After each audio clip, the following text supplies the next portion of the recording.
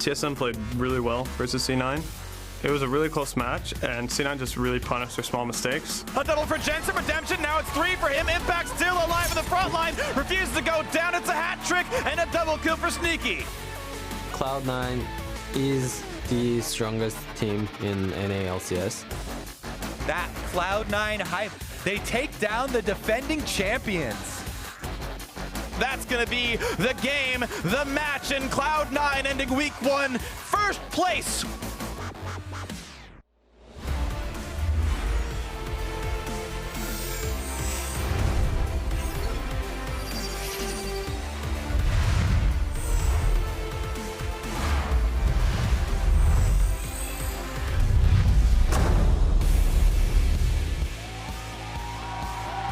Welcome to week 2 of the North American League Championship Series. We're coming to you live from our LCS studios here in Los Angeles, California. Saturday morning, EU LCS is finishing up. They've had a very lengthy day of games, and then no rest for the weary. If you're watching the LCS and want to tune into some more action, NALCS has got you covered here. We see Phoenix 1, Envy, all of our squads making their way into the arena for today's bouts. Hello, everyone. I'm James Dash Patterson. Aiding me on the analyst desk this afternoon are Aiden Zyrene Moon and Mark Zimmerman. Gentlemen, how are we doing today?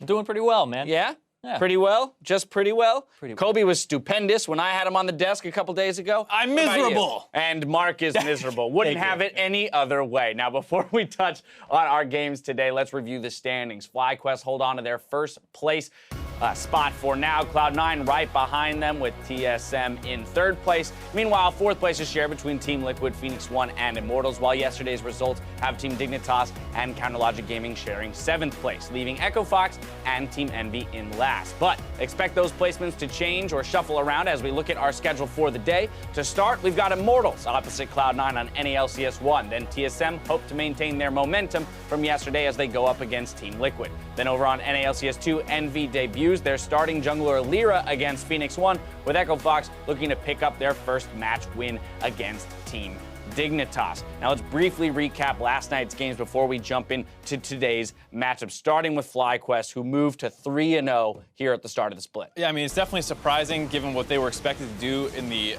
preseason, but they're 3-0 despite what everyone's going to think is happening. They are still kind of weaker in the early game, which is what people expected, but it's not as important. No one's able to punish them like we thought they'd be able to do, and once they get into the mid-late game, it's obvious that FlyQuest has the advantage with their shot calling. Exactly. Their lanes are not performing too well in terms of the lane phase, but once High gets freed up, starts roaming around the map on things like Twisted Fate and Corki, then he definitely gets that shot calling done that he's known for. And I think that this is a team that will test bottom tier teams' shot calling, and they'll be able to take them down. But as they approach the top of the standings and they go against teams like Cloud9, well, if they're able to hold up in shot calling, then the individual skill gap will definitely show. Yeah, will they be able to keep up with teams that have larger individual skill gaps between them? But of course, you know, High, Moon behind him have been performing very well here for this squad early in the split. It's really surprising, too, because High's coming back in, and he left when it was like, oh, champion pool not so big. They're actually replacing him with Jensen so they can perform internationally. He's doing pretty well right now in terms of his numbers that he's putting up and his leadership. But integrating Moon into this team,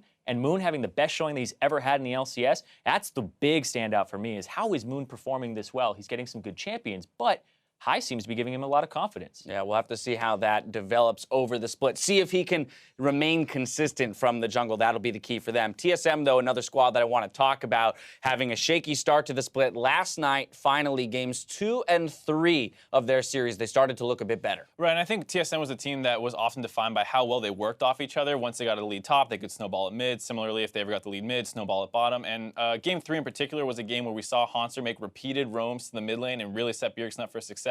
And then they tried to transfer that bottom. Not quite as clean as we're used to seeing back when Doublelift was on the team, but it is a step in the right direction, exactly what we were looking for coming into this week. Yeah, coming into week 2, beginning of the split still, TSM, they looked a little bit better and they had improved their macro games slightly as the series went on, but Wild Turtle is still the question mark for me because they're missing that shot caller in the bottom lane. So now they're having Hanser roam down to camp for Bjergsen with Svenskeren, and then they try to free up Wild Turtle like you were saying, Mark, but right now, Wild Turtle is still not at that level, right? He's missing a lot of Varus ultimates. He's not actually performing as well as you would want, but This team, they still have to shake off a little bit of rust, and we'll see what they can do later on in the season. Yeah, we heard yesterday that the team with Double Lift had a lot of direction. Whether the direction was good or bad at times is up for debate. At least he got one. They Yeah, had Double Lift direction and they plays. were moving somewhere. It's up to them to find that again this time around with Wild Turtle. We'll see if other teams can show that kind of improvement this weekend. Team Envy in particular will look to show their true colors as Lyra arrives to join their starting roster. Yeah, Lyra is finally here, so Ninja gets out of the jungle that he hates, and he gets to go back to mid lane. So we'll see maybe some quirky champions from him, but honestly, now we get to get a real opinion of where Envy stands, because Seraph has very high praise for Lyra. Seraph has actually been playing a ton of Jace and carrying from the top lane as much as he can, but it hasn't been enough just yet. So we'll see what this does for the team and what their shot calling and map movements look like with Seraph freed up. Right, you would think that with the experienced Lyra coming into the team, he's been playing pro since 2013, he'll know how to snowball a successful top laner, like it seems like Seraph has. He's gotten huge CS leads in most of his games, so if he gets just that little extra help to get over the top and start actually carrying the games, I think you can see Envy actually start looking really good. Now, this is going to be a tough question to answer because you don't really have any evidence to pull from. But in I this love these. Yeah, I know. Rampant speculation. Let's go. Setting you up to fail. Here we go. No, but you know, in this MVP1 series, with the addition of Lyra, do you think that that's going to be enough for Envy to perhaps take this series and start moving in the right direction for their split? Or, you know, are they going to need the time to kind of ramp up and get to their full potential? I'm not going to say I think Envy's going to take this series, but I do think what we were talking about with being able to snowball the top side, Zig is the kind of top laner you want to test that out against. He's a very stable top laner, but he's not the type to really go toe-to-toe in skill matchups in a lot of situations. And so if you can force him onto a tank and then get Seraph the counter pick with a carry and then snowball around with Lyra, then I think you can see that they look really good this series and potentially take it, but I still think P1's favored. Yeah, it's definitely a test to see where Envy stand in the standings, and P1 as well, because right now, it's like P1, where are they? They did pretty well against Dignitas. It went 3 games, but we don't have a read on them. And they're a bottom lane focused team at the moment where they kind of ignore Zig. Ryu needs to become more consistent. So to answer your question of Envy, well, I don't know if they'll have enough to take it, because I know that P1 boot camped in Korea. They've had more practice time together, so they look a little more polished. And Lyra got here 2 days ago, right? So I don't know what his condition is like, if he's jet lagged or not, and how he's going to perform. I'm just excited to see Lyra up against Inori in the jungle. We got a very vocal, very aggressive young guy in Inori, and then Lyra, lots of experience coming over from the LCK. We'll see how he fares. It looks like the teams are just about ready to go, so it's time for us to send it over to the casters to get underway. Thanks, Dash. Hello, I'm Julian Pastry Time Car. And joining me in our Desper our first match is Joshua Jat-Leesman. Yeah, first time I get to cast you this year. Very excited for this matchup. It's going to be a good one. Certainly is, and we're getting ready for our first series as Immortals will be taking on Cloud9. And going into this match, it must feel real good to be a Cloud9 fan. Yeah, I think so, Pastry, because everyone on C9's roster has already made standout plays, and we're only in week 2 of the LCS split. And it's not like they haven't been tested either. Cloud9 had to bounce back in the Team Dignitas series, and they did so through pretty coordinated calls and smart plays. Not to mention, their drafts have also been super interesting, as they've succeeded not only on the meta picks, but also on less common picks like Fizz, Shen, and Taric. And then there's their opponents, Immortals, hoping to achieve a similar form after a shaky first couple of matches. Absolutely, and going into this match, Immortals, they're just not where they want to be. Dardoch in particular has been reaching, and while some of those plays work out, he does seem to be pressing down on the gas pedal a little bit too much, which has led to some poor plays.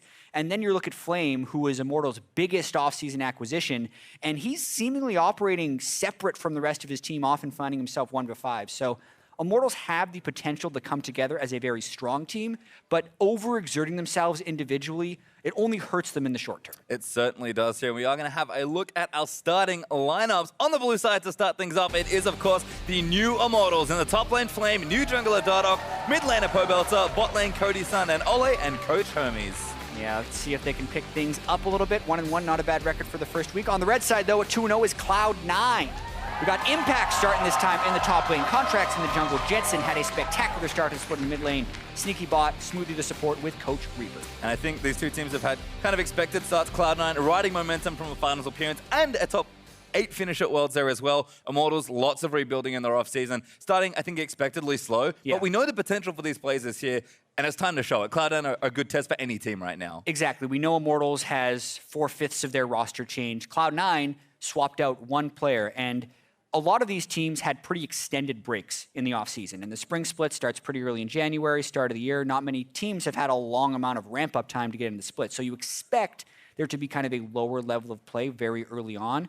But Cloud9, as you said, more than any other team, looks to have just taken where they left off and expanded from there instead of taking this early split to kind of get back into shape, so to speak. They started in shape, and they're going to go from there. I mean, you look at the other side. Immortals were waiting on Ole, who was almost falling asleep in his series last week. So I think hopefully the week extra should be helping the team. So let's see what happens here in Champ Select. Immortals on the blue for game 1, Cloud9 over on the red. Zyra, LeBlanc, and Rise, all standard stuff so far. Yeah, I mean, it's more and more standard to see LeBlanc, Camille, Rengar being banned by the red side team.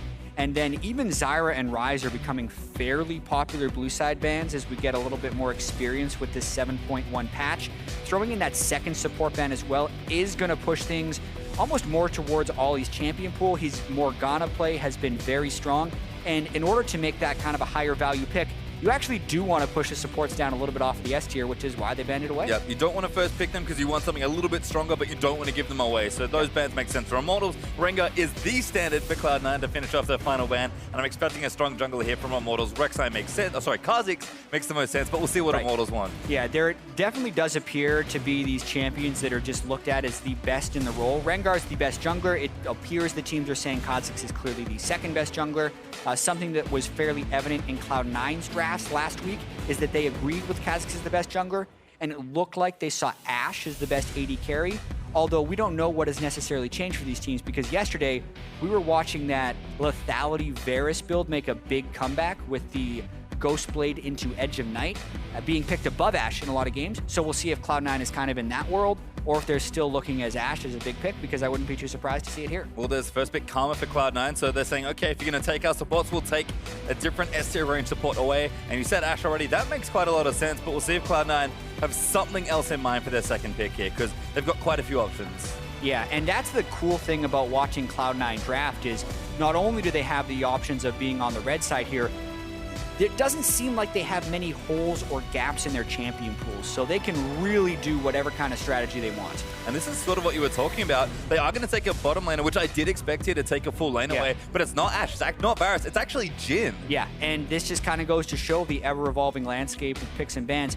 and also why it is really hard to predict what Reaper's going to do in the draft phase, because I looked pretty in-depth at their drafts last week, and I was like, all right, in situations when Ashe is available, they pick Ashe. Not the case in week 2, so how do you prepare for that? It's pretty tricky. And he said with the lethality changes, Varus was picking up some speed. I think Jhin fits into that camp as well. The funny thing is the lethality changes haven't even gone through. No. Lethality is going to get buffed in patch 7.2, but there's a good chance we're going to see it already. All right, well, there's Varus and Thresh, so Immortals not wanting to get bottom laners taken away, and Contracts takes the easy jungler in Lee Sin. So this has been very common in the first phase of picks, mirrored really, where they just try and exchange strong picks back and forth. Exactly. The 3 roles that have now been locked in are jungle, AD, and support. So that means top and mid lane are expected to get a lot of target bans here.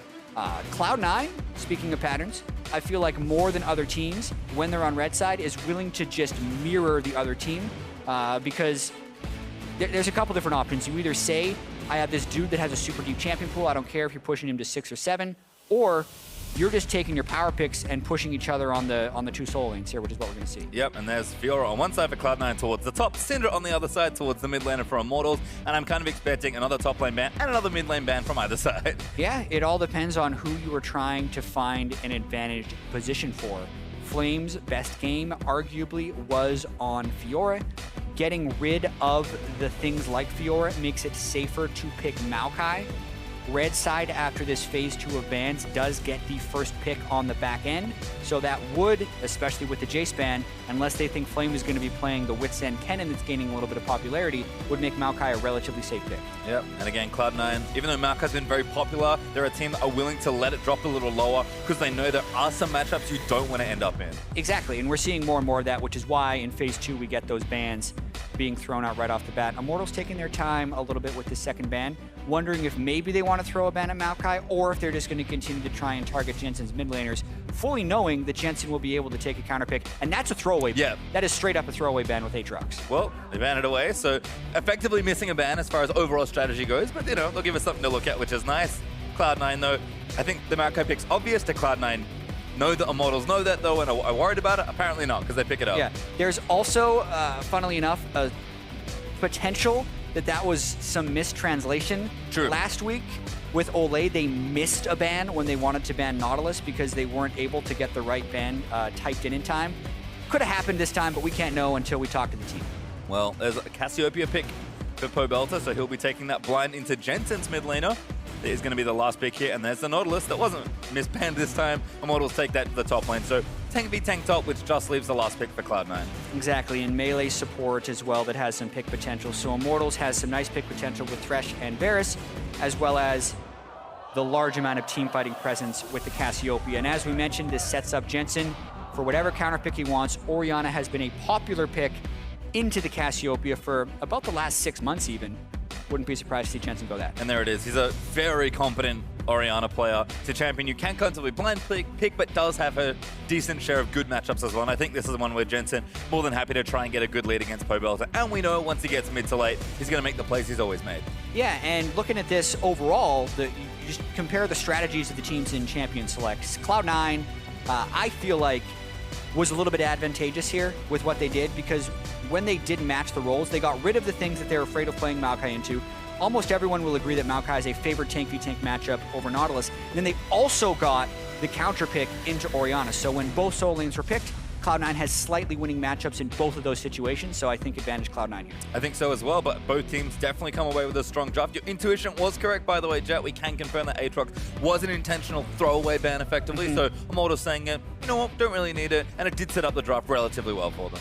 Yeah, just making sure that we don't keep saying they're missing bans all the time. They knew that, and in those situations, when there's still a good pool of mid laners they want to be able to work around, it is defensible that you just don't ban something. So Hermes always kind of running to the beat of his own drum. Yep, certainly is. Well, these are our team comps for game number 1. Immortals C9 would have been a huge matchup last summer. It's going to be pretty good moving into spring. Immortals, of course, still some growing pains for the young squad. Cloud9 on fire at 2-0 and looking to extend that even further this week. Exactly, especially with the 2-0 against the opponents they played last week. Not bad.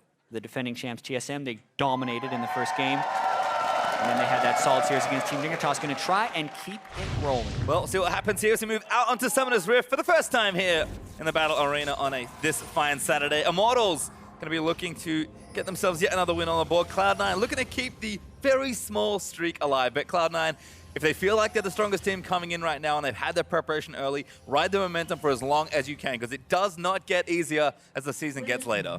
Yeah, and also just really quickly pointing out, both of the bot lane marksmen have opted for the longsword and 3 potion start. This is something that really has just started to appear in the last week in a lot of competitive regions. Korea was doing it right before they took the break for the Lunar New Year. So this is... I have a few theories on why this could be the case. Previously, when you're going Doran's Blade, a lot of the benefits of Doran's Blade are the extra health, which you need in situations of being all in. Because last year, there were a ton of melee supports. Not to mention, if you're going to go a lethality build anyway, it's a fairly smooth transition because you can get to your serrated Dirk much faster. And then if you're just thinking about total health in the lane, the marginal increase in lifesteal you gain from the Doran's Blade does not match the amount of health you can get from the potions. Is it optimal? I'm actually not sure yet. It's definitely a trend, and these are potentially the reasons, because you can sustain more in lane, but you're weaker to all in. So really look forward for a Thresh Hook hitting on a Sneaky to see if he gets burst down. And like you said, it makes sense with more of the mage and poke supports, but we'll see if it continues. Keystone Master is sit, nothing too exciting. And we'll have a look where these junglers are starting. Dardoch on the blue buff with a bit of help there from Flame, and Contracts also getting help from his top laner Impact. So Dardoch and Contracts, certainly 2 players to watch in a 1v1 here in the early stages of the game. We'll see where they end up, because they're starting on that same side. And Smoothie already eating a bit of poke early on. Yeah, absolutely. That bottom lane river control is going to be pretty important. And I do feel like when you're taking Thresh like this, you are looking to gank that lane a little bit more frequently, because he's not going to win the poke matchup against Akarma. So it's pretty tricky to get a foothold in that lane to even prep it for ganks. And the early lane going to Cloud9 as expected. Yep, you can see that there. Smoothie just knows that, okay, your play's gone. I can now continue to harass you and abuse my range advantage, so does that. Then they'll hit level 2 nice and quickly. You can already see Smoothie and Sneaky teaming up to auto down these creeps. And Ole and Cody Sun know they're going to play back here and not overextend to a potential gank or even a 2v2 all in. Yeah. I think Cody Sun needs that. Sneaky was one of the first Jins still one of the best Jins. So look for some early punish in the laning phase here. You can see the C9 fans out there in the crowd today as well, but certainly also out there in the fan vote. I mean, always been a popular team. Certainly, like we said, the Cloud9 fans will be happy. This Flame and Impacts, this is always a fun one. Looks like Flame is technically winning the lane right now as he's got it pushed up, but we'll check back in about 20 minutes when they teleport down the bottom lane. Definitely some of the most well-known top laners of all time here. Think back to the early days of Korean League of Legends, Impact and Flame. But it's been a while since they've really been able to play each other, so interested to see how this lane goes. Impact, much more NALCS experience, much more used to being on a team of English speakers in NA, so Impact definitely showing more comfort in the overall role than Flame.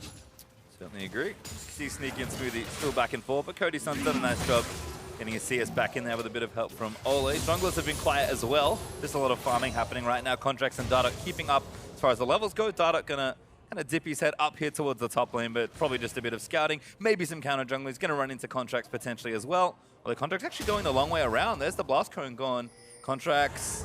Yeah, he didn't realize the Blast Cone is gone, and now he's spotted, so this is pretty free for Dardoch to be able to steal these things. He's got to be careful not to burn all his cooldowns and get ran into by Lee Sin. He'll know now. That's the ping. Yep. If they collapsed on Dardoch right now, he'd be in trouble. He didn't see that Sonic Wave go over the wall. Oh, and there's the Crow going down. He takes the big one as well, so a good amount taken away. Contract's going to have to waste time taking these as well.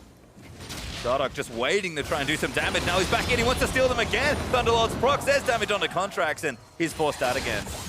Yeah, one of the reasons you're seeing Kha'Zix see play over Lee Sin is those early game duels. Normally no one can stand with Lee Sin, but Kha'Zix can very easily. Kha'Zix certainly can in a 1v1. Jensen though ghosting in out of Pobelta. Flash is still here. Jensen Go actually. flash for flash. Just gonna, burn a flash there. Actually forced it away, but Dardoch's down here as well. Friend Bus ready. Jensen has his flash, but doesn't need to burn it. Very cool under pressure. Yeah, beautifully played by Jensen right there. Pobelter almost expecting Jensen to go for a flash QW and then turn it, but Jensen doesn't go over aggressive, still had the threat of his flash and doesn't even have to burn it once Dardoch arrives, so he got the counter pick, so to speak. Orianna into Cassiopeia.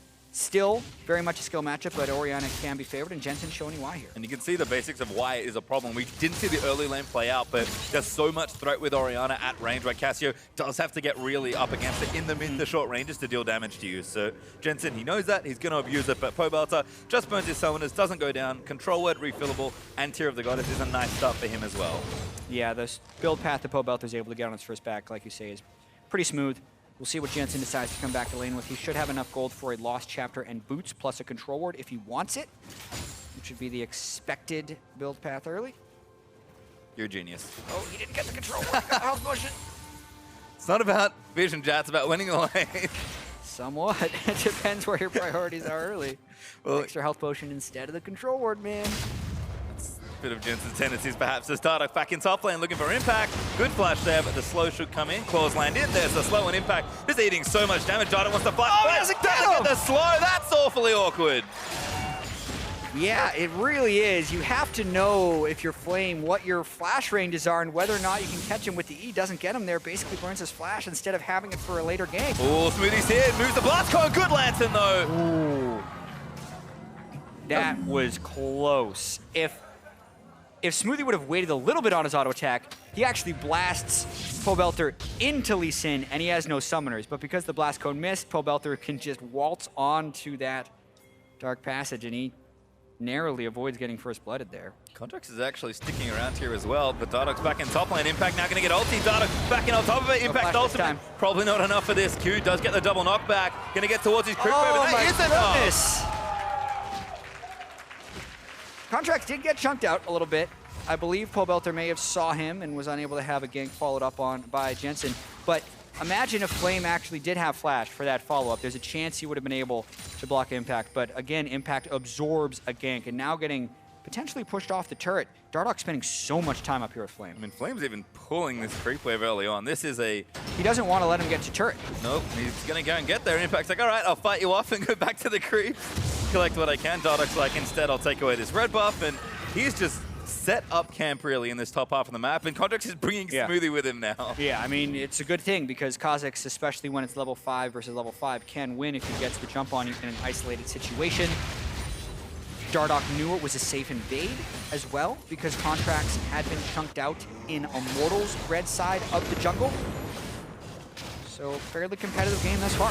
Nice bit of efficiency from Dardoch here. Knows that Blue's coming back up, so is there in time to donate it over to Pobelter? Sneaky, looks like he's gone back. It is that early serrated Zerk actually for both of them. A Sneaky, great flash, predicting the flay there. And that is the cost of Smoothie following Contracts into the jungle. Smoothie is a very good roamer on supports, and that goes hand in hand with how well your AD carry can play alone. So Sneaky knew that he had to flash if Immortals goes aggressive. Immortals goes aggressive and loses flash. Smoothie's now back in there. Yep, so it should be okay. CS certainly looking good there. Also over tier of the goddess for Cody Sun, so much more of that almost mid-lane Varus build that we used to see. Lots of lethality early on and extra mana for more of that poke. Yeah, it's really funny to me how everyone was doing Essence Reaver last week, and now everyone has switched back to the serrated Dirk. You can make all your theories on this that you want, but one thing that I saw yesterday, at least in the play patterns of the teams, compared to week one, is week one, everyone just smacked the tanks over and over again, and they weren't dying. Those tanks were way too tanky because these utility-focused AD carries, like, they don't even scale amazingly into tank killing later in the game anyway. So what seems to have happened is they've just gone for the snipers with lethality and just tried to shoot past the tank.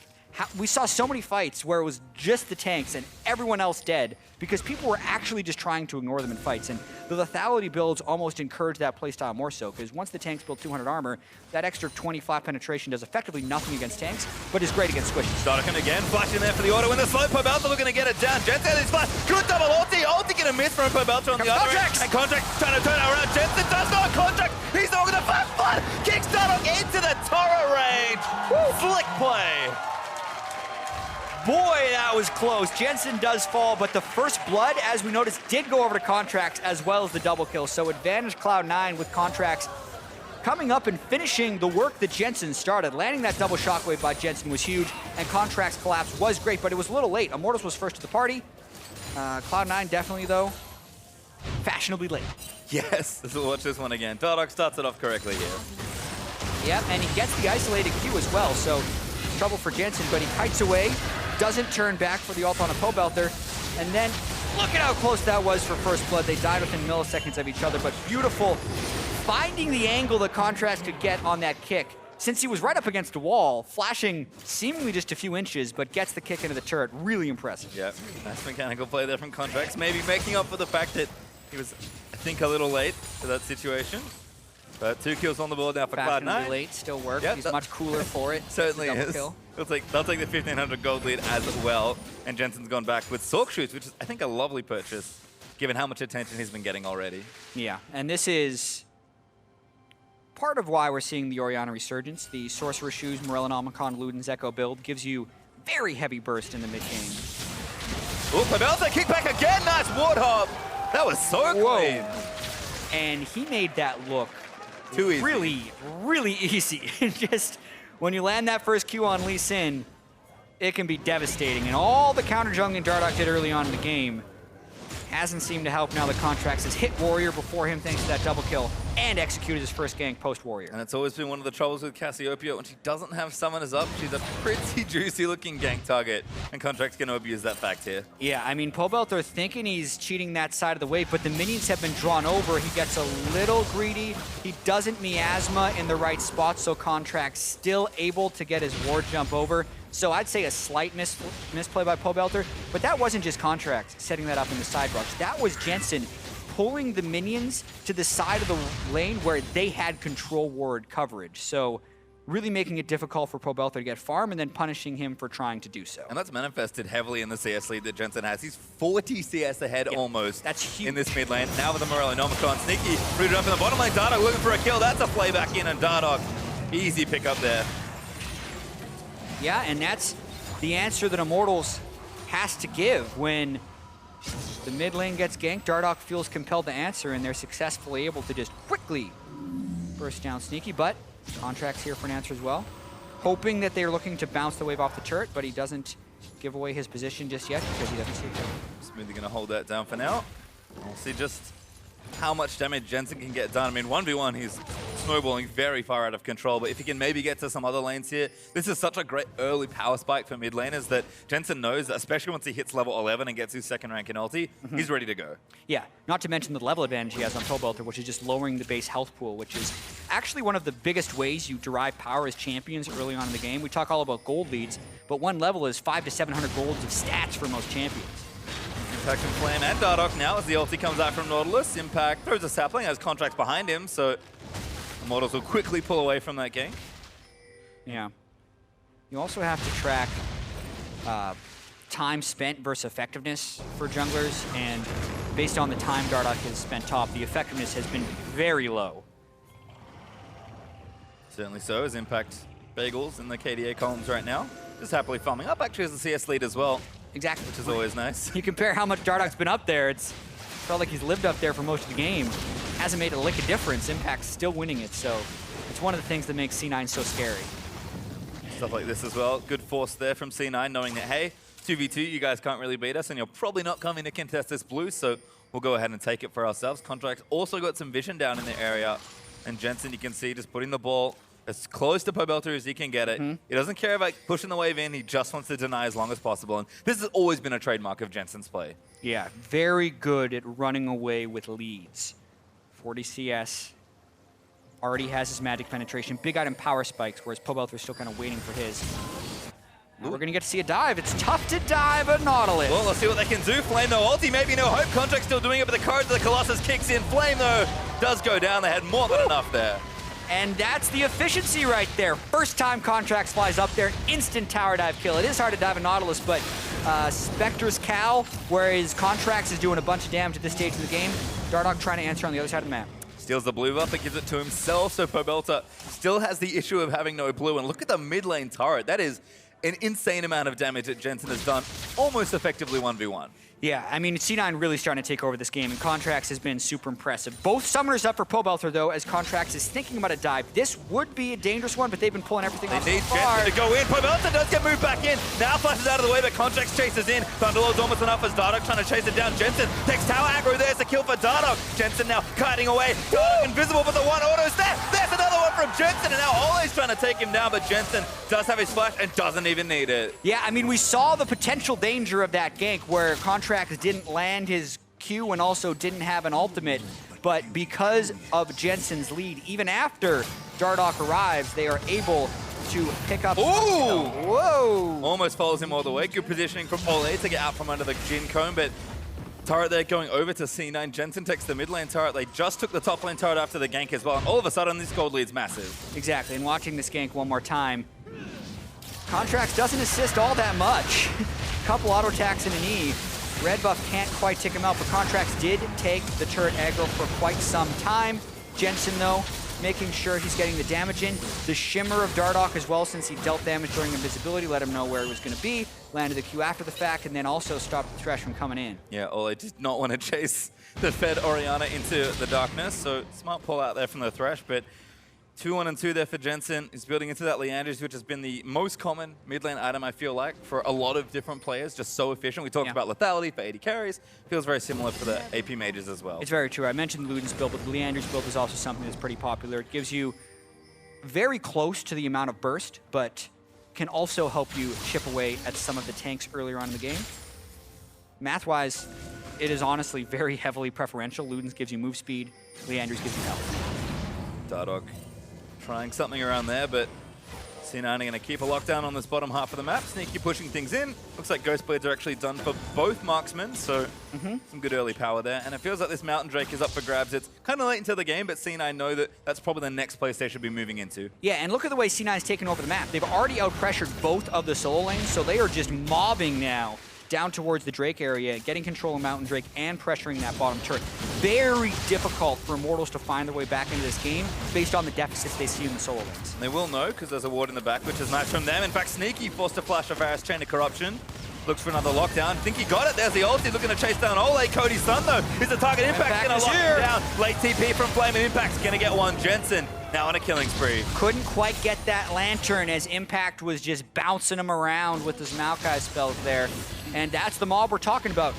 The solo laners from Immortals just can't answer. They're still trying to push their lanes out. Meanwhile, C9's had 5 people bottom for about 15 seconds. Yep, when they take that bottom outer turret, they'll move in towards the Mountain Drake and take that as well. Jensen's even going to go the long way around back to mid lane, start clearing those out, and Impact should make it back to top as well. So no harm really done, and Immortals just scrambling for a pick, but Ole not going to get contracts either. Yeah, Nautilus not exactly your fastest turret demolitionist up in the top side anyway. Not to mention his teleport already on cooldown there, so can't even orchestrate a play afterwards. This has been quite an early game display by Cloud9, and it's not like Immortals hasn't tried to answer back. Their answers just haven't worked. Yeah, looks 5,000 gold and counting now for Cloud9 as far as the lead goes. Dardoch, though, continuing to play aggressive. Good threat there for Cloud9. He wants it! Blast Cloud! Oh, that might have been the problem. Kicks him away from the lantern, but he still takes it. Hitbox barely there from the reach out to it. Now Flame chased down by Impact, but not sure that's going to be too much of an issue. And Impact, I think you want someone juicier in the backline. Jensen, though, looking to chase in with Smoothie and Contract behind him. Still want the chase. Looking for Flame. He's pretty tanky, though. They're going to try and do what they can as Cody Sun fires away. Flame locked down forever, though. And Jensen on a rampage. Man, hard life if you're Flame when you flash Dredge line to escape and the team has no problem following up to get the kill. They kill Flame, they're going for more. Impact straight in onto Cody Stone. Is that position? Jensen pops him. And they're gonna look for mid-tier 2. Yeah, I mean, this is just a continuation of Cloud9 in week 1, except they're looking even better. Everyone else is still in preseason form, but C9 just feel like they're clearly in mid-season form and beyond. They're so clean right now. Break it and hit before 20 minutes. Yeah, this is done here, and they're gonna go for the inhibitor as well. Why not? They know Immortals can't really fight them. Ultimate's still up almost across the board, and in less than 20 minutes, Cloud9 will start streaming supers into Immortals mid lane. Good play from Dardoch to salvage the Mountain Drake, but that's all he can do. He wasn't able to withstand the barrage that C9 was thrown out in the mid lane, and Pobelt is going to try and pick up a turret on the back end of this, but that's the first turret against 5, which C9 has already been able to pull up. So the early game here from C9, very impressive. And we'll see how quickly they can close this one out. And look, they'll be sad to not have that Mountain Drake. Pobelt is going to be sad as well. Picked up by Contract solo, perhaps. No, Sneaky comes in for kill credit. Good guy Contracts, giving the kill to his marksman, says, I've snowballed pretty hard on Lee Sin. I got my warrior first. After that, my power curve kind of levels out. Meanwhile, we got the AD. Let's give him some kills. Very smart to also get the assist pool there and allowing Sneaky to participate. Clever stuff. And I think Cloud9, they probably did want the Mountain Drake that Dardoch stole away, but they had other things to do with the picks they got. Yep, all shot calling League of Legends is a series of trade-offs. And middle and Hib, worth the 1 Mountain Drake to the team that's probably never going to touch a turret again. Yep, and I mean, look, those aren't the trades that Immortals wanted, but then they're not good trades, but they have to take them, so they might as well. But it's just... it's an unbelievable lead from Cloud9, almost 7,000 gold ahead. Looking towards Baron very early because they're just that strong. I mean, 2 items for Sneaky, 2.5 for Jensen. Impact looks pretty unkillable at this point, especially for poor Cody Sun, who's still chasing those items and doesn't do that much damage to tanks anyway with the build that he's going. Yeah, exactly. And I mean, compositionally, it's not terrible for Immortals in the case that they have the Cassiopeia to do sustained damage, and therefore they can have Cody Sun go a more poke-focused build that looks to shoot through tanks while the Cassiopeia takes down the tanks. That's all well and good when you're not down 7,000 gold and unable to build your Void Staff before the Maokai can get 150 magic resistance on top of the shields offered from Orianna and Karma, which is why C9 is just in a really powerful position right now, hitting the item power spikes before Immortals can get the counters available. And they've got their control, they know what to do, they're going to dance around this Baron. Dardoch going to peek his head in, instantly leaps away from Smoothie, who is looking to get the tether down. Impact down towards that bottom lane with the teleport ready to go, and C9 quickly rotating topside, now the wave is there to join them, and they'll get that pushing as well. So, I mean, it's pretty clinical from Cloud9 at this point. They're doing all the right things in Immortals. They just take what they can. Cody Sun was top lane getting farm, books it as soon as he sees more than one Cloud9 member. Exactly. Immortals was trying to get the mid lane turret pushed in, but if they would stay in that mid lane, they would easily lose probably a second inhibitor. They're maybe going to try and force a fight here, but they're just not in time. Immortals unable to keep up with what Cloud9 is putting at him. Good dodge there from Ole. Doesn't get queued from Contracts, but Dardoch's very far forward here, and I think Contracts knows it. He's looking for a play, gets played back in. Might get 1v1s here. Dardoch actually going in, but kicks him through. Flame actually TP'd in, but Impact's now going to join as well. Hook onto Smoothie's not bad, but Jensen looking for that ulti. Jin going to open up as well as Contracts still on the right for a flank. Smoothie eating snipes there, but Impact looks so tanky as Pobelta eats the bullet there from Jin. Ulti Flame once again. He's going to get locked down, and they're just going to take what they can get here. Cloud9 looking for a kill. Get one. There's Cody Sun on the other end of the ulti from Orianna. Cloud9, they've only got one kill, but that's kind of all they need. Yeah, kind of a slow roll fight right there. I did like Flame's TP to kind of section off C9, and that's a type of play that would work if Immortals wasn't down 9,000 gold.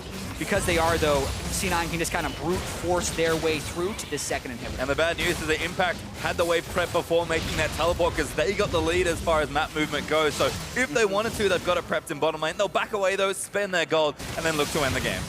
Yeah, very nice play right here overall. You can see Contract sees the play, but what stopped the team from following up is the channel teleport from the Nautilus. They did not want to have Sneaky sitting next to a Nautilus, and then Dardoch doesn't quite want to finish chasing Contracts because then he wouldn't be there for when Impact teleports in, but you can kind of see the dire state of affairs as Pobelter is just trying to full combo Impact as much as possible and barely cuts through the shields. Then it's quickly healed up by the Stat Magic passive. Shockwave lands to finish the kill. Cody Sun gets pulled in, burns the summoner spells right there. Not much more Immortals could do. Shout out to Sneaky, though. We know he's good on these sniper-style champions. That was a pretty ridiculous series of Jin shots to get poor Pobelta down to almost death. Yeah. I look forward to the day where we can track skill shot accuracy automatically in this game and then start comparing some of these elite players like Sneaky on Jin and how accurate they can really be. Yeah, he'll certainly be up there. But Cloud9 doing a play that they've set up already. We're going to take down this bottom tier 2. We've got 2 waves of supers streaming into the top and mid lane. Immortals having problems already in those sections, and it's only going to get worse. They're grouping up. They're going to try and find a pick here, but Cloud9 going to throw a sapling over, not even falling for that one. Yeah, and look out for an Impact flash initiation into a Shockwave, especially on someone like Cody Sun, who has no summoner spells available, because that would be an instant kill based on the current items for Cloud9. It's like Sneaky's actually getting the lane prepped in mid lane because the inhib respawn, so Cloud9 going to go ahead and do their paperwork, I suppose. Make sure they get everything done out of the way. There is a Mountain Drake they can look at in about 40 seconds, but not sure we'll get that late, given that Cloud9 are looking to go for the throat right now. Yep, just trying to cycle through, making sure they're keeping the inhibitors down. They always have the option of peeling back for Baron or a turret, but they've been pretty quick about taking their advantages. The question is just how safe do they want to be? Sneaky a little low, so perhaps worried about the health pool. Cloud9, I think, maybe agreeing they'll go back and take the safe objective. Plenty of pressure already being dealt. Baron's still up if they feel like they need it. And Impact again. No one can really touch him 1v1. I mean, he's not going to kill people, but he's probably not going to die. He's managing to get that wave pushed in again, as Cloud9 is doing everything by the book right now. Yeah, one of the tricky things about these builds that the 80s are going nowadays is Sneaky on Jin with Deathfire Touch doesn't even have Warlord's Bloodlust. So when he gets poked, he has 2% lifesteal for Masteries. That's how he sustains. No one on that team can heal him either. So it takes a while, and you're probably going to have to recall when you do get poked down. Sometimes slows things down, but the payoff is you get more efficient damage. Yep, they got the Drake for themselves. Immortals have a ton of problems streaming into their base. And Smoothie just making sure to clear these wards. I mean, Dardoch is being proactive. He's cleared the Scuttle Crowd, which is nice. So Cloud9 can't do Baron completely, unwittingly for Immortals. But realistically, is Dardoch going to be able to get out there and try and steal it? Probably not. Yeah. But the fact that he's trying shows good awareness from the player. Because Immortals, they know they're far behind. They're just doing whatever's presented to them. And again, it's not good, but it's something. Exactly. It's hard to look good when you're already in a deficit like this. Of course, early on in the game, Dardoch would have liked to have more effectiveness with his ganks. This is a quick Baron rush. Immortals trying to pile in. If they would like to come back, look, right here. Land. They're actually going to turn back over onto someone. Looks like Ole's the target. Pobelta, good two-man ulti, finds Smoothie for a bit of extra. That's a good start for Immortals, though. Flame again with the redemption for Smoothie. Does heal his team up, but Contract trying to 1v1 Pobelta. Blastcon actually moves him out of the way, but Pobelta's going to die on the side here. Snipe there from Sneaky is not needed as Contracts get that kill. And Immortals committed everything, but that's not enough. Dardoch clip back in as well after the lead. Jensen going godlike as Flame's going to get dove on by Impact. That should be 3 kills as the Lantern's just out of reach. And Cloud9 going to stream in and end it. Yeah, Jensen does some damage, I think it's safe to say, with that build at this stage in the game. 2 inhibitors already down, 3 people dead. C9 knows they do not have to kill the Baron. It looked a little dicey at times, but they knew what they were doing. No casualties. Super minions in the base. C9 is going to take game 1. Immortals make the play that they really could only make, but Cloud9 with such a clean-looking first game will shoot down the Nexus and improve their record. This team is looking absolutely red hot. Yeah, and this is it against an Immortals team who had another week practicing with their new support. So Cloud9 looking even better in game 1 than they did last week. Jensen in particular, 8-1-4, held that 40 CS advantage all the way from 10 minutes till the end of the game. Everything just seemed to be clicking, Pastry. Certainly did. I mean, credit to Jensen. He's an incredible player. He's a particularly good laner when he's allowed to play the stuff he wants to play, but that's known information. Contracts really started a lot of that as well, despite the pressure from Dardoch, who is a jungler that will consistently get in your face and bury you if he's able to. And he was the star of that early game for me. Like, we wanted to look at these 2 young junglers coming in 1v1.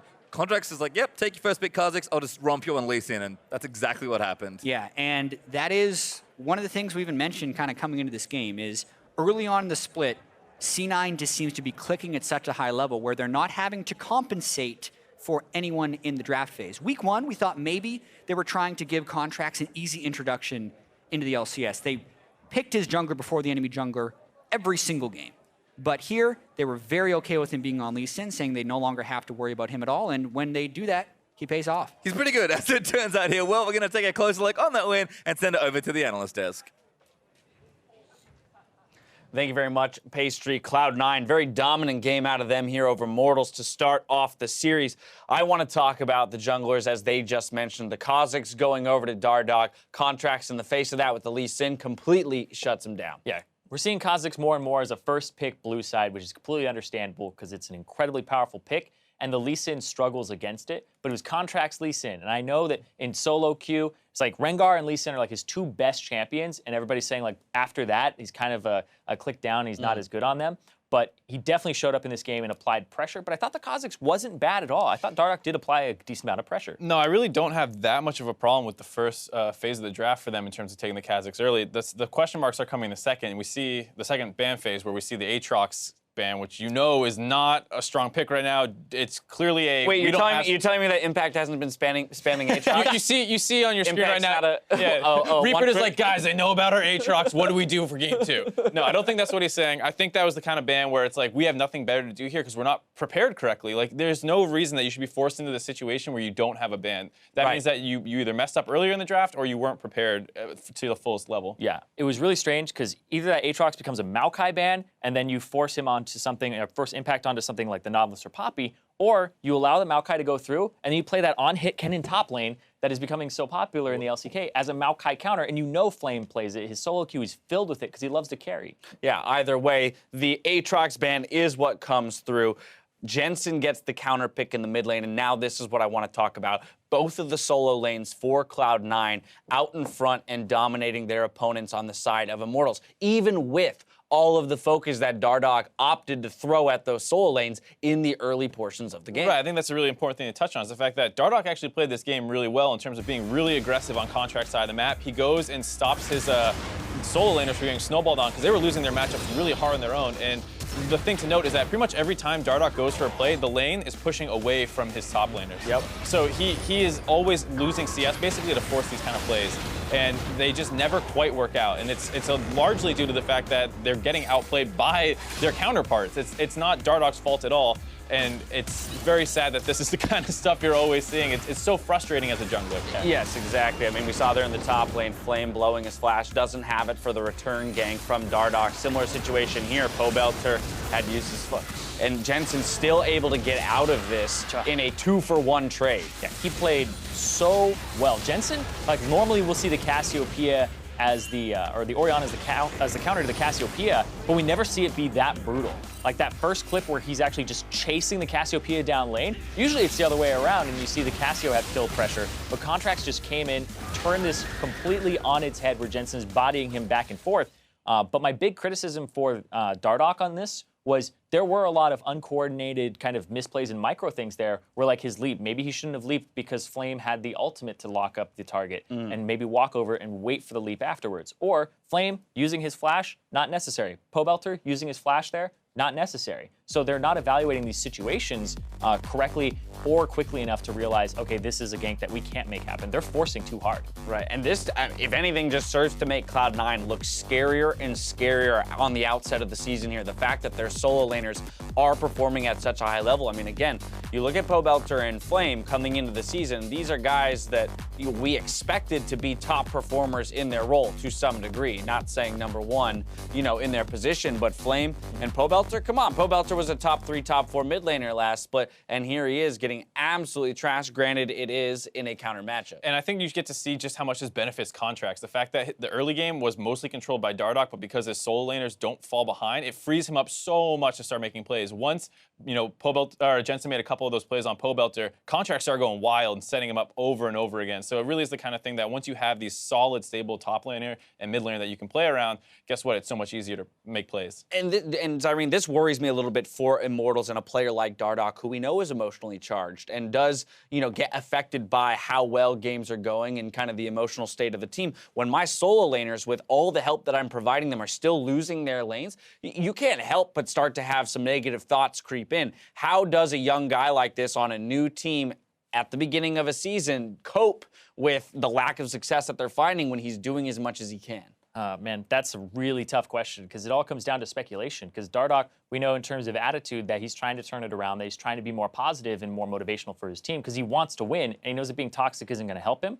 But I have to say, you have to turn to the coach here a lot. You have to turn to Hermes and say, okay, what's he doing for the team in terms of their positivity? Can he actually get them to turn around from this? And also their drafts, I don't think they're being set up for success here either. Sure, they're misplaying a little bit in the laning phase, but the bans, they're not coming through at the right time. Immortals are missing bans. They're banning things like Aatrox. They're drafting compositions like last week where they had no CC on it and they lost a game against, I think it was Echo Fox, where you're just like, what is going on, right? So now, what are they going to come back with? I feel like they just need to have a better focus in champion select and then not have to worry about that and play the game out because it's just really frustrating watching them because you're like, they miss bans. Like, what is happening? So, like, I'm having frustration watching them. So I can't answer your question about how to handle it because I'm having negative thoughts. Yeah, well, we talk about missteps from Immortals. At the same time, Jensen on the other side of the rift is playing phenomenally, picks up player of the game this time around. We'll see if he can perform just as well here in Game 2. We got to take a quick break, but when we come back, it's going to be that Game 2 between Cloud9 and Immortals. You're watching the North American LCS. When we were playing in Worlds and we were going into our last game, I was like, all right, fuck it. I'm not going to move the monitor because Faker played before us. So I'll play with, like, Faker's monitor. And then you popped off. And then I popped off and we won the game. Stardock again, flashing there for the auto winner. Slow Pobelter looking to get it down. Jensen is flash. Good double ulti. Ulti gonna miss from Pobelter on the other end. And Contract trying to turn it around. Jensen does not. Contract. He's not going to flash flood. Kicks Stardock into the turret range. One. Nice. Got this. Okay. Alright. Looking at. Go on. No casualties. Super minions in the base. C9's going to take game 1.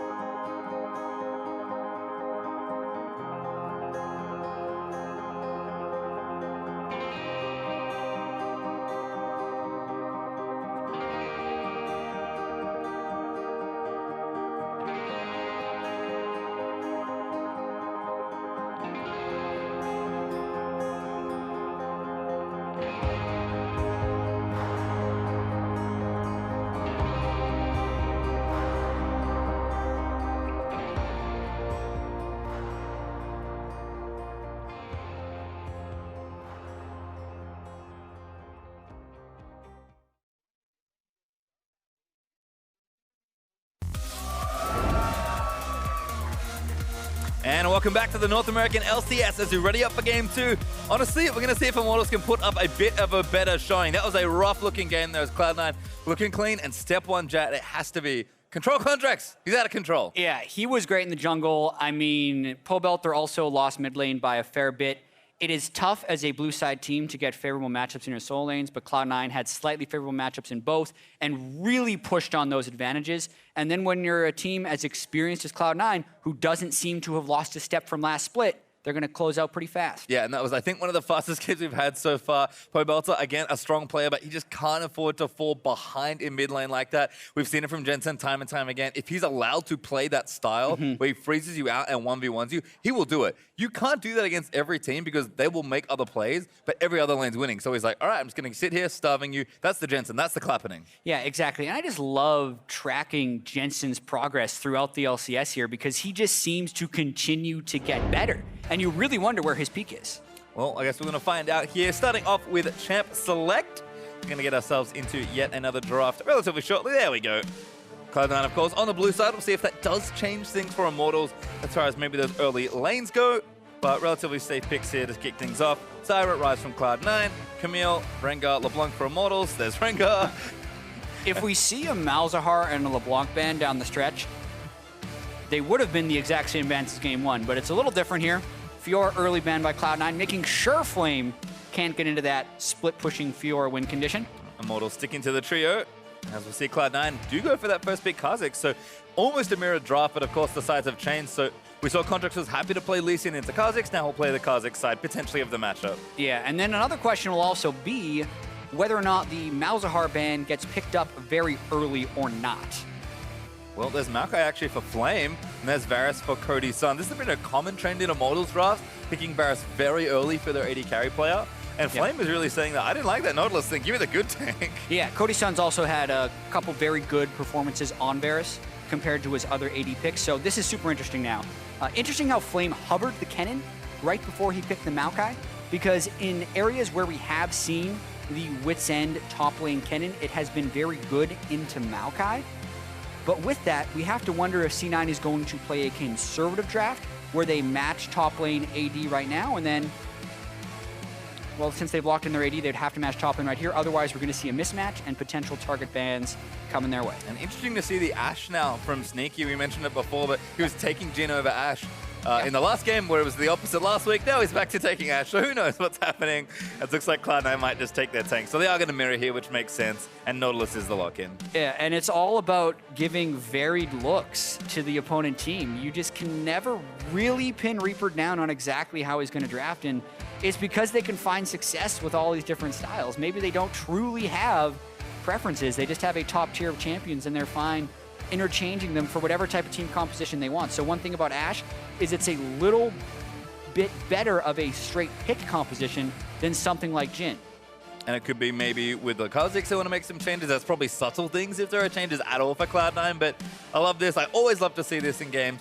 Contracts had such a good leasing game. Now Dardoch is going to take the reverse matchup and see if he can show up, but for Contracts, if he's trying to make a statement here, winning both sides of this jungle matchup would look very good. Yeah, and it's the complete run back because it's also the reverse top lane matchup. So a lot of times people say top lane can be a 2v2 lane. That's kind of what it turned into with Dardoch spending so much time up there. If they can't win this matchup on this side, it's going to be trouble. Certainly is. There's Karma ban from Immortals, the Corki ban from Cloud9. So just a couple target bans here in some roles that haven't been picked up just yet. Yeah, and all this is happening with Malzahar still being on the board. So unless C9 decide to ban Malzahar here, you wouldn't be too surprised to see it picked fairly early by Immortals. But Immortals has done their own version of pick ban phase a little bit, not necessarily having the same rules as everyone else. They ban a non-Malzahar support with Thresh. That is Thresh. I mean, Cloud9 maybe... Of course, they wouldn't ban them. Yeah, we can give it away. I mean, Smooth does look good at Misfortune. I think Ashe is probably fine there as well as far as dual lanes go. So kind of be curious to see what Cloud9 want to do, but they've got one more ban to give away. Malz is the obvious choice that I think you've highlighted, but we'll see exactly where they're thinking. And it gets much more heavily into targeting ban phase when they have mirrored the roles in the early part of the draft phase. This time, top lane, marksman, and jungle. There's a real target ban, actually. Morgana, just straight off the table for Ole. And I wonder if that means Immortals want to pick something else. They actually pick Lulu, kind of expecting the Malzahar. Yeah, and Lulu is decent at Malzahar, which is why they feel like this is a fairly safe pick. And also considering that there are 4 supports banned in the ban phase, so they've taken away a lot of the supportive supports, so to speak. Doing the opposite side of kind of the draft as well. I mean, looks like they are going to still pick the mouse here, but Lulu's the blocker pick here. Instead of taking the strong pick, they take the pick that dissuades you from picking a strong pick. But Cloud9 do not look particularly perturbed. And they're going to take Malzahar there. So the reason that some people think Lulu is a good pick in a Malzahar is due to picks. You kill the Voidling 1 hit faster because the picks counts.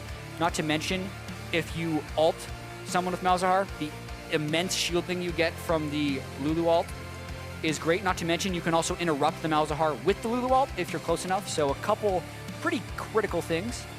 Well, fighting against Malzahar. Last pick Syndra from Jensen, so pretty safe blind pick mid laner. But Pobelta has almost every mid lane pick available to him, with apart from LeBlanc and Ryze, which are the super strong mid laners. So he's going to get his chance at a counter matchup now. We've seen this from him before. We saw it from Jensen actually versus Bjergsen. There's the Fizz. Yeah, awesome to see that coming out of Pobelta. Pobelta and Jensen, funnily enough, the only 2 NALCS players to play Fizz yet. That is correct. This split.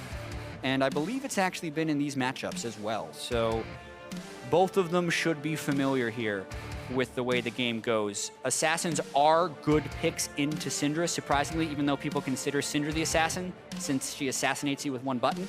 Oftentimes, Fizz very good at juking around those spells, though, and it becomes quite a skill matchup. Certainly does, and fun to watch there. Pobelta kind of got it handed to him in game number 1, so we'll see if he can answer back with his own counter pick, or if the consistency and strength of Jensen will matter here. And once again, we'll be looking towards that top side of the map for both these teams. No carries here for the top lane, so we'll see another clean tank v tank battle. But I think Contracts and Dardoch, they had good starts to the last game. Contracts got the better of Dardoch on the Lee Sin. Mid jungle and maybe jungle top for the Immortal side were big moments in the first game, so kind of curious to see how that all works out. And I'm kind of expecting bottom lane for nothing much to happen. Yeah, I mean, that's always a possibility, until they hit level 6 at least, because the Ashe, as well as the Varus, have really tremendous gank assistance for these guys. But as you say, whenever there's that draft where they're mirroring the roles early on, and they've also mirrored the type of champions they're playing, we see very similar team compositions on both sides. Surprise.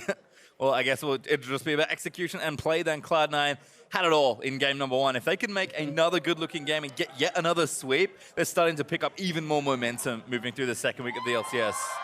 Absolutely. The one game they have dropped was against Team Dignitas, but they still managed to win that series 2-1. And with the swiftness in which they win game 1, they're pretty huge favorites coming into game 2. Well, it could be a short hour or so. We'll see if Immortals have the answer in game number 2, as Sneaky and Smoothie will move themselves down towards their bottom lane.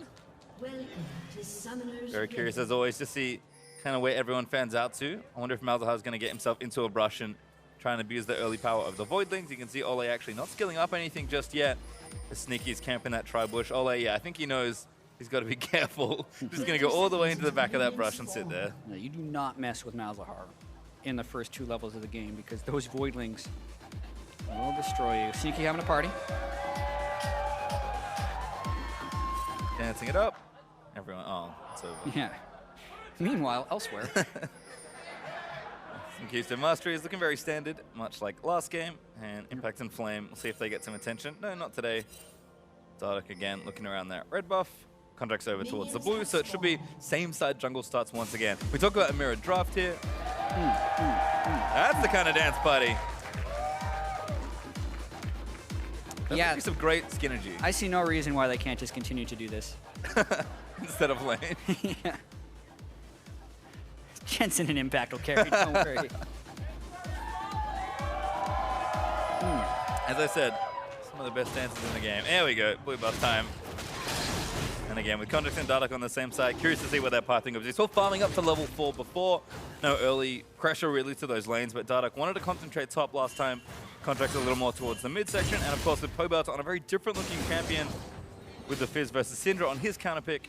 Should see some differences there as well, but again, Malzahar level 1's pretty obnoxious. Yeah, but you just got to see there how quickly the Lulu can actually get rid of the Void Spawn, so decent. Still takes a bunch of damage, unfortunately, because while they're killing the little Voidlings, their wave is getting pushed in, which is the goal in the bottom lane, is to push the wave early. Yeah, Ash, of course, does have a bit of a range advantage in the matchup, so Sneaky playing up nice and aggressive and looking to get damage done early. Cody Sun, though, should be just fine there. There's a level 2 for Cloud9 duo, but looks like they'll just keep this away from their turret for as long as possible. And Cody Sun level 2 now, so things are going to be okay. Nice hop there from Bobelta, though. In onto Jensen looking for damage, and that's a really nice trade. Yeah, in a big minion wave too, but Pobelta realizing that he'd still be able to win the trade, has the Corruption Potion, which enhanced his trading ability and also means he has more sustain than the Doran's Ring. But in these volatile assassin mid lane matchups with the Fizz, the jungle ganks have to be watched out for, and there's not too many wards, so Pobelta playing it pretty risky here. Good little trade back there from Jensen, procs the Thunderlords, and forces Pobelta to consume another charge of that potion. It looks like he's out of charges so far, and this is kind of the issue with Fizz. I mean, he is good into Syndra, as we saw from the early interaction, but this is going to happen to you constantly. Yeah. In lanes in which Fizz can survive, he can CS because of the threat of him winning the all-in. As soon as a Fizz gets poked out and loses the threat of the all-in, he completely cedes the lane to the opponent. So even though Pobelta did win that initial trade, he took a few Qs on the back end, ran out of Corruption Potion charges, and Jensen was able to shove him out. And you can kind of see just how intense the 1v1 is, because Jensen has already gone back. He's got his potions, he's early controlled, and a second Doran's Ring, because he knows all-ins are a consistent theme of this lane. In fact, Contracts going to make Pobelta's life troublesome. Does get some poked down, but Pobelta will get back to lane. Yeah, and the important thing about that for Contracts as well is it allows him to, I hope he does it, I hope he was going to freeze the lane, but there's a gank up top. Flash from Impact, Q from Dardock's going to miss. Impact, the neat little sidestep. And Dardock once again showing attention to Flame. Yeah, but notice what Contracts did do in that lane, is he pulled the minion wave over to the side and kept it on Jensen's side. This is actually perfect, because now, especially since Pobelta is a melee champion, he may not even be able to get that CS without taking hits from the turret. The wave was actually in a temporarily perfect spot, and it means Pobelta misses several CS. Yeah, there's another famous Fizz versus Range Mage matchup that has a very similar look to this, and Fizz just cannot really handle this sort of freeze. I mean, it's breaking now, which is nice. Jensen knowing this is going to start pushing the lane. And Pobelta just hanging back, playing safe, knows he doesn't want to eat any potential attention from Contracts. And Jensen, despite being ahead right now, Pobelta knows that that's fine. I'm just going to hit level 6, farm safely, and start to impact more all-ins, or potentially roam down to a side lane. Yeah, he's got the window in which to roam right now. Also, he has the window in which to place wards to see if Dardock is trying to swing that lane, since he's shoving back and forth, and Syndra can be a very attractive gank target until level 6, in which case she will just kill whoever comes to gank. Which feels bad. As looks like Smoothie and Sneaky did have that lane pushed up again. They've actually been playing nice and forward in this lane. Dardock, I think reading this perhaps, is going to get himself down towards this bottom lane and see if he can't affect a gank or two. Pobelta still struggling there, as Jensen staying well within arm's reach, or out of arm's reach I should say, from Pobelta. Just playing back, and looks like Dardock gave up on a potential bot lane. So Jensen going to ward, keep himself safe, and continue pressuring this Fizz. Yeah, so no surprises so far out of the early game. We're going to get to see when the junglers really start committing to some ganks. Have to track the success of those right now. Ooh, Voidling's not going to give it away. Good pull away from Ole. Now Dardock going to wait into this brush. Kind of knows that the lane's not in the best spot for it, so he's going to have to play back. And Pobelta, he's low. Jensen's ready. Actually committed the ultimate just to do some harass down. So Fizz is out of charges. Darkseal's helping, but Jensen just pushing in now, starting to deal turret damage. And Pobelta needs help. He doesn't have his teleport anymore. Yeah, very early turret damage there for Jensen. Feeling incredibly confident in that lane. Last game, they were able to take both solo lane turrets because of the pressure they were putting out. Similar start to mid lane here. And good information that gotten by Contracts. Didn't want to 1v1 Dardock with the level differential, but finds him potentially looking for something around mid, so knows that Jensen is covered. Fish is going to miss. Jensen, just so good at dodging skill shots. Yeah, so tough try there. Even if the Fish lands, Contracts could have potentially been there for the counter gank. C9 would have had to be a little careful though, because Contracts has actually fallen behind Dardock as far as raw experience, was down a level before that happened. But as you mentioned, when you got a mid laner like Jensen who can play that far up and then dodge all the skill shots when a gank comes, pretty nice as a jungler. This is something you were alluding to in game 1, where jungle effectiveness is really a great measure of how good a jungler is. Sure, it's good to be giving your lanes attention while keeping up your farm, but if you're in a lane, and kind of Rain over exemplify this for a while, if you go to a lane and you don't get much out of it, how effective really are you as a jungler? And I feel like we've started to see that Contracts is seeming a little more efficient than Dardoch. Yeah, especially in gank effectiveness, and that is also something that is influenced heavily by your teammates, right? If Dardoch is forced into going to lanes that are already disadvantaged, for instance, their Pobelter had 25% health. He can't even get close before landing the fish. Meanwhile, Impact may be getting dove. Level 6 Dardoch. Another dive here. Impact does have his ultimate. He's going to commit it now, but he's taking too much damage already. He comes to the Colossus. He's going to poke. He's trying to get Flame in from under the turret. Dardoch still looking in. Needs more damage, but they can't kill him. Dardoch. Oh, he's trying to make a play. First blood for Impact, though. And Dardoch just presses too hard. He saw last game, Contracts and Impact executed that dive. No problem. They go a little bit earlier. Dardoch doesn't have Warrior. Impact just tanky enough, and what was that return by Dardoch? Gives the first blood over to Impact. Wanted the last bit of damage, but didn't find it. Flame, no teleport, forced a recall, and Impact knows he's going to push the lane in. Let's watch this nutty dive again. Yep, no flash on Impact. Dardoch is 6, so he thinks it's easy pickings. Flame takes turret aggro, perfect. Get the kick into what he wanted to be the execute, but Courage the Colossus shield procs off of Impact's ultimate. He then procs his W shield, so he baited his shields until the end. And then Dardoch just takes his Q into a minion when he had already safeguarded to safety and gives the kill of Impact. He realizes that was a bit of a goofy play. Mistake there from Dardoch, but able to laugh it off. Impact, unfortunately, as a result, will get himself a kill, and now healthily walking back to lane. Should be just fine there in the 1v1. A little behind on CS right now because Flame got back earlier, but itemization looking relatively equal. C9 looking to try and steal the blue buff. Pobelter, fish. Almost hits the blue buff. Jen's going to dodge it again. Now that's a stun. Almost lands Dardoch as well. Great juke from Contracts. Something in the C9 water as everyone's dodging skill shots. Flame down here as well. There's Pobelter looking for something. Always also here. It's a party. Party over. Yeah, Immortals roams everyone down there. They do stop the blue buff steal, but how much does that cost them, right? Their top lane is now shoving in. The bottom lane is now shoving in. Even mid lane still having a bunch of turret damage. So once again, they invest resources for no gain. Smoothie did duck out of the bottom lane. See something happen. Oh, that was close. Pobelter though will collect the blue buff and recall back to base. He's got a Negatron cloak, so that should help with a lot of his harass that he's taking. And his teleport's up if he wants to get back to lane ASAP.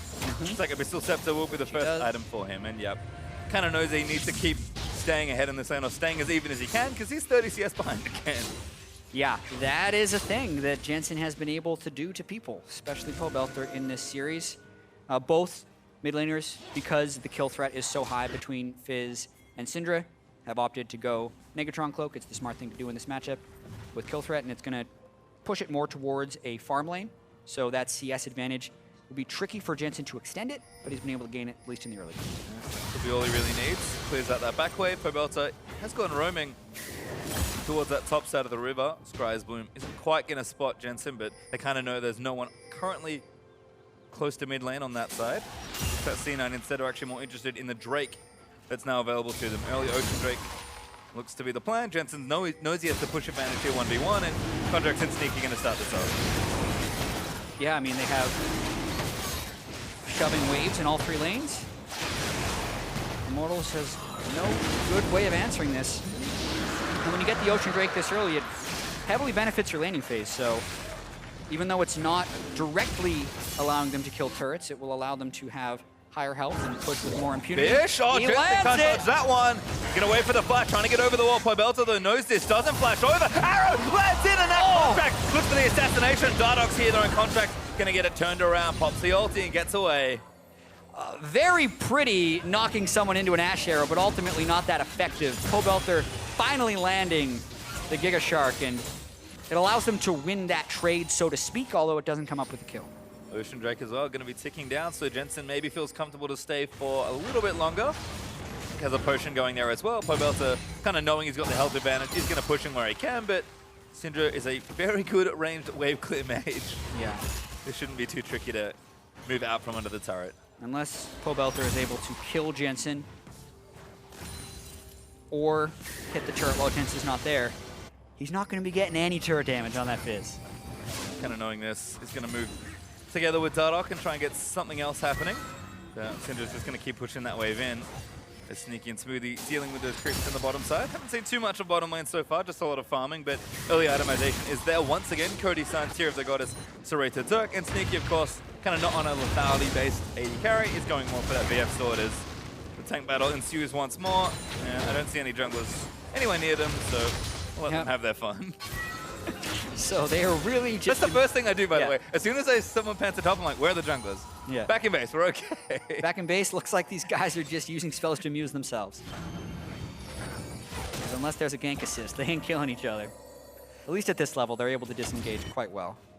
I've played many Nautilus Maokai matchups where I've seen solo kills happen, so it is possible. It certainly is. Oh, Smoothly flash hold onto Ole. Contracts here with the alley-oop, and they're Sneaky with a kill. And that is the synergy of Malzahar Ashe. Smart of Smoothie to go directly for the Lulu, because therefore, while growth, any of the shields, nothing can be used during suppression. They chain it straight into the Ashe arrow, so even after he's out of suppression, he still can't ult himself, and the exhaust would no longer be useful since he's taken the majority of the damage. Clean gank.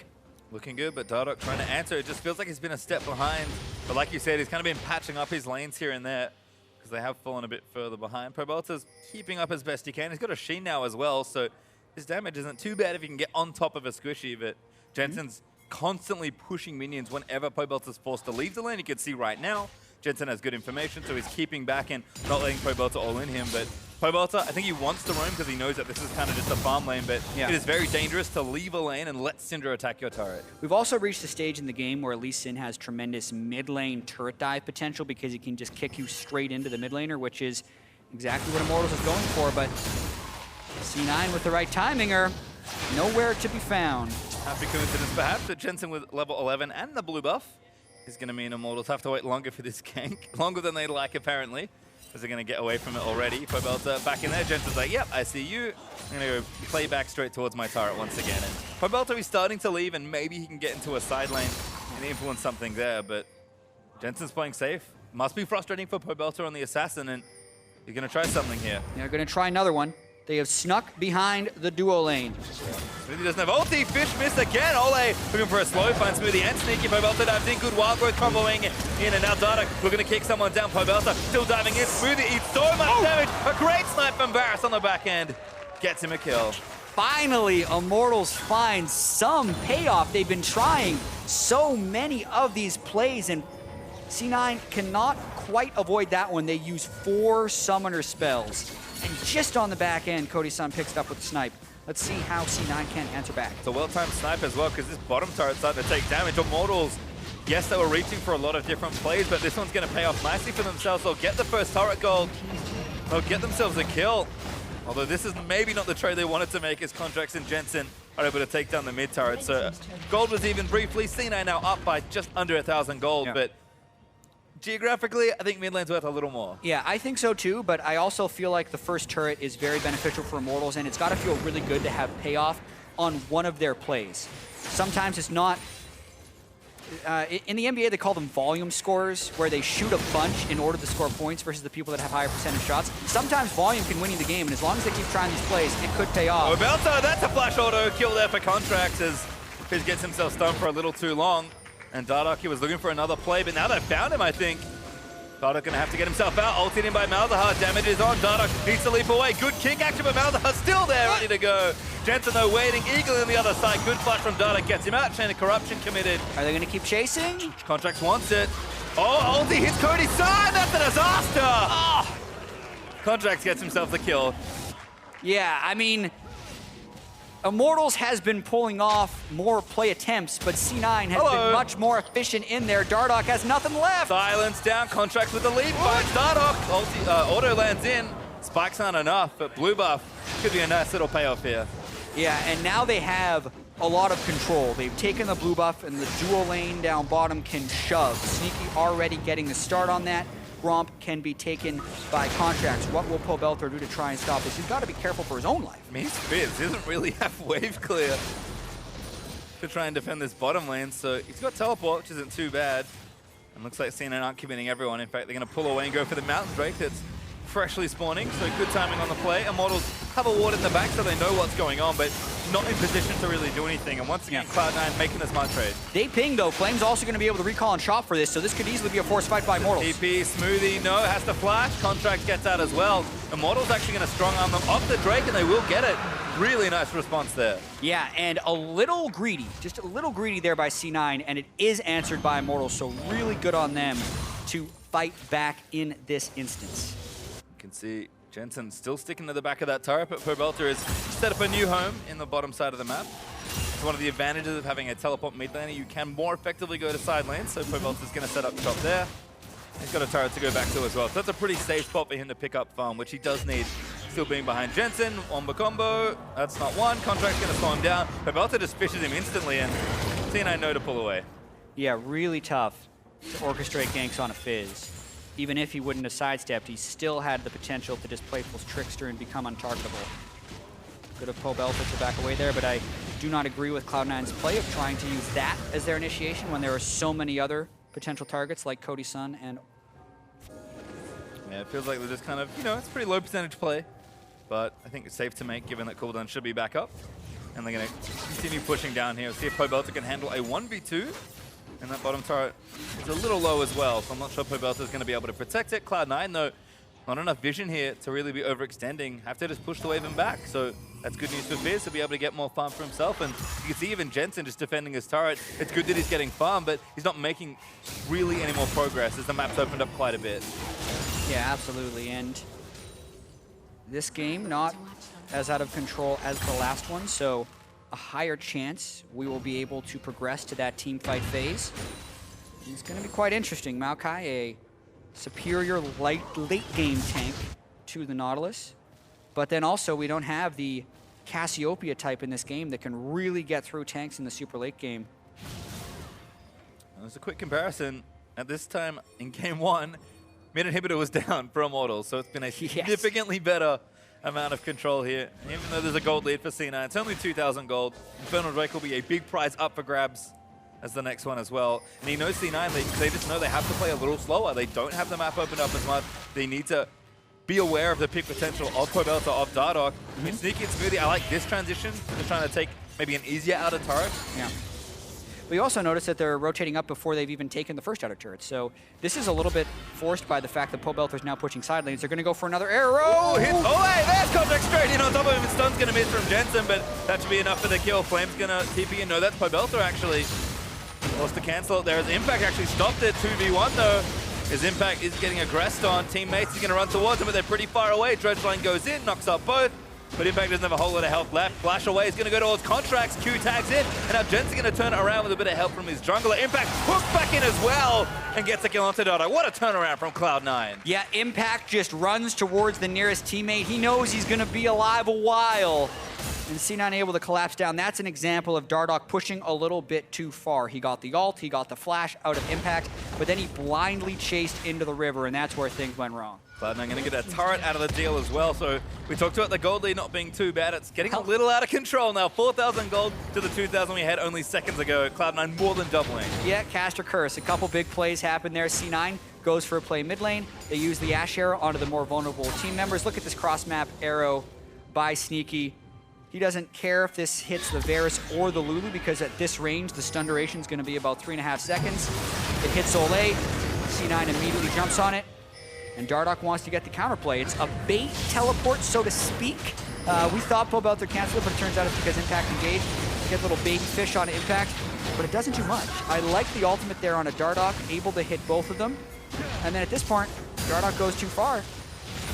Near miss. Cody Sun. Cody Sun going to get ulted. There's Malzahar ulti in as well. Jensen wants that flash ulti. Gets himself a kill through Wild Growth. Woo. So, yeah, they miss the Ash arrow. He dodges the stun from Syndra. Still dead. That means you were in the wrong place by a lot. Cody Sun definitely couldn't have been up there, and they do not have the vision control to support that type of position. Looks like a blue buff steal is going to follow as well. Impact womping down the buff. Jensen here to collect it. Pobelter, he kind of wants it. In fact, he's going to go in for it. Dardoch with a smite, going to go through. Fish going to miss.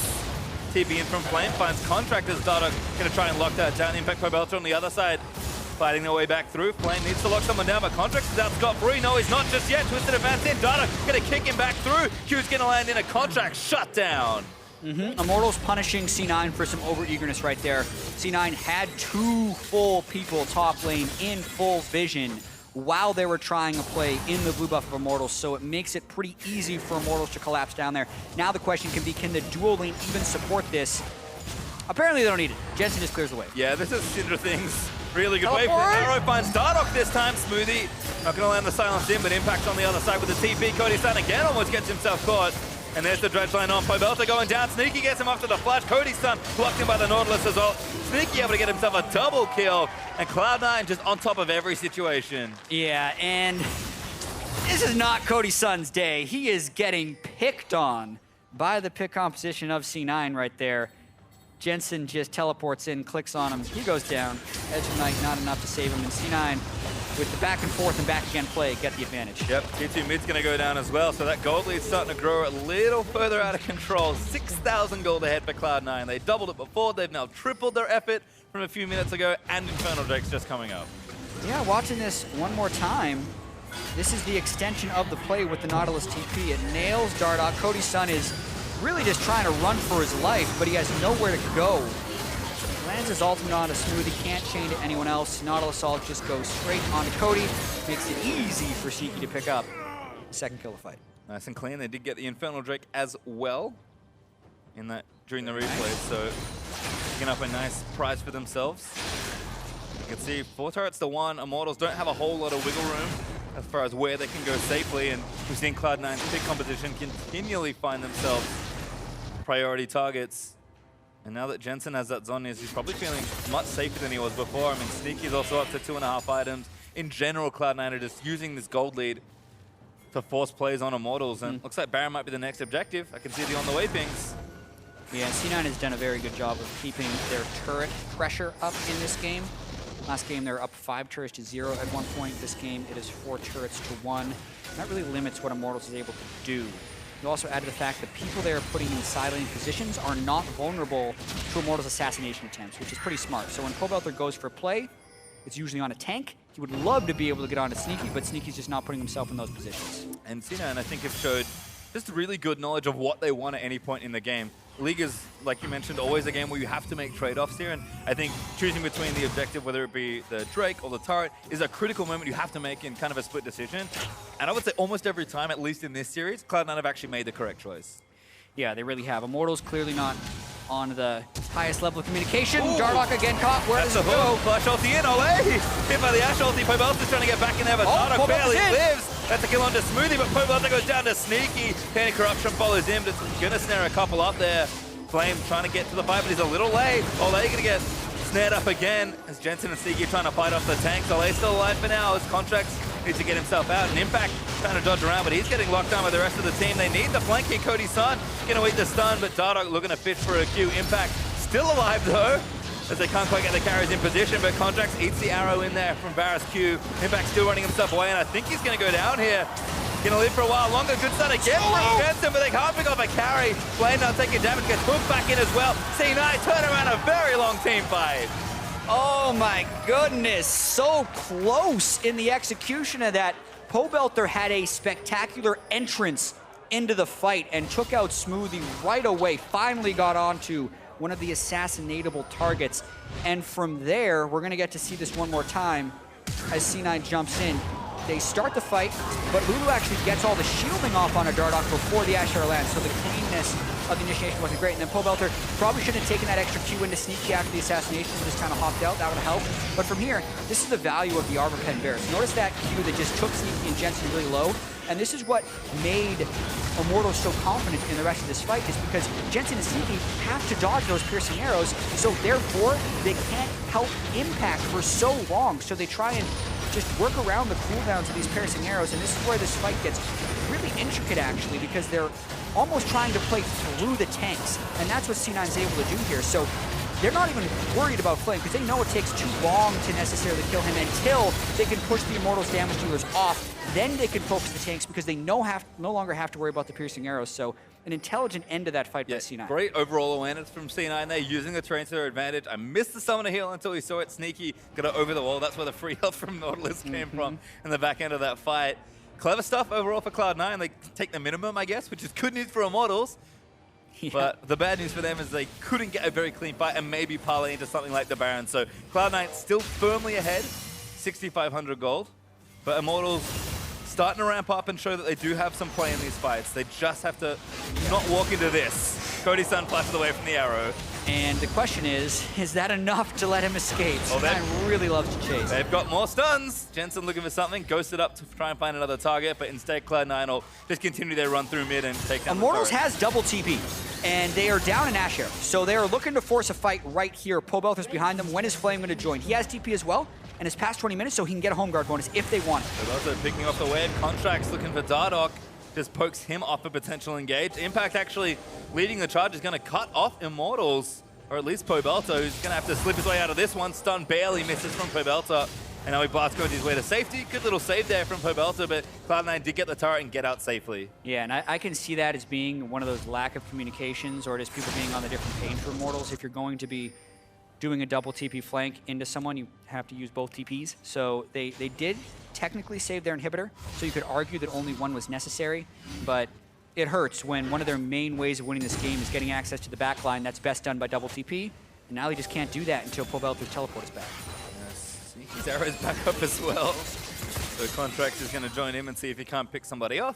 Immortals are aiding Pobelta here in this top lane. You can see Dardoch now recalling as Contract and Sneaky really hoping somebody walks by.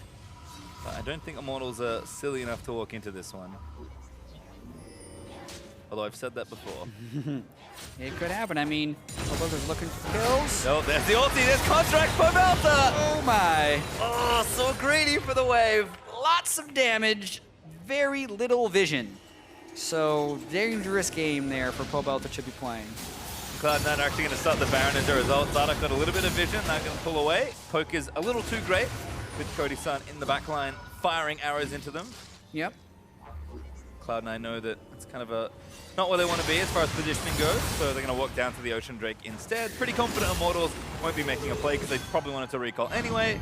And Impact's got the bottom lane pushing, so plenty of pressure for Cloud9 to transfer over to this bottom half. Exactly, and especially as Cloud9 is a blue side team against a very poke-centered Varus, they need to get deep ward control into the red side jungle of Immortals to make Baron a little bit more tenable of an objective, because otherwise, Baron is already doing a fair amount of damage 25 minutes in. The Varus arrows can do immense poke to you, which set up a team fight, which can be teleported in by Flame. So they started it to see that there is vision, but pretty difficult to do against this Varus and Immortals team. Cody-san is pretty all in on that poke as well. He's got probably the most effective lethality you can get, including that last Whisper that's just sitting out on its own, and another Serrator Dirk. So, you know, he's not going to kill Impact anytime soon, but he certainly hurts the squishes, which we saw in that last team fight around the Immortals red buff.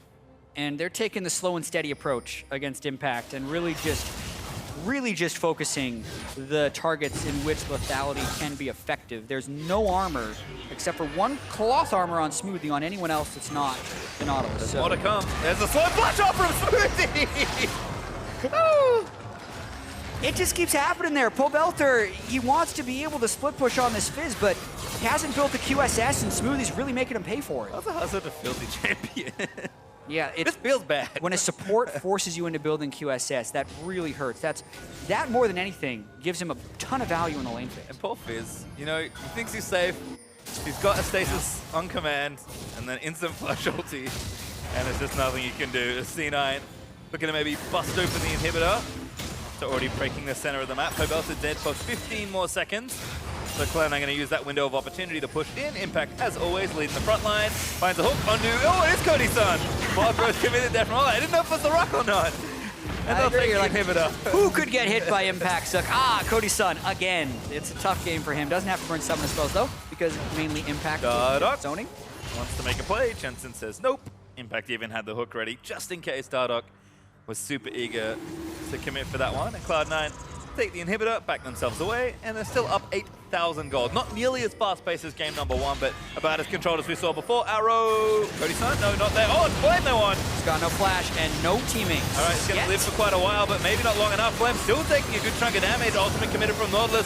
Redemption heal in there to keep everyone safe. Data looking to make the play, but he gets ulted in by the Malzahar. Jensen forces on. He's a Sneaky takes down the Makai. Data wants to play. Pobelta shuts down Sneaky with the fish, and he's dive in to try and get the rest of it here. Cody Sun sniping where he can with the back, but Jensen, ooh, barely misses the stun.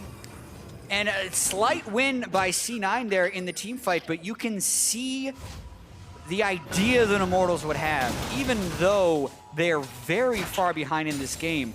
Just C9 trying to pick Flame takes an incredibly long amount of time, and in chasing, it opens them up to be flanked by the Fizz and the other backline access targets that Immortals have. So they knew Flame Flash was down for earlier, so they go for the arrow, even though it misses, they can get off. But Curse Colossus, huge shield right off the bat. They still have Lulu and Summoner heal if they want to keep him alive. So they burn the heal right at the end as they have Dardoch going in.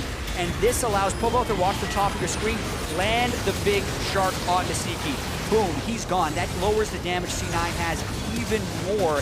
And then when the piercing arrow cuts through the rest of C9, he takes them low. So that's what Immortals want to do, but they're so far behind, C9 turn immediately for Baron. Pobelta's teleporting in. Redemption, not going to get it. Contract able to take that down. Close. I think it was Ollie, actually. Yeah. Who maybe tried to steal. It's hard to tell, but Contract's able to smite it down, and that's a Cloud9 Baron.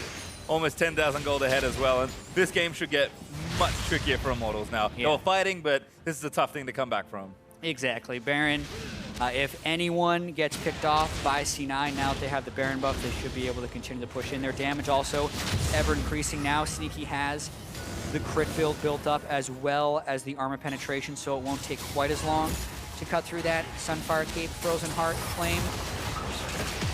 Immortals are not known as the patient ones when they're down in a game, especially Dardoch. So even though it's looking pretty grim, doesn't mean Immortals won't try for a fight, probably at their inhibitor turn. Well, they might have some space here, but Pobelta busy clearing out super minions. Impact starting that pressure towards the bottom lane as well. In fact, Cloud9 might even join him as they've got away pushing in towards the top side of the map. Cloud9, I think mid and here might be coming back up soon, which is why they're moving their way around. Instead, they'll transfer power to this bottom lane and try and break that, which maybe makes sense with the Elder Dragon coming up in a minute 20.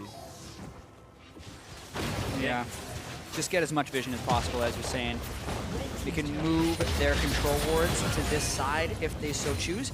But honestly, with this Baron buff right now, if they see an opportunity, they should not be afraid to go in. And that's something from Cloud9 that has been nice. They're not afraid. No, there's Dardoch go. in. That's a big pick there. Flame blocks him down, and Pobelta gets contracts as well. Cody Sun takes out Sneaky. Shotgun to Contracts is good damage. Pobelta's dodges his way out as Jensen is trying to fight as best he can. Stun lanes in as Contracts on a rampage takes down the Fizz.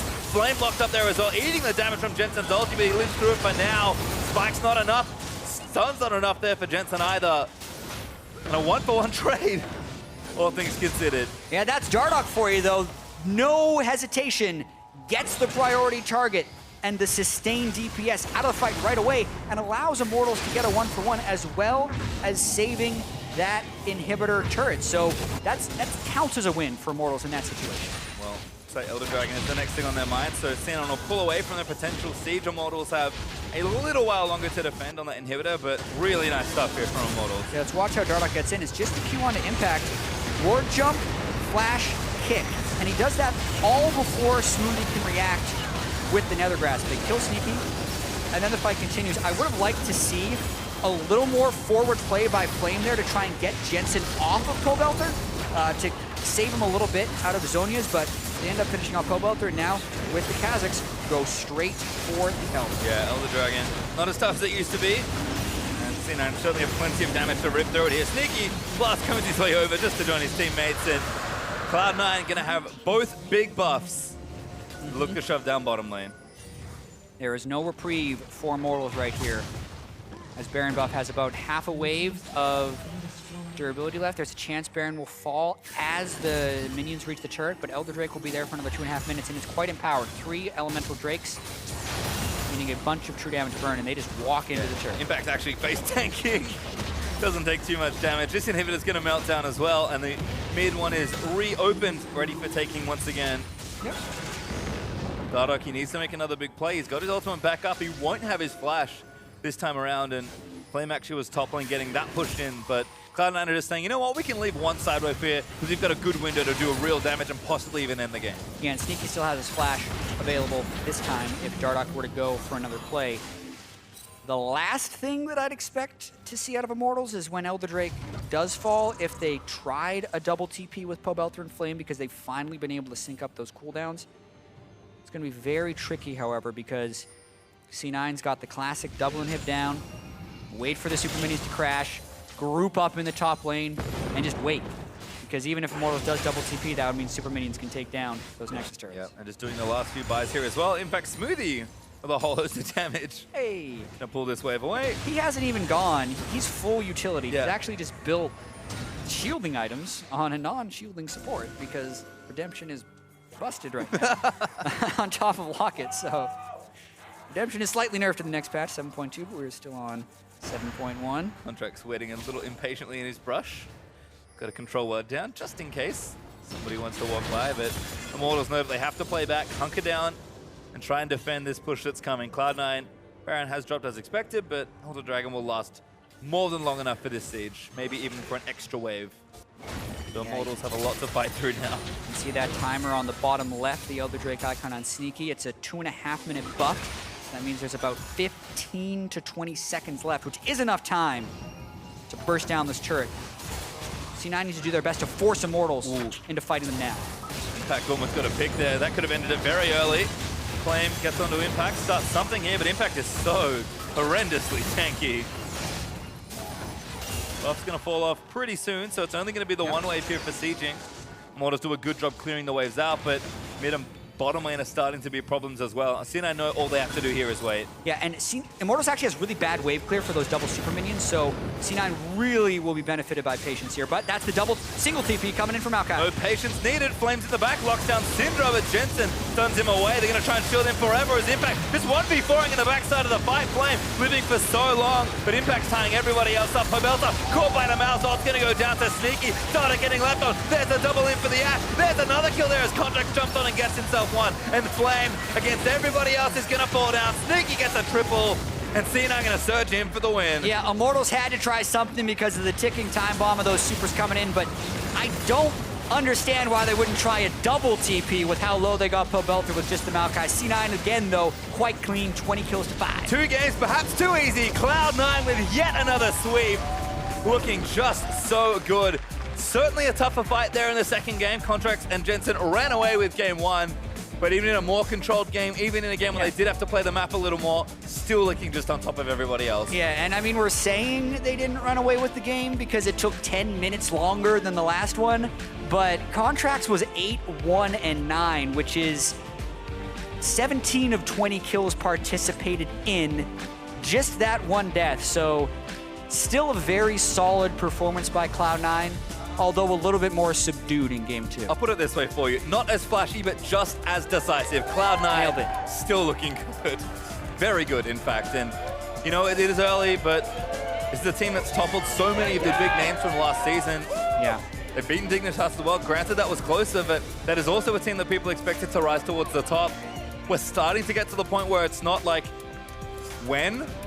Like, how are they going to lose? But when will they lose? Because Cloud9 kind of have, at least in the first half of the season, they've got the big problems out of the way early. Yeah, and exactly who will they lose to? Exactly. Because I think you would be crazy to rank anyone above Cloud9 in a theoretical power ranking right now, based on how they have looked in their victories against the teams they've played. They're top of the league in all of those categories. So really just nothing but positive things to say about Cloud9 early on in the split. And I think that speaks so much to the infrastructure. Contracts, a rookie player, looked very clean. I mean, we know he's talented, but he seems very easily integrated into that team. Ray, their top lane substitute, has already started playing games. He's kind of being groomed to be another great player potentially for the team if they need him. And we know he's also very mechanically talented. Like, the draft's looking good, the map play's looking good. Like, I cannot speak more highly of the coaching staff and the infrastructure of Cloud9. Yeah, Reaper has done a really good job, and I keep complimenting his drafts, and just remember that it is not just the coach, it's the team that's able to set that up, because they have been able to have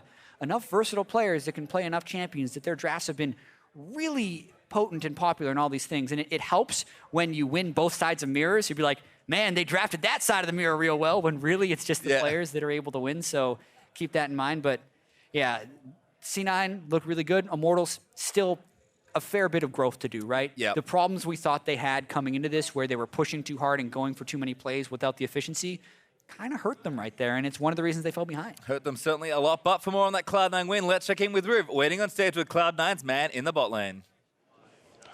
What's going on, guys? I'm here with Cloud9 Sneaky after the win over Immortals. A fantastic job at that. I got to ask you guys, coming in, what were kind of the goals to the season here? Because you're either killing the goals or you have some to reach, and it's just finals victory in Worlds. Well, I mean, the victory, or the goal is always going to be get the victories each week and then, make it the playoffs. But we didn't really have anything extra this year for goals. We just kind of have been meshing really well together. Awesome. Rainover coming into the team, obviously Reapered a little bit last year with the coaching staff and whatnot. It seems to have done quite a bit. What personally do you feel that kind of coaching staff has done for you, if anything, coming out here, or are you just the same old Sneaky? You said Rainover coming into the team. Did you mean Reaper? Contracts, thank you. Oh, contracts? Yeah, okay. You were playing, yeah, it's been interesting playing the contracts because he was quiet at first, but he's growing more into a voice just about what he's trying to do, like, cutting off the jungler, finding the jungler, that kind of stuff. And it's really helpful, like, tracking the enemy jungler so we can all play aggressive when we want to. And that just makes us able to win lanes, really. Awesome. And looking at, was it expected now, FlyQuest in the LCS? Did you expect your old teammates to be doing so well? Well, we actually scrimmed, C9 White for a bit, and they were pretty strong in scrims. They had super strong teamwork, which, I was always with High, so I didn't really experience playing inside, but now I get to, and it's very interesting because they're always in really random spots together, like, there's no one on the map, and they're all entirely in the same bush, and one guy walks up, oh, you're dead, goodbye. So we'll see. I think we play them in a few weeks, so maybe we'll continue our records to be flawless until then. All right, we'll have to see. Final question, Counter Logic Gaming tomorrow. They've been up and down. How are you feeling about that matchup? Bot lane as well. Stixay Alphamu have been looking pretty good for the team. I think we should be able to do fine. They've started off 0-3, I think. I don't think they've won any matches yet, so I don't know. CLG is always in a weird shape beginning of the split, so maybe they'll start picking it up later in the weeks. All right, we'll have to see. Cloud9 Sneaky as they take out Immortals. Cloud9 over Immortals, you hear it here. We're going to throw it down to the analyst desk to break that one down. Thank you very much, Riv. Cloud9 looking close to unstoppable here on the outset of Week 2 with the 2-0 victory over Immortals. But Immortals is actually who I want to start with here because they looked absolutely lost, especially in this second game. Right, and it's the sad thing is that they look lost in aspects of the game where you're expecting them to look good, especially around the top side of the map where we saw that initial dive by Dardoch where he just didn't do the QRQ combo right, took his Q back into the minion wave, and just died for no reason. And then when they were trying to set up other plays, they kept getting picked off. So they were initially trying to set up a bot play, and then this arrow comes in. They start dying mid. Pobelter looks like he's going to TP into that, and then they say, all right, forget the TP there. Let's go over the bottom play. And then this doesn't work out. Impact manages to get to his team, which is collapsing from the mid play. Yep. And it just seems like they're all over the place without any clear direction on what they want to do, both in game and often in the draft as well. There's not too many bright spots when you're looking at Immortals right now. Overcommitting to the chase here ends up getting turned on them. You mentioned earlier the topside visitation from Dardoch with the attempted dive and ultimate death. But then this fight here, again, showcases to me some lack of communication and understanding as an entire team for Immortals because this was their best opportunity to turn this game around, and it does not happen. Right, I mean, the carries of C9 tend to get very low over the course of this fight. We see Cody Sun manages to hit a couple nice Qs, but then they seem to lack that killer instinct that you need to really go in and turn a fight around when you're losing the game. Cody Sun has both flash and heal. If there's a fight you're gonna win, it's this one, when both Jensen and Sneaky are below 50% health, as well as contracts, and you've got a full health Maokai as your frontliner. You have to be more aggressive. Right, I mean, you can sit here hitting impacts all day, but that's not going to win you the game. Right. And they need to go and actually kill the backline somehow. If you need to flash Q and hope it hits on Sneaky and he doesn't flash it or hit his heal, that's fine. Because you're losing the game and you can't keep waiting for these team fights. Because as we see what happens, eventually C9 works themselves into a position to be able to turn around and win this fight even harder. And it's so hard to know exactly what the right move is in that situation, but the fact that he did have the flash heal up, the fact that Sneaky was really low in that fight, I believe they had vision just on the backside there. I'm pretty sure he saw it because he shot the arrow right at him. If you need a flash in range to get that a little closer, I think it's worth going for because Syndra had no ult. And all this does is illustrate to me the fact that there must be just serious lack of communication. Because whether or not, if there was enough communication to say, let's just not fight, then that'd be fine too. I'd be okay with Immortals backing out of there and saying, all right, let's not overchase this. But they do this very indecisive dance with C9 all the way back until cooldowns are up, and Cloud9 picks up another kill for it. And it seems like that wouldn't be an issue that would plague a team that has Dardoch on it, but it is for some reason. I don't know if it's language barrier. I won't suppose, why it is, but it's there, and they've got to figure it out. Right. I mean, you saw in some team fights, Dardoch had some really nice insects to get people into his team. He got Jensen into the middle of his team once. Jensen gets his Zonias off, flashes out. The timings weren't quite right. Same thing later. He gets sneaky, and they're able to kill him, but the rest of the team doesn't follow up on the fight well enough. And I think it's not just Dardoch playing well. It's just overall they're not all going on the same targets. There was the double TPs where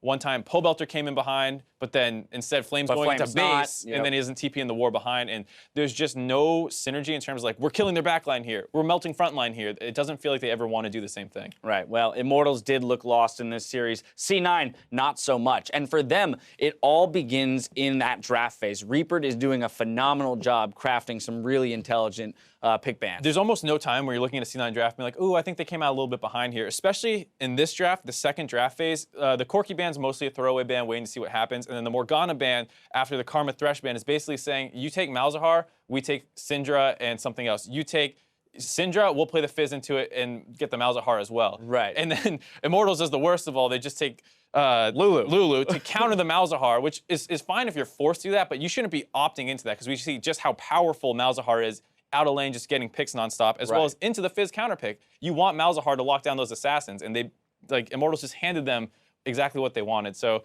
I do think C9 set themselves up well, but Immortals didn't follow up. Yeah, very much so. Player of the game this time around going to Sneaky. There are top performers across the board for C9 in this one, but some really key arrows.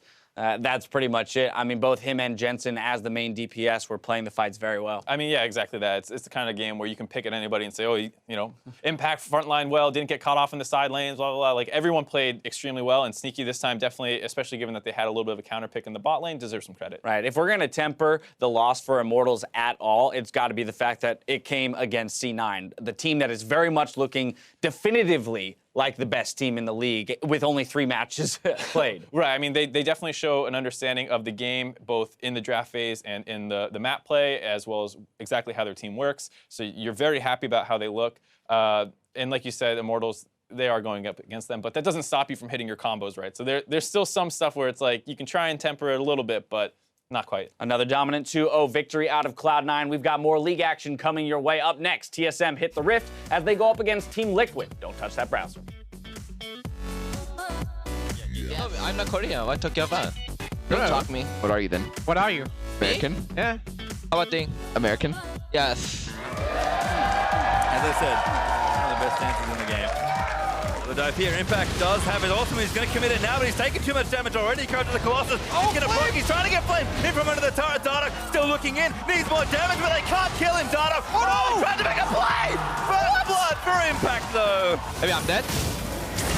Oh shit. This is 1 HP. This is 1 HP. It's only Maokai. You can go. Only Maokai. You can fight. Kill. Yeah. Nice. Oh shit. Careful, careful, careful. But Impact's tying everybody else up. Pobelter caught by the mouse. It's going to go down to Sneaky. Dardoch getting left on. There's a double in for the Ash. There's another kill there as Contract jumps on and gets himself one. And Flame against everybody else is going to fall down. Sneaky gets a triple. And C9 going to surge in for the win.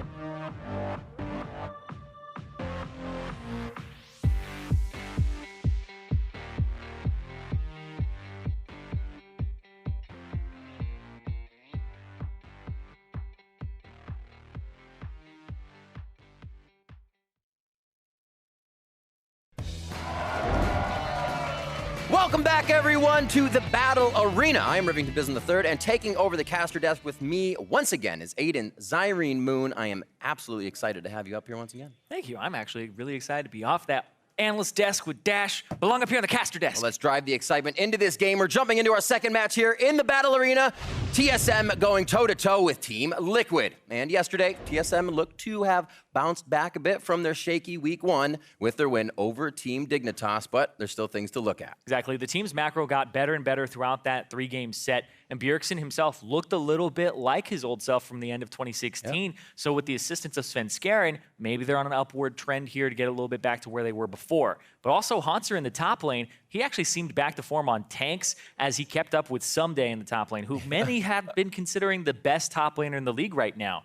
And Hanser coming away from that series, he definitely felt confident, especially in his matchup today against Lorlo. You guys go into another difficult match tomorrow against Team Liquid. You're going to be facing Lorlo up there. How do you feel about the matchup and just overall the game? I think it's going to be a pretty easy game for us. Easy. Yeah, gonna need that confidence going into the match now, because last week Lorlo showed he's not looking to be middle of the pack top laner anymore, and he has Reignover to help that. Exactly, and Reignover, he always excels his team, makes them all a little bit better, but Lorlo, he put up impressive games on those tanks, and a little bit of the carry too, because he brought out the Fiora, so their statistics are kind of close, but Lorlo is leading a bit in damage at the moment, just because of that Fiora game that he had. And he's getting a little bit more resources. Originally likes to play damage dealers. That's true. But it's funny, though, because whenever I'm, like, talking to Team Liquid, they always kind of, they joke about it because Lorlo right now, he's doing so well on tanks that he'll, like, mess up in a team fight. It's like, should have gotten a quadra kill instead of a triple kill. And then they're like, punishment for Lorlo, 50 more games of tanks for Lorlo. Just trying to make him play him as much as possible. Because once you play those carries at a really good level, you have to know all the matchups to bring him out in professional play. He doesn't think he's quite there yet, but he knows all those tank matchups. Well, we'll keep an eye on the top lane for sure, especially the jungle all over the map. We could say every lane by this point. Let's check out the starting lineups. However, on the blue side, it is TSM. That means it's Hanser coming out of the top lane. Sven Skaren roaming around in the jungle. Bjergsen in mid, while Turtle yes, at bot lane with Biofrost as his support, and Coach Parth. Those silent E's, man, get me every time. Anyway, on the red side, it is gonna be Team Liquid. Up in the top lane, it's Lorlo. In the jungle, it's Reignover. In mid, it's Golden Gluey. In bot, it's Piglet. It's support Matt and Coach David Lim. Oh, thank you so much for doing that. The Gluey. The Gluey. See if they can hold the team together. A lot of people look at that mid lane matchup to be one that is a disparity for this in the first place. Bjergsen versus Golden Glue. Golden Glue has always been kind of a sub on a team, now showing himself this year, but Bjergsen has made himself a staple mid laner in NA for quite a while, with Jensen now rubbing shoulders there, but Golden Glue is definitely going to have to put up some numbers this game. Yeah, Golden Glue, especially since he has a jungler that doesn't necessarily camp mid lanes, mostly Reignover will visit the top lane or sometimes the side lane because they have Piglet and Lorlo performing really well on tanks. You kind of want to get your side lanes ahead, but Golden Glue does need assistance if he wants to actually get ahead, especially against Bjergsen. So what is the Team Liquid mentality coming into this? Is it help Golden Glue out so you can go even with Bjergsen? Because Bjergsen will typically have, you would default and say he's a better player. Is he going to be able to just destroy Golden Glue in the mid lane? We'll have to see, because Golden Glue hasn't had those standout performances just yet.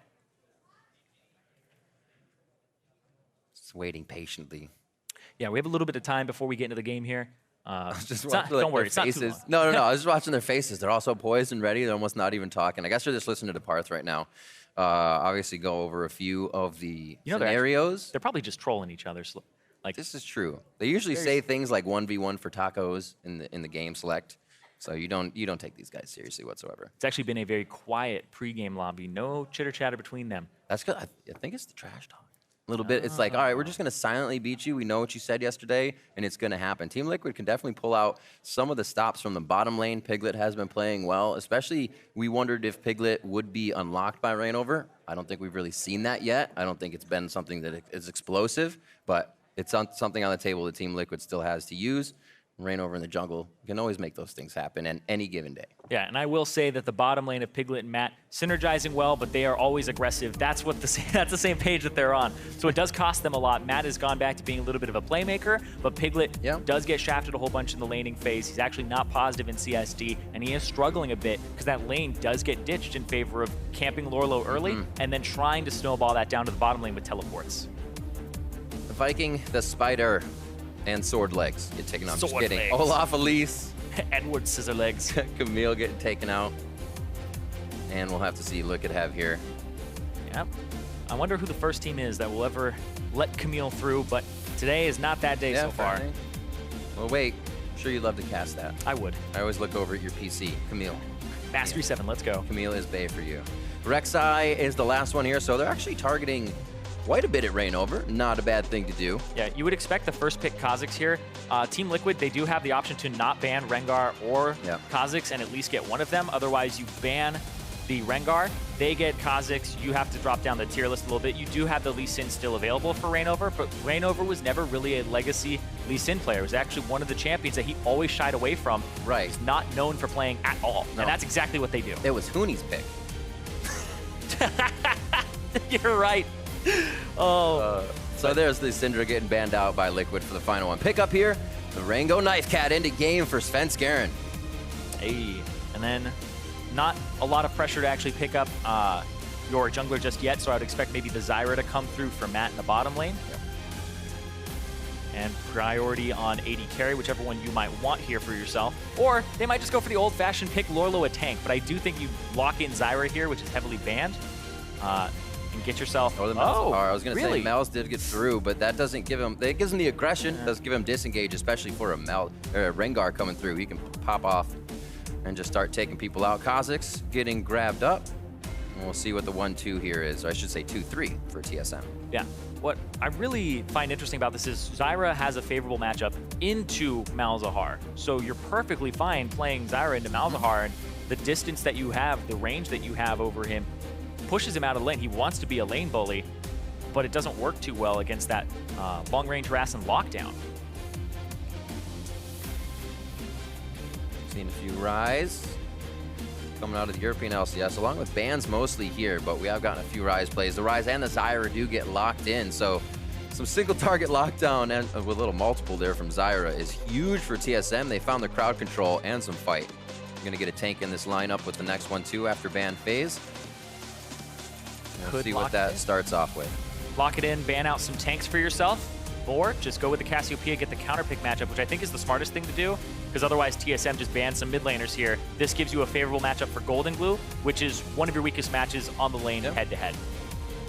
Very true. Bjergsen no stranger to that Cassiopeia as well. We'll lock that in quite a few times and already has in this split. It is Golden Glue. So ban phase 2 to start. Liquid will begin this one on the right side. We'll see what they have. They do focus now that Fiora was a thought for them.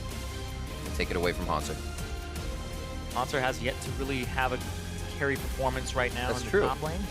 Oh, he still has his undefeated Nautilus. That's true. Even though they are defeated, didn't play it in those.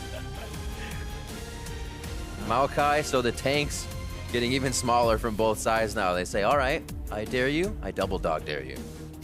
Issue now, though, is if you continue to ban tanks, most teams are just comfortable picking Trundle into a tank. So if Team Liquid pinch tanks and they don't want to play Trundle themselves, they second phase, first pick up a tank for themselves to the left. So if you ban something like a Nautilus or a Poppy here, you pinch that pool really hard.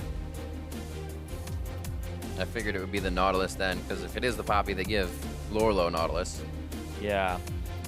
This becomes a situation where you might just ban on the other pool and go for like one of the 80 carries that you don't really want to see, or you just go for a top laner. Yeah, exactly. Yeah, 80 carry. So you leave those open for yourself. At least get one. Yeah, Jin's actually the most comfortable of the utility carries that we've seen Piglet on, because he loves going for the Infinity Edge, which is still a lot of damage, despite him being a utility champion on Jin. So Piglet never shies away from wanting to deal damage, and there you go. Top lane, gonna be the Nautilus. Locked in for Lorlo. Looking for an 80 carry on the side of TSM. We have seen Turtle quite a bit on that Ashe, firing arrows from the Fog of War, but Varus has been getting quite a bit of play time as well, with multiple different builds. Yeah. Taster's choice, choose your pick. I think you go for the Ashe here over the Varus. I think Turtle's a little bit better at the Ashe as well. Combination bot lane. Yeah, combo bot lane as well. Just blocking somebody up, giving Zyra the ability to follow up. And there you go. Whereas the Varus, Varus alongside the Malzahar, could be as good, but that's the thing, is they had Malzahar locked in, and I'll go back to the Jhin a little bit. We talked about the Jhin Malzahar yesterday, Yep. where Jhin is the only AD carry that has a pre-level 6 hard CC that roots somebody. Everybody else just slows. So the Voidlings catch up and just nom away at the person. That's why the Jhin's banned away. Quick lock in there. Got themselves the Varus. We've seen Rengar in a few hands here of the NALCS, Moon being one of them, playing it quite well over on FlyQuest. Svenskeren now gets his hands on it. We've seen him mostly on the Lee Sin coming through here, but it is versus Reignover's Kazakhs. We're going to get some head hunting going on this game. Hopefully we get as many kills as we did in our game yesterday, Zyrene, because then we will definitely have that option for their passives. Yeah. But at this pickup, top lane, Haunter goes against Lorlo, Poppy versus the Nautilus as they end up those their picks. Yeah, Nautilus will have priority in terms of how much he shoves in and how much he can roam. A little bit better in the point-and-click demand CC, but the Poppy does have a lot more skirmishing ability early on because she brings a little bit more damage that's reliable. I'm very impressed, though, by the TSM draft because of the fact that they recognize that Reignover doesn't want to play Lee Sin, that he wants to play Kazakhs. And so they said, we'll give you Kazakhs, but you have to give us Rengar for it. And Team Liquid said, we will take that trade, but they also got Ryze, they got Ashe, they got Zyra. Like, this is an insane composition from TSM in terms of power picks. And Team Liquid, that's more of the same, too. Like, they did not actually get any short end of the stick here in terms of the draft. We'll see how it goes. Looking actually at Team Liquid's composition, you were saying a little bit favored toward TSM, seeing what they have here in the early game. How can Liquid kind of avoid that or even get themselves a better early game here and make TSM kind of nullify that comp? Yeah, so you have to watch out for that Rengar, be a little bit more present on the map as Reignover early on, but it's at mid lane. You have a winning mid lane matchup, go for Bjergsen. Yep. It can backfire on you, and it can end up being one where Bjergsen takes over the game. But I think you have to take that risk as Team Liquid to try and just make up that skill disparity. You already have the counter pick. You have advantage there. Try to make it work for yourself. It's going to be difficult. Everything's easier said than done. They're going to have to do it dodging arrows, dodging this and that. And same for TSM. Two good comps coming out of both sides. TSM versus Team Liquid. We are on the Rift here in week 2 of the NALCS Spring Split. Let's get some more action. It's like pretty regular starts all around. Monocrystal for Bjergsen. He can get to his tier a little faster, charge himself up. We're also seeing the longsword starts now for a lot of Varus, Ashe, or Jhin players as they're going for more lethality builds, and we're seeing tiers as well come in for a lot of these Varus players as well as Edge of Night. So something must have happened in scrims where this turned out to be a really good build for people. And I also like the fact that the difference between these two items is 2 damage more for the longsword, 80 HP more for the Doran's Blade, and 3% lifesteal. But you get 300 more health from the 2 potions that you're able to pick up. So ultimately, how bad does it feel to get poked out of lane or like lose 1 trade as an AD carry from a support like a Zyra or Malzahar? You're like, I used my 1 potion, I gotta back up, can't be in this lane anymore. Now I have to lifesteal, which means you have to actually be able to get to the creeps and hit them. So the potions are really good for covering mistakes that supports punish you on. Yep. Let's see, we usually see the Varus Malzahar get pushed back only a few times in the air with the Malzahar support getting brush control. Have we seen this lane get really pushed back to their own turret? So expect Matt and Piglet to have to play safe. You can see Biofrost and Turtle already pushing up to try and grab a bit of dominance in that lane. Help for both junglers as they start their path on the top side. They'll be ending down towards their AD carry support. I don't think anything's going to be too crazy here in this early game as it starts off easy. No, Reignover actually going straight to his Raptors and using Smite there too. So that's a little bit unusual. Usually Kazakhs, you'll go either buff to buff into your Gromp because it's a single target and you get isolation damage, or you wait until you're level 3 or level 4 to do your Raptors, mostly because of the fact that they just do so much damage that you end up doing your jungle rather low. And ooh. Misplay there. Big misplay as well. It's because now he's just going to be waiting for the Scuttle Crab to show up. Now Svenskeren's level 3. Reignover, this is not good. Got a level 3. That ward, very, very big. Just saved his life as well. So, common ward to be placed, but gives him the safety to get out Reignover's path. Yeah, it's going to be a little hit. Right, now they have that information. They are more knowledgeable about how much they can attack him. And seeing level 2, he's gonna have a bit of time before this gets taken down. Smite is coming back up. Good he pulled it into the bush because now they have no vision of him. They just made sure, okay, Reignover is on this side. If they knew what condition he was in, they definitely that's go what I for thought it. they were still going for. Yeah, that's why you go buff to buff as Kha'Zix. You don't do those Raptors. They just actually take too much of your HP, and you haven't done blue buff yet, so you actually show up with low mana, not even level 3, slower route. It just kind of sucks. Still nicely done. They did see Kha'Zix actually come out of the brush. They said, yeah, he was there. Now they have vision even more of Reignover.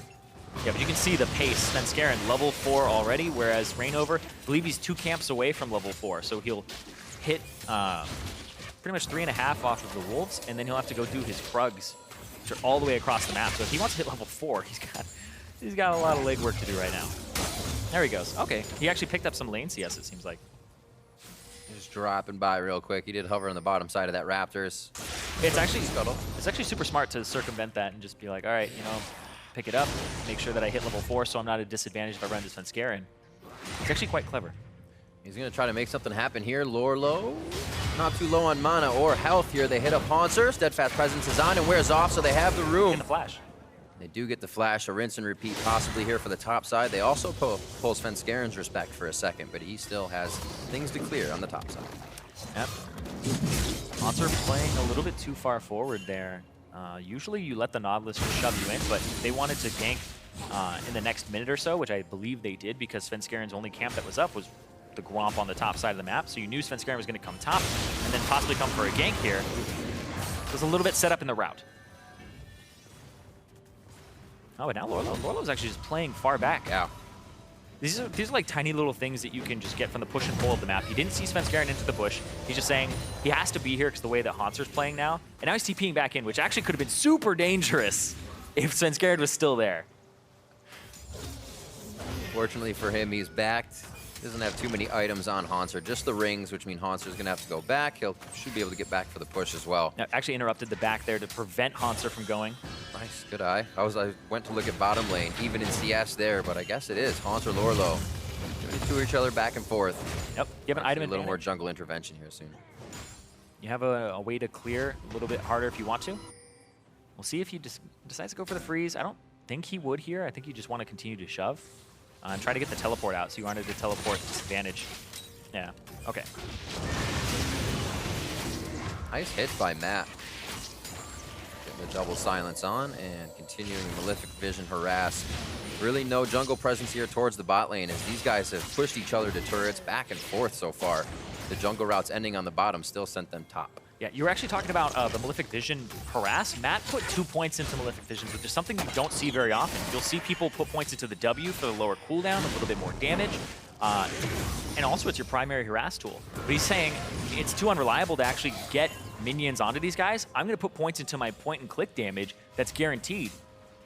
That's actually going to delay Matt either having the utility of Voidlings blocking for him or the 1 second longer duration stun by having a maxed Q. It's making him think twice. He can't get enough plants in the brush, and Matt has, usually on a Zyra, now has burst control. Exactly, but that comes later. Right now, he's going for instant gratification. Let's just poke this Zyra out of lane. Working right now.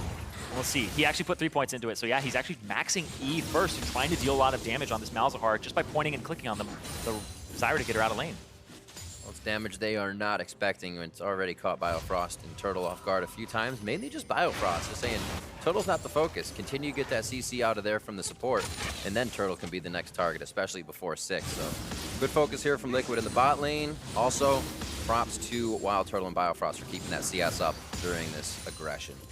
7 minutes coming up on the clock, and the money just going slightly in favor of TSM as they work the map a bit better.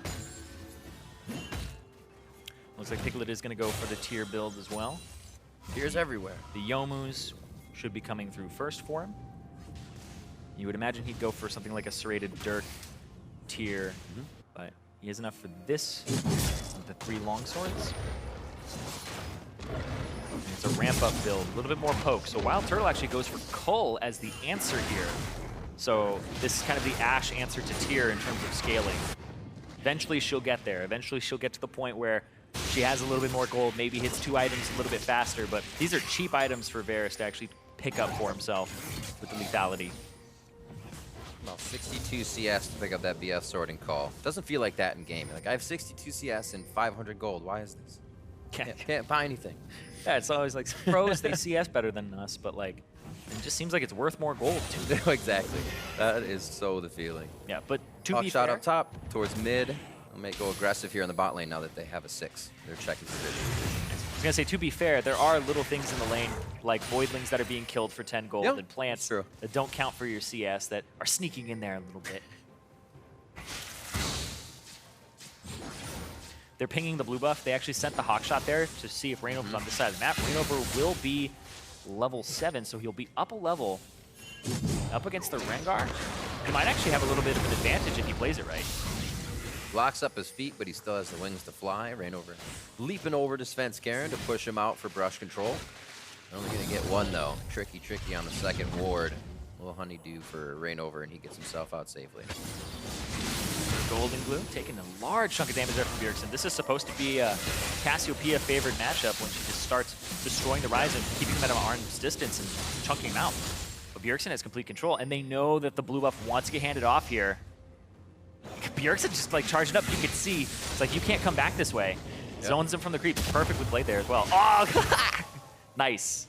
Yeah, killing the enemy's plants is actually something that if you watch a bunch of replays, you'll see how often they do it. When supports roam and go ward things like the blue buff, they'll actually kill the blast cone. That's usually by where Rainover was right there. But hold on, getting ganked in the top. Maybe first blood here. Svenskaren's on the hunt. Goes for Lorlo. Depth charge goes back, but can't be disabled.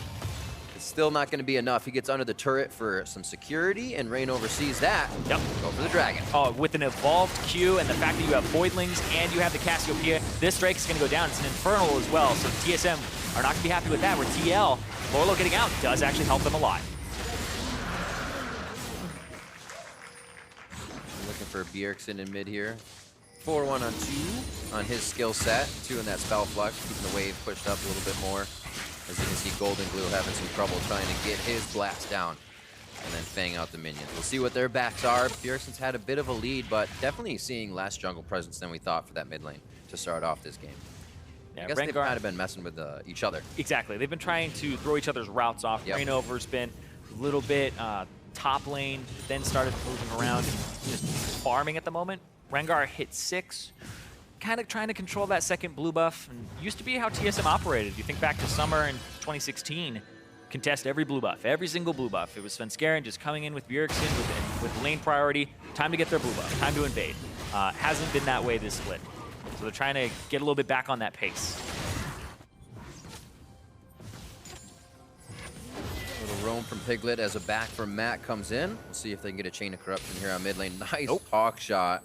As they realize nobody's in lane and no AD carry would just hang out, wait for a minion wave to reset. So good thinking by Wild Turtle, the rest of the team to stay vigilant. TL though, they are trying to put stuff on the board. Movement just from the AD carry. That could have been Golden Glue's stepping off point there if he got that kill. Hawk shot, not talked about a whole bunch because it goes rather unseen from a spectator point of view. But it ends up meaning a lot, the information that's given to a team. Even if he throws it at the blue, blue's up and he's not on this side of the map. Even if you didn't see anybody, that's still great information to have. And right there, wasted Piglet's time. Because right now, looks like it might be both junglers trying to gank the mid lane here. And there's the cover. To be able to get out, nicely done. Golden Glue, a quick gaze back at Svenskeren to shut the whole thing down as we see our first mid attack. This actually looks a little bit better though for Team Liquid because they didn't take as much damage on their mid laner. So Bjergsen's going to play a little bit back for just a short while until they get control of that bottom side again. And Svenskeren's going to play up because he was a little bit healthier than Rainover. So you can see TL mid laner a little bit healthier, so he'll play up, whereas the TL or TSM jungler is healthier, so he'll play up in his TL jungle. Svenskeren toying with Rainover. Not going to come of anything. Still waiting for TP plays from the top side. It seems like everybody is really happy with just farming this one out, not seeing that they got to kill or have a huge advantage in lane. That's a really good point, is that we're not seeing teleport plays down to the bottom lane, which is something you would think teams would start trying to play for. You can see right there, actually, they just placed a ward on the bottom side. So Matt placed a ward in the second brush down bot, possibly setting up a TP play. We haven't seen anything like that yet. Nobody going for flash ultis or trying to make plays yet. Matt's is just coming off a cooldown now, so his flash is up. And yeah, not even putting points into Voidling aside from the first one. It's all poke. It's all about poke. Zyra's weakness is that she has no sustain. Just get her out of lane, poke her out of lane. That's what he's trying to do right now. It's not. Usually you see somebody just level voidlings. Yeah. Then you move over. Yeah, it's interesting. It's working in this match so far. Reignover looking for Svenskeren. Ooh. Nicely done. Brawl around. He got to go out. Chain of Corruption's down. Hail of Arrows hits, but Wild Turtle gets the heal off before that comes in. Nether Grass right under the turret. That's gonna hit my plants. Range. Oh, he gets taken down, baby. Photosynthesis. Elzahar's out. Piglet gets out alive. He says, what was that? That was terrifying. Man, that was a super late ultimate there from Matt. I want to see how that fight started off or who actually started that one off, because we jumped down to it later. But you would expect that's the engage tool, not the tool that's used when you have plants on you and you're just trying to desperately get a kill underneath turret. So a bit of an overextension there. Yeah, this is, I assume it's, yeah, okay, I was like, assume it's the arrow, because now they're being the aggressors. Good zoning ultimate from Biofrost actually hits both members of the bottom lane there. And Matt throws everything out. Okay, so the Voidlings are actually getting killed by the turret. There's no creeps left. Every time it ran in, it actually kept, stopped being able to just spawn a gigantic swarm on them. So really well played there by the TSM bot lane. They made sure Matt didn't have his passive on, threw the arrow at him, and he was just in a really bad spot. That's where TL, you just back off. You just try not to actually continue that fight. Garen taking red. I'm not sure. Somebody got hurt though. Nobody makes that noise without being hurt. 22 to just about 22K on the board. We finally get a bit of action down in the bottom lane that sticks, and that kill actually goes over to Biofrost. Wild Turtle's not going to mind the assist, but he will start being a little more powerful on that Zyra than he thought he would. Piglet and Matt can still fire back. They initially were too aggressive on that push, so I actually think that aggression would still be coming in. They're not going to say, hey, we messed up. They're going to say, let's try again a little farther out from the turret. Yeah, but now TSM know that Matt is on this side, and so is Reignover, so they're going to try to push in here. There's the Rise ulti. Arrow? Going for him. They have Piglet pinched in the bot side. He can't come up through the river, so these kills are anything TSM has in front of them. Also turn around even if Piglet was coming up the river. They're going to be able to lock this down. 30 seconds on Drake. Vision's theirs, and they get a good, not a good amount of summoners, just the death on Malzahar. Yeah, the way that TSM did that is they actually just saw those members there, so they said, okay, let's section off Piglet, push Piglet back, guarantee a 4-on-3 inside the enemy jungle, and because of Matt's route, wasn't able to actually take a safe way out here. A Reignover, speaking of safe way out, Svenskeren. Oh, heals. Oh! Piercing arrow. I was going to say, that fight just became unfair, but here comes Bjergsen. Even it up. Here comes Bjergsen on Golden a Blue. bad spot. Good teleport from Hanser. He might just want to flash out of this one. He's just helping the team. I think you cancel, yeah. Yeah, he's going to cancel. I was going to say, it's been going for a while. Is he going to turn this one off? He's up in the top. No problem here. Trying to route the minions before Lorlo gets back in. Lorlo's teleport as well was pushed off on them. Yeah, Reignover had to use the flash there, and the Chain of Corruption came out, so possibility of a play from TSM on the bottom side. So Lorlo dealing a decent amount of damage in that top lane. But Golden Glue has both of his summoners still available, so a little bit of an advantage here against Bjergsen in the mid lane, who doesn't even have his Ghost up either. It will be up pretty shortly, though. 75 seconds on that one.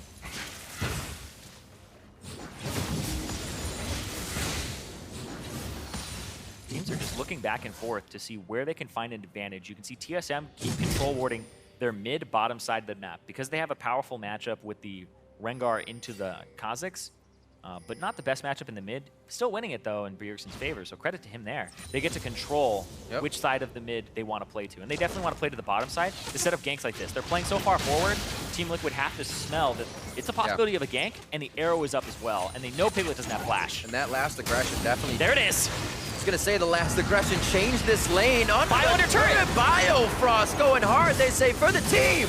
This is for you guys! That's what the support's supposed to do. Bjergsen taking a bit so they can grab the turret, even with the minions. But ever since Matt's wards and that forward brush were cleared on TSM side, TSM's been able to push up.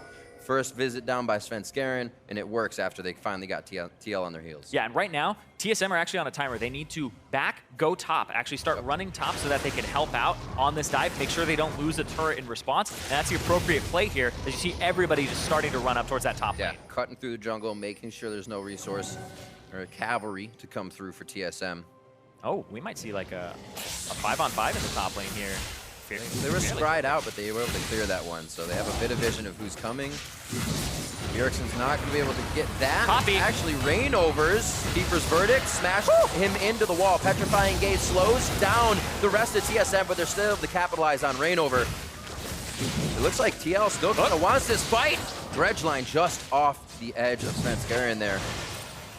Good hit by Turtle, looking for one more. He gets it. Nobody steps up for Golden Glue. They thought he had the distance. A bit of miscommunication here. They wanted to fight. TSM was able to kite it out. See the entry back in. Now it's on to the tankiest person in the team. And Piglet is firing away from the outside without any results. And TL just trickle in. Where was Lorlo during the beginning of that fight in the top lane? It looked like he was trying to clear minions or not quite sure of what he needed to do. Bjergsen's still running forward. He's got movement speed. Oh, the silence. The Can't exit cast. there. They turn around. A quick kill onto Sven. But here comes Kha'Zix. They have to finish this kill very quickly. There they go. Poke coming back. I think they're going to be all right now. But you have to worry about this teleport from Lorlo when it comes through, because you know Team Liquid, once you lose a play like that, the way to get back in is just to continue to actually apply pressure. And there they go. Actually, Lorlo's going to just not actually do anything with it, and Rainover's going to go back to jungling. So all of this again. Maybe I'm getting too hypey, man. Yeah, Lorlo's just in the top brush there. Doesn't know that Haunter's left the lane, and the Blast Cone wasn't taken out earlier, so he actually just gets to use it. Picks off Rainover there, who a little bit slow on his reaction, but it was really well played there from Haunter to get in front of it. And Haunter doesn't even have to blow his flash to do that. Great grasping root there as well. Just the power of that Zyra blocking up the Cassiopeia and making sure he can't do anything. And he had Cleanse as well, I believe, to get out of it. But it looked like he was 100% used to taking that or even using it there. And Piglet almost gets a kill onto Haunter. Almost gets one back. And Biofrost is down, and Bjergsen's in trouble. Oh! Stranglethorn pops up 3, saves Bjergsen. Svenskeren goes in for a bit more help. Haunter's in the middle of the fray. Verdict's up the entire TL team that's with him. Turtle's gonna walk out this depth charge. He'll be all right. Haunter cleans up another one as he throws down the mallet. Haunter is just smashing kids right now. He is playing really well on this Poppy so far. Blast Cone over the wall. He was actually not doing great in the laning phase, but oh, here comes another. Found a wall, and you found it too. Puts him between a rock and a hard place. Rainover has a Hexbreaker pop, and not gonna help him too much in the situation, but does get out with enough HP. That means alive. He'll go buy his items. This is getting hectic for TL right now. See this again as we miss the beginning. Yeah, Biofrost walked up. They focus Biofrost down, but he still gets the ultimate, which knocks everybody up. Rainover gets interrupted and can't finish off Bjergsen, who's off on the left side and gets enough HP back there from, I believe that was a either a level up or having dangerous game. Now he picks up some honey fruit to try and just get back into this, but Haunter with the on-point teleport there. Lorlo had to come in not teleport. He was already in the vicinity, right, but Lorlo didn't like teleport in. He was trying to walk over, and it was a fight that TL started, but they ended up losing because they just weren't all on the same page. You have to be able to play to that side and get there a little faster. Hard to fight the double, triple knockup. You hit up 3 of you are flying through the air twice. And you talk about photosynthesis, like Biofrost, he was already dead, and he's still helping out. Doesn't matter. Well, the Zyra's coming through pretty clean for him. He's doing all right. Also on his haunting guys now. His eye built up already as well. Oh. A flash coming in. So scared. Yeah, Lorlo did not want to be. He could obviously give him a little more distance in the lane, but I figure a dredge line after that would have been sufficient. Man, first you say the matchup's going to be easy, and he's going to make it easy, because now Lorlo is so scared. He had no idea who was on that side of the map. And they did get a little love early. That was a flash blown by Haunter within the first 5 of the game. After the pathing was messed up, have to revisit. That's one thing that we actually don't see a lot, just because of the way you kind of want to continue your path. What's the best for you, your item, when you start that, or when you start to open up. We also want to path towards the bottom here, because you have a bunch of catch potential. Like, that's what these junglers really want to do, is just go bottom lane, get a bunch of kills bottom lane. You have this low mobility support.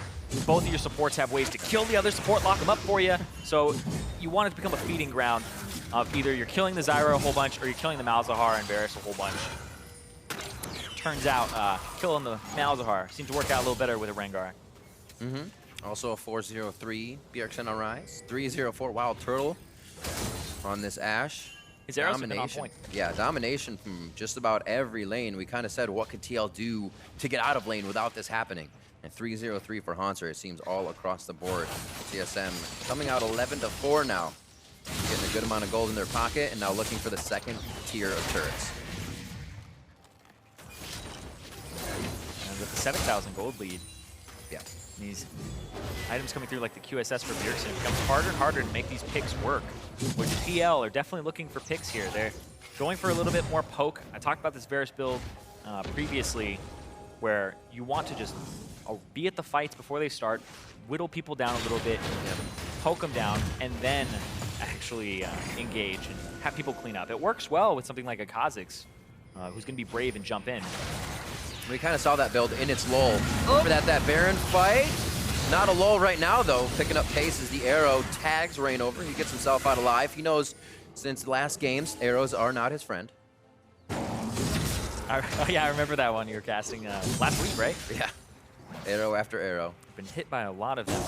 But now, Svenskeren just hiding on the other side of the map. Svenskeren causes their respect pressure topside, and it looks like TL, they don't bite, but they're going to make sure it's safe. Baron control to try and get these tier 2 towers. It's most likely what TSM will try to go for here. They have a lot of pick potential themselves, too. Haunter is way into these fights, has been quite good. He's been getting great flanks off, great side entrances where he's able to get really good wall slams, heroic charges into him. But they have their Rengar, they have their Ryan. They have ways to get behind your target. It becomes pretty insane. Like, what if Bjergsen just uses the ultimate to just make Haunter get a good flank? It's like stuff like that that comes off. Right, we haven't seen some warps. It becomes really clever usage of the ability to just send one person, not necessarily the Rise. But we haven't seen it yet because Haunter's just kind of off on the side, and he's doing well, right? Why would you need to? And speaking of Haunter, you see all just kind of getting these bans out of the top lane. He goes all the way down to Poppy after seeing quite a few. It's like you know, you target the guy to try and give him a bad matchup of what you think is going to be good, but can you do that now? Yeah, and with the Poppy nerfs that had previously come through to the duration of her shield, a lot of people are saying just Maokai, Nautilus are the two to go for. Nautilus has shove priority, a little bit more damage early than the Poppy, but Poppy out damages him late. But it doesn't seem to matter. The Poppy survived. He did blow his flash. Wasn't revisited was the big thing. And then everybody just focused the bottom side of the map. Not 3-0-3, but Lorlo, that opposing champion in the top lane, still doing well, can be the tank the team needs, and has done well to not be the kills that were Haunter's. So he's getting the items he needs to be that huge front wall for his team. TSM, however, not giving up. He may have to go to work sooner than he thought. Lorlo off on the side, and there's going to be no engage off that turret. Yep, it's a good Edge of Night there from Piglet. I love that item, by the way. The Edge of Night, 10-second spell shield with a 45-second cooldown. On live, it's 30 seconds. Trying to hook him. Oh! Summoner heal there to give himself a little bit more speed. So one down. TSM gets themselves a negative on the way out. Mid turret and Baron priority. Ooh, okay. Since Wild Turtle blew his heal, had to back. Is this a Baron? A desperation Baron here? They're all going to be grouped up in the pit against a Rise, against a Zyra. They have to either kill it fast or they have to turn. They have to decide now. Biofrost can Stranglethorn the entire area, cause them to take Baron damage. Flown out, and Lorlo, that's the tank. He's got to be there for the team. Great jump forward from Golden Glue. Petrifying Gaze now to Turtle. Turtle for the cleanse, but it's not going to be enough. Haunter should be able to take out Golden Glue as the fight at Baron ensues. Just a few more hits. The spell vamp is there, but the double buff trade is also to Haunter. He's trying to get back in the fight. Bjergsen locking down Lorlo, but he swings back with the anchor. And it is not Haunter getting back in time. A very bloody 4 for 3 at Baron. And it doesn't look like Haunter's done. The shield slow maybe makes him think twice as the dredge line comes out from Lorlo. Yeah, but that ends up being a 4 for 3 in favor of Team Solo Mid. So this is just a little bit off since Svenskeren almost has his 4th Ferocity stack, so he almost is able to get out. Reignover tries to jump. The side gets caught and blown up by Bjergsen. And now Bjergsen has the right idea. He's 2v1ing the backline, gets exhausted, so he doesn't cast his spells during that duration. Flashes the silence. That's pretty damn sick that how he's able to outplay like that. Almost gets the kill on Piglet. Flashes that last Q, which would have done double damage because the E was on. Oh, that was fast. That looked like it was almost 2 times speed there because the Rise is just going crazy rushing in. Go fast. He's only got 1 Cloud Drake. But both mid laners had the right idea of going for that back line, trying to kill them. Right. And both succeeded, actually, relatively well. Usually you don't see it go kind of that far, where we actually have to almost split the camera, but these guys, they have to get these kills. Now, like we said, that was a pressure Baron for TL, and they knew they were in the fight. They know they're in once again. Piglet caught. Piglet able to get that spell shield out, but he doesn't have it anymore now. Hit back. That's also Matt going down. And TSM come back right ready for the batting order and start swinging. Yeah, every time you see this Poppy come in from the side, you're like, how did he get there? Like, what was Haunter's entrance into that fight? How is he on the right side of it when there's like a minion wave pushing up? And now TSM, they're on the Baron, and they're trying to get this. Dredge line, Bjergsen and Haunter Turtle. up. Good focus on the Turtle. Lorlo hits his mark. Now it's Haunter in the front. He has been the wall and a lot of the damage here. And he stays alive, gets some help there from Dangerous Game to get even more on his level up. Golden Glue picks up one more. We said the power needs to come from him as well. Lorlo's not chasing. This could almost be a cleanup, but just too dangerous for Golden Glue to pursue. Maybe he wishes he did now, as it's Haunter going down. Is he gonna get him? He locks it up. He got him! My God, another one from Lorlo. Hold your breath. Is there any more? Oh, and now TL. A lot of them are back. They actually have the Voidlings coming back here with Matt, and they have Piglet. This might actually be a Baron for them. Hold on, though. Wait, Lorlo, shield. He's all right. All right, now they have the Voidlings. They're much safer now. And this will be a Baron unless Svenskeren can do something about it here. He's got his ultimate on. It's going down. Dun-dun. He has a smite. Dun-dun. Oh, they get away. Looking for Oh, Lolo. there's one. It doesn't mean he gets another. He's like, I'm going in for the kill, guys. Oh, my word. Is anybody there? Okay, no one's there. No follow-up. Baron going over to Liquid. It was the long con. They knew they'd get it in the end. 29 minutes in. Let's see this one more time. This is actually a 3v5, and TSM have started the Baron. They get sectioned off here by the ultimate on the right side, but Wild Turtle's already low, gets picked out, and Golden Glue blows him up. Rain over here, tries to stay alive as long as he can, almost gets a little bit of damage onto that crab, and then the plant right before it dies, one more. Bjergsen thinks he can actually get the EQ off quickly enough, but Golden Glue just throws out the miasma, gets the kill, and now they're turning on to Lorlo. He's so tanky right now. Lorlo, you're crazy. I'm going in. Lorlo, don't go in. I'm going in. Well, right there as well, like Haunter's walking by the wolves. Sunfire Cape, baby. Oh, that hook. Sidesteps the wolf over the shoulder hook shot. Oh, woo. That wall, it just goes right through that wall to the side. It's like the hitbox, it's small enough that it can go around the wall, but it's large enough that it gets your champion from there. So, Nautilus, you know? That's all I can say about that. Well, we were waiting for Lorlo to kind of step up a bit in this game. We said he got through the laning phase pretty decent and still able to put that impact down on Nautilus. There's 1, 2, 3. So the crowd control's done. Now there's... It's like they threw it at him so he went even farther when he swung. Haunter gets out of this one. Is forced to use the ultimate, but they're making sure the top lane pressure is off. That's quick. Oop. Snake in the grass. Finds the turtle as well. Oh, Svenskeren and Bjergsen from the side here, able to close down onto Golden Glue, even with the cleanse. Now they're onto the turret. Minions are pushed up in mid here. They can exit down to the right. They should be safe on this with volleys to their backside. Oh, Svenskeren wanted the bowl up. It may cost him his life. Very, very intense. It seems like they want to walk out, but they feel like they always have to save each other, which is costing them a member. Almost getting a kill once more that time. This is getting crazy. Yeah, Rain over right now. Same level as Bjergsen, so we're hitting those 16s. Has that third evolution. Almost got the resets there onto both Svenskeren and Wild Turtle. But had to back off, and now they just push down the mid lane with a little bit. I assume they pick up some items for themselves. Oh man, Ma coming through for Piglet. Yeah, Biofrost has to blow the exhaust here, and the cleanse removes all summoner spells, so gets rid of it, picks it up here, and now he's in a weird position because Svenskeren on the right, Wild Turtle on the left. Matt wasn't really pushed up to actually help him at all or provide zone control. If Matt's up a little further, he stops Wild Turtle from going in, and then you can just get Golden Glue out by going to the left, not having to worry too much about that. Oof, the jump back in. Pretty close there. Gets the slow onto Wild Turtle on top of it. Rainover can't continue to follow, or at least doesn't want to continue to follow or take that high variance play, because what if Bjergsen is still on that side or right there? Because they don't have vision of that area. You can see TL vision. Don't really have control of their side of the map. Trying to push up. So Piglet now with the Maw, Malmortius, fully built. Yep, it's going for ways to survive against this. I mean, that's one of the beauties of Edge of Night as well, is it also has magic resistance on it, top. So he's actually sitting at 117 magic resistance. That's enough for him to basically live through a roll through Bjergsen, flash out, and hopefully start delivering damage once he gets to the back line again. One rotation. That doesn't help you against the Rengar too much. One Rise that's rotation. what I'm saying. You're hoping to get out of that with your edge. Flash away. We've seen Piglet with the fast fingers, but like I said, very hard at this point. 90% death rate. If they get Rengar and Bjergsen in the same room together. I wasn't using any real numbers there. I was making up numbers. Rengar and Bjergsen. Have you ever seen Rengar and Bjergsen in the same room together? Maybe they're just the same person.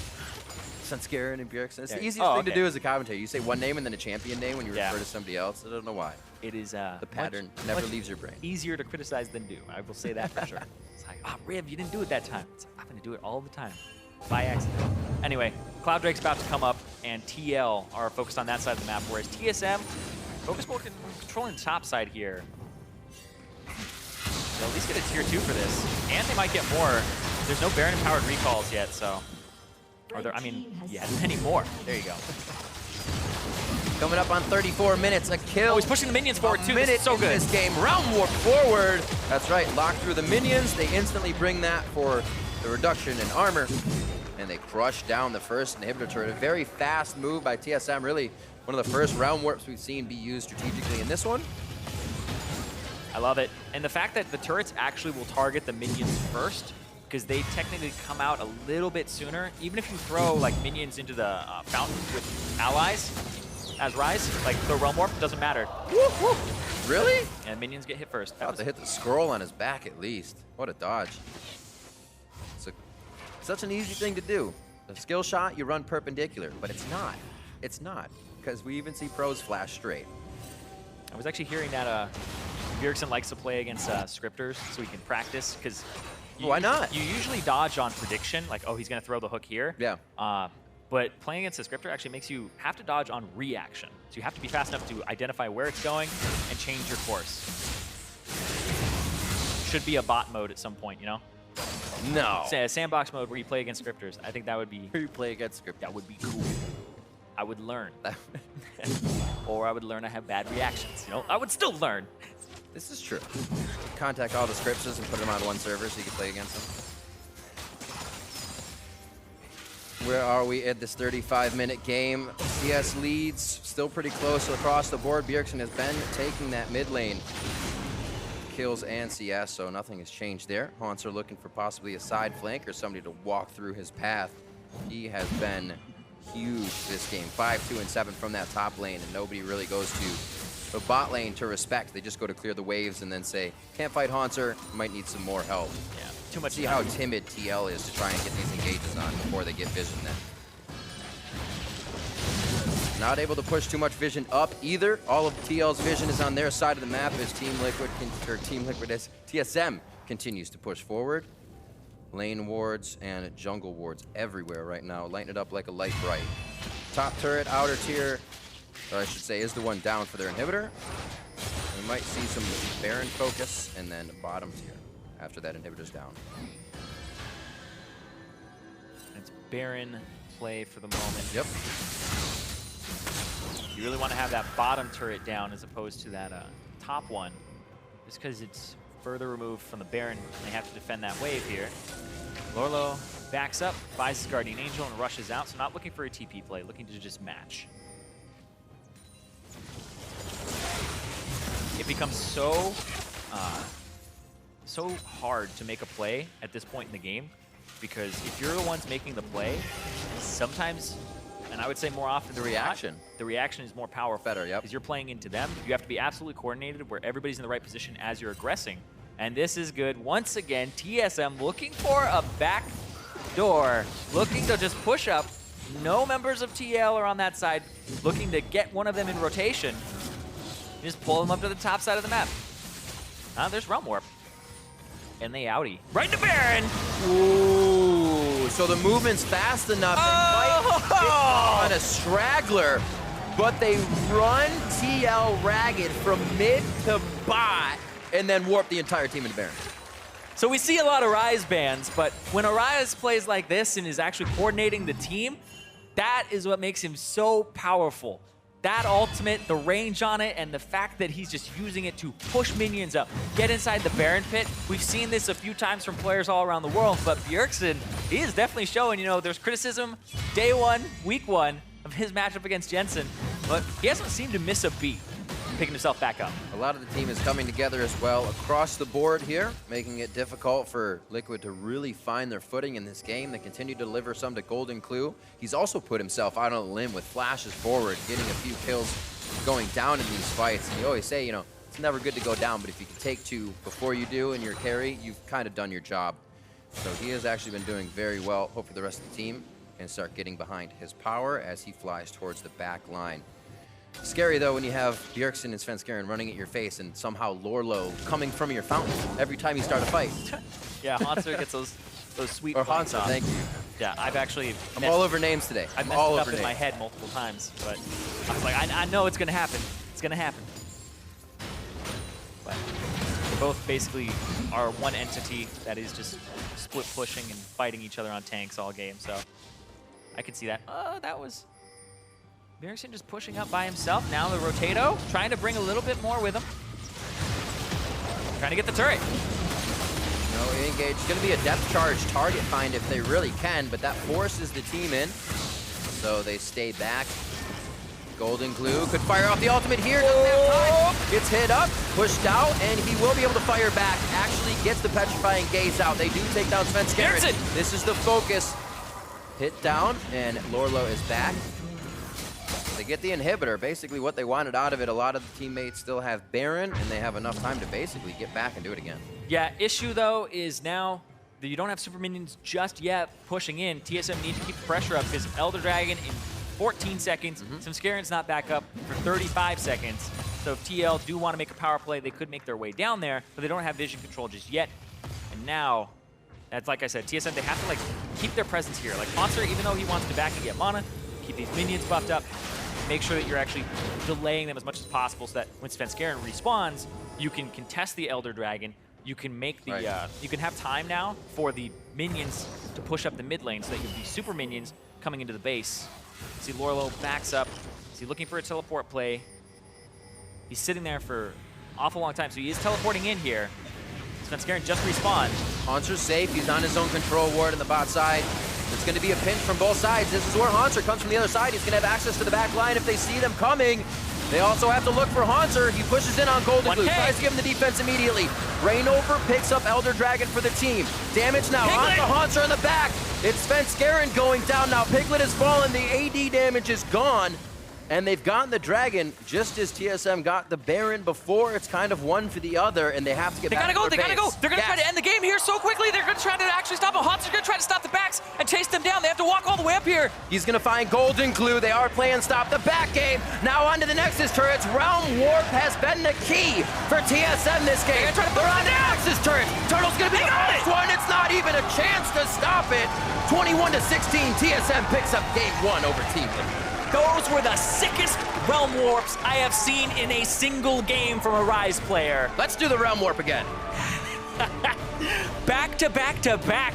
Beautiful team-coordinated Realm Warps there. I have seen some great ones that make highlights, but all 3 of the really big ones in this same game from Bjergsen makes you go, man, how'd he get Rise?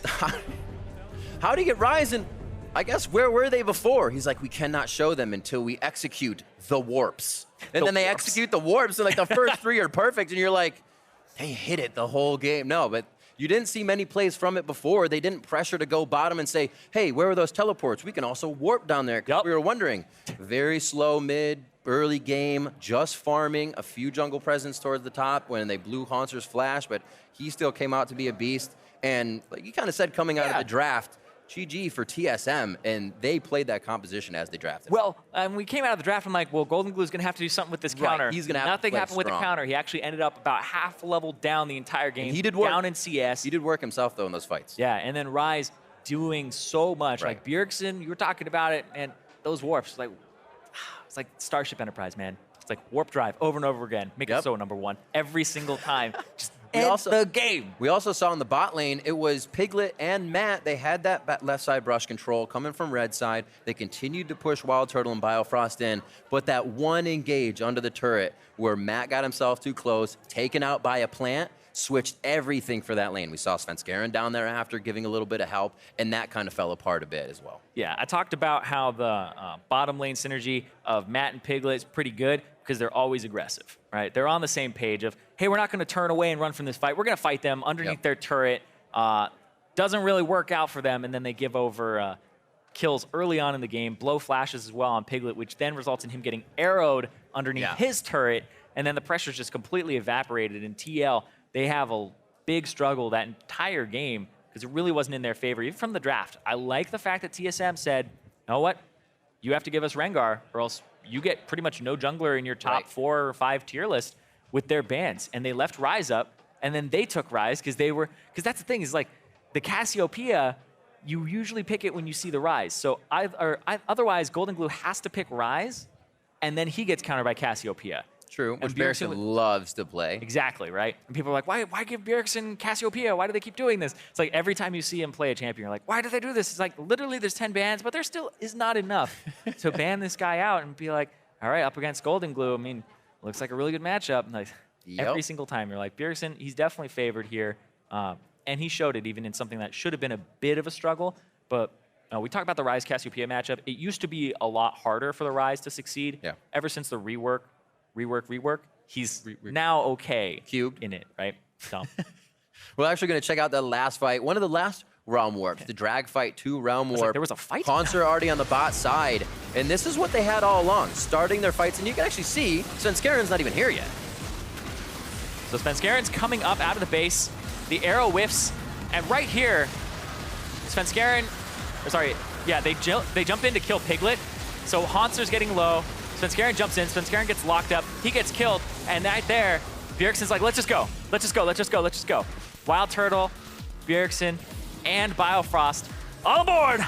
Make it so. They get in, and they just shred these turrets. Haunter is also there to delay any recalls if they come through, and then he teleports in to keep another minion just in range, and then they take out the Nexus, and there just isn't enough damage to take out these guys in that time, so really, really just great planning there. I want to say like on-the-spot decision-making, because that was something TSM was lacking when Doublelift left. Because Bjergsen, it was always he's going to play it by the book. He's going to play it, do this rotation, do that.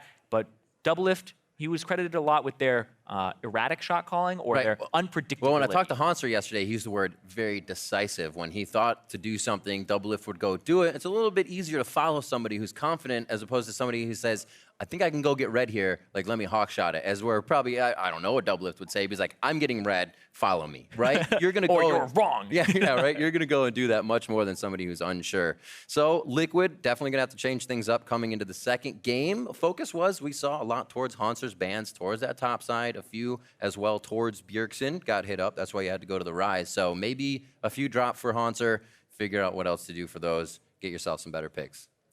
Yeah, and even though they had good picks, I'm not saying the draft was kind of just like bad. Power picks all across the board, but TSM banned Olaf, Elise, Rek'Sai. So what does Reignover fall down onto? Now it's going to be interesting though when they swap sides because TSM will be red side, so will they have to ban the Camille, the LeBlanc, and the Rengar themselves and not be able to have the same jungle pinch? Well, we'll have to see. Team Liquid can put a stop to TSM. When we come back from the break, see you here for game 2. Don't go anywhere. What sums does he have? Guys. Does he have all sums? Okay, I'll try for it. I'll blow his flash. Flash. Nether grass right under the turret. That's getting hit by plants. Range. Oh, he gets taken down, baby. Photosynthesis. I can ult behind. Bounce. Nice. Good tower. Haunter's in the middle of the fray. Verdict's up the entire TL team that's with him. Turtle's gonna walk out this depth charge. He'll be all right. Haunter cleans up another one. Minute help. I'm coming now. Nice. Just play. I go. I poke in one. No, stop. Let's fucking go, baby. He's got his ultimate on. It's going down. He has a smite. Oh, they get away. Looking for Lolo. One. It doesn't mean he gets another. He's like, I'm going. going in for the kill, guys! Oh my word! They're on the Axis turret! Turtle's gonna be the first one! It's not even a chance to stop it! 21-16, TSM picks up game 1 over Team Liquid.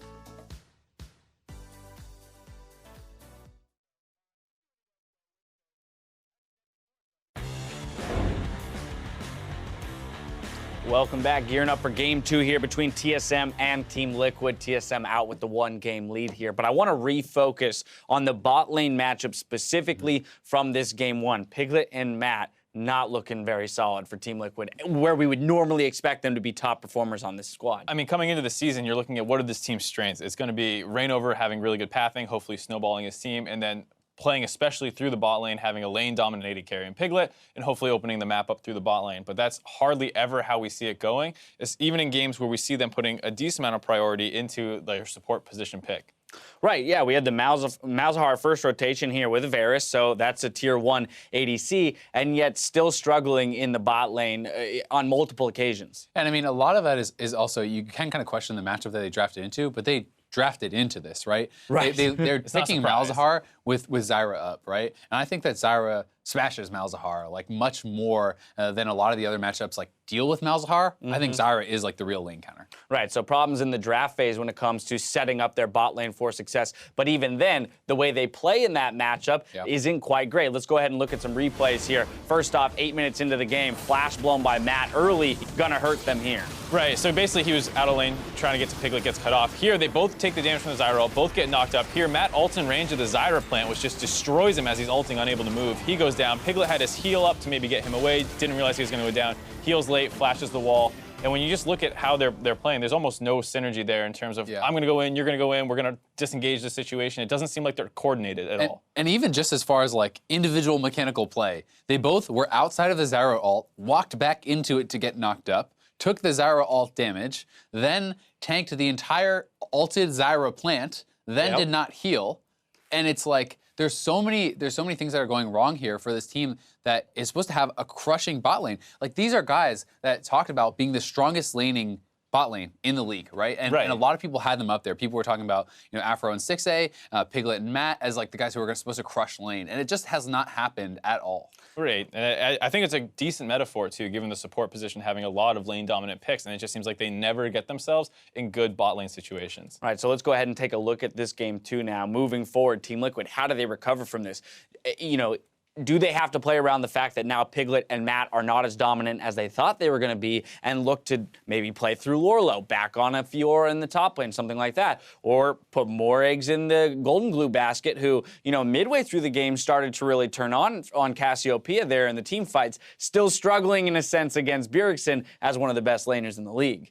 Yeah, I mean, Golden Glue did pretty well for himself, and I think it's like, you could look at draft, you could look at options, you could look at everything, but at the end of the day, you could have the perfect draft, perfect strategy, you have to perform. Yeah. And you have a world champion AD carry on your team, playing with the support that he chose, who to smash lane. If you're losing lane consistently against people that are supposed to be the weak bot lanes that everyone's supposed to beat up on, it's not acceptable for this level of performance, right? They just have to step it up. All right, well, we're looking for Team Liquid's bot lane to step it up here in Game 2 to extend us to a third game in the series. The teams are ready to go, so let's hand it off to the casters to bring us into Game 2. Thank you very much, gentlemen. Riveting discussion as we head into Game 2. TSM and Team Liquid are gearing up now for the second of their match in this series, and we have to mention, coming out of Game 1, if you have not already guessed it, Bjergsen warping into Player of the Game. Yep, Player of the Game there for Bjergsen, picking up another one for himself. Like I said, after that Day 1, Week 1, seems to have not missed any beats and getting himself back on track here, having Svenskeren come to his lane. Even without attention, though, he's still getting those plays off. And I think that that's the cool thing is, he's having to step back into the sole shot caller role for his team. Everybody's funneling information into him and kind of stepping up as well and trying to contribute. So Bjergsen right now, he's taking a step that's a little bit more solo in terms of he has to actually do both jobs now, get back to playing mid at a high level and call for his entire team. Whereas before, he had Doublelift to help him out. But seems to be doing pretty well. Absolutely. And looking at Liquid as we come into the second match, anything that comes to mind that they can get first, look to get first out of picks and bans, do you think that actually could really hurt TSM? Because their champion pools are some of the biggest, and they feel pretty comfortable on 3 and 4 even in their picks. I want to see what ends up getting banned here from TSM if they go with the standard 3 on red side, because they pinched the jungle earlier, and I think this Rise ban definitely warranted.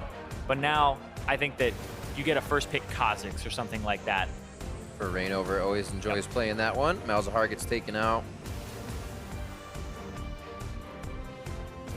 TSM coming off a big confidence boost in Game 1, looking somewhat like their normal selves in being able to execute, make things happen. The game's still very bloody compared to last splits or any splits. As we get upwards of 30 kills here. Zyra and Camille. There's the LeBlanc Camille right guard.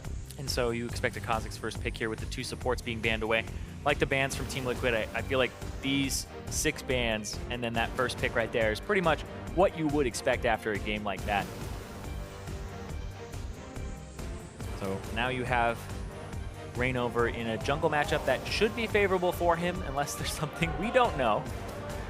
Please. So this is now left up.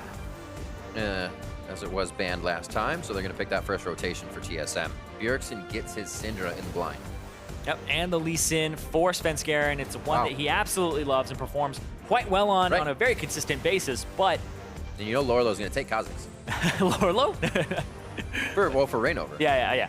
That the matchup though. Yeah, top Kazakhs. Is Kazakhs favored? I mean, I saw Cali Trolls in the audience. Maybe he's bringing Kazakh back. I don't know, but still, the Echo I would assume into the Syndra. It's either Echo or Fizz as the counters to Syndra right now. So Echo being locked in. Once again, Golden Glue, favorable lane matchup for himself up against the Syndra here. Favorable jungle matchup in favor of Team Liquid. So they've set themselves up for success. They have the Ashe now. Didn't want to take the Jhin because they didn't have something like a Malzahar or Zyra to really support it with in terms of a ton of damage to come through when somebody's CC'd. But this so far is really good for Team Liquid right off the bat. They have two really good picks for themselves into what the enemy has, and then they have that S tier 80 carry. See if Piglet's on point this time. He did go with the Varus last game, and that will be the choice of Wild Turtle as they swap bot lane champions. So 1, 2, 3 for each. What will the ban here be for TSM? Looking as if with that mid, they'll focus a few more. See if carry top laners get banned out again, or if they decide to pinch that pool a little bit harder in the support role. But I think you just kind of go back and forth on these top laners. Things like Jace, make sure they can't last pick that on TSM side. Feels weird knowing this Haunter can go back to that Poppy so easily. Yeah, that's true. I assume Karma comes through possibly as well as another ban. But they may actually just... What happens here if you ban out the Nautilus? They ban the Poppy, or you first pick the Poppy, they have to play Jason to it. You can really actually just destroy that top lane tank pool. Don't know if it's optimal though. Side note, interesting as well, the Olaf goes through on this one. It was banned last time, but then again you have the Rengar, Camille LeBlanc, TSM would have the ban. Still have the Kazakhs for Rainover. That ban becomes a Jace on the side of TSM as we get back to phase 2. And a final one here for Team Liquid, Nautilus, Poppy. Yeah, if you ban one, they pick the other, and you probably have to pick Trundle, or you pick one of them and then they last pick Trundle. Maybe Karma here as the support, exactly. So now there's two tank top laners up, so you can just trade them. They will take Nautilus. You can take Maokai for yourself if you want. Or you can counter pick it with a Trundle. But his support pool running a little thin there. You'll have to see things like Thresh possibly for Matt. I know you can't see it from that angle, but Maokai. Oh, sorry, did I say Maokai? I meant Poppy. It's fine. Everyone knew what you meant. Thank you. It's one of those things where you don't realize that that's what you said, but you meant it the other way. So there's the Poppy, actually. Ooh, and the Thresh getting locked in. Let's put a smile on the face there. Biofrost now. How will you lock in? Yeah, you had the champion pool pinched so much that you have to go down a little bit, but this is, once again, a comfort pick for Matt. The Thresh is something that Biofrost is also played.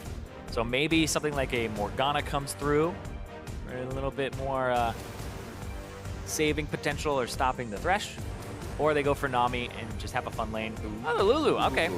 Lulu's actually pretty good into the Kazakhs as well as the Echo. You can stop the Echo from snapping back using the Chrono Break. All right. Lulu, Varus, Syndra, Lee, Nautilus coming in for TSM. Team Liquid getting a pretty nice composition for themselves here. The Ashe, Thresh in that bot lane. Golden Glue's going to break out the Echo. Not too much of a stranger to that champion. Rainover gets his Kazakhs once again. We'll keep an eye on the jungle matchup now that Svenskeren actually off that Rengar gets his Lee Sin anyways. And we have a rematch in the top lane with the champion switch. Nautilus now versus Lorlo's Poppy. Just looking at it overall, bottom lane, a little bit favored for TSM because they have the Lulu and a little bit more harass, but the mid lane goes in favor of TL, the jungle goes in favor of TL in terms of what you know of these matchups, and that top lane, Nautilus has a little bit more shove potential early, but ultimately they're both tanks in the top lane. Let's see if it may become a problem here for Team Liquid. Not a whole lot of crowd control on that team. You have the Ashe Arrow. That's one of the best initiations you can have, but other than that, you're pretty much slowing this team that is going to be locking you down, knocking you up, and maybe even take you out before you hit the ground. Yeah, and I think the big thing that you're going to be looking for here is how does Team Liquid actually approach the 1-3-1? Because when you have Echo on your composition, it becomes a 1-3-1 wanting to flank type composition. You want Echo to just run straight into the back line, and come from an angle that's not the same as the rest of your team, because then you force the Syndra to choose. Yep. Where am I scatter the weaking? Am I using it on the Echo, Yeah. or am I using it on the main force of the enemy team? Liquid versus TSM as we head on to the Rift now for Game 2. Team Liquid looking to keep this series alive as TSM came out with a pretty good win in Game 1. Now that we're onto the Rift, we see how the action will pan out. A lot of the champions have been switched in terms of bot, changing up the Ashe and the Varus for each other. And that top lane has switched the Poppy and the Nautilus. Yep, Lorlo with Grasp of the Undying as opposed to Curd to the Colossus. Yeah. Of course, the Poppy shield still counts as a melee attack for full value on that ability as opposed to a ranged attack. So he actually gets not cut in half, whereas Hansar looks like he's got the Courage of the Colossus going for himself. Just some love taps. Nothing big for the top laners. Thunderlords all around. Ah, Thunderlords for the Lulu for the harass.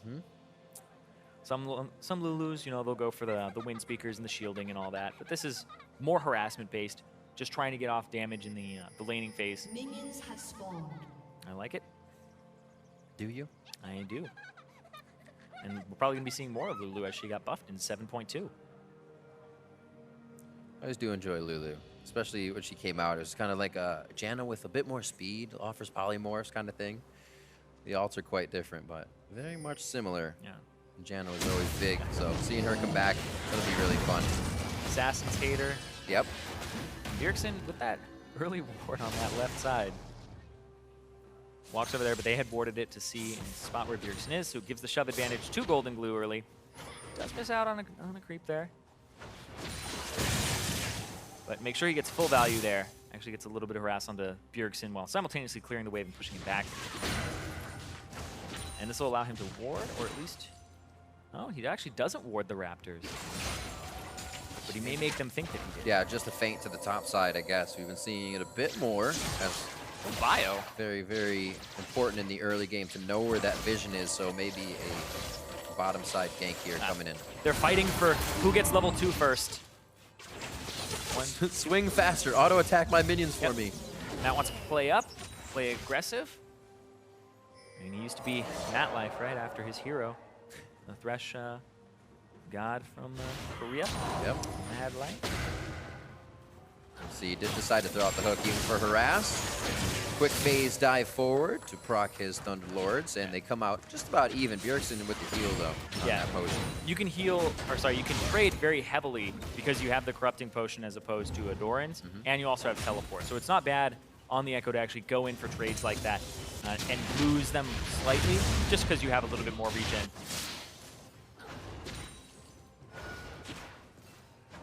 Bjergsen has found a bit of a CS lead in this lane, only making it a little bit harder because Golden Glue can't approach these minions. Yeah, there's just too many of them. And he threw out his Q, and he's actually going to miss a lot here. He's actually missed a ton of CS. So that wave manipulation by Bjergsen, the way it was bouncing back, and he slow pushed it instead of fast pushed it, gave him level 3 first, gave him the advantage in terms of pushing, so you can't counter or trade, because then you take aggro. And Golden Glue missed out on about 5 CS there that Bjergsen picked up. A cannon minion included. I saw that one with my own 2 eyes. Source? Yes, now he has to fast shove. Bjergsen gets to walk back to lane. I don't know if he'll actually miss any of these CS because the wave clear is not very good just yet. Slow going. This is 1. Easy autos. 1, 2. Just throw those in to make sure. It actually keeps the minions out here, so he's going to try to hold that up very nicely. Pile up more. Yeah, makes it and shove give Golden towards him. Glue even harder time. Exactly, makes it shove towards him. Golden Glue doesn't even back, so he's down 2 Doran's rings in combat stats. This is going to be rough. He's going to need jungle attention to at least shove this out. Yeah. Golden Glue steps up. He says, all right, let's just get this pushed. Yeah. He's taking his HP for it, though. He knows the situation. He's just getting it done. Yeah. He's calling rain over and saying, you know, we got to play to this side of the map. Bjergsen, look at that. He's just going to pull those minions into the side bush. He is being mean. He's being really mean. He's saying, you can't recall. These aren't going to hit my turret. Great manipulation. Bot side being hovered by Svenskeren. No choice to go in as the team gets backed up. Piglet and Matt are now under their turret as Bjergsen is just being relentless. Golden Glue is even trying to play it horizontal. When you kind of feel like you have a disadvantage, you can enter the brush, but Bjergsen's still reaching him with the range. And the time that Golden Glue is like, I got to recall, Bjergsen recognizes, you got to recall, and he fast pushes it. Crashes him into the turret. It looks like they all make it too. Lane perfectly resets on that.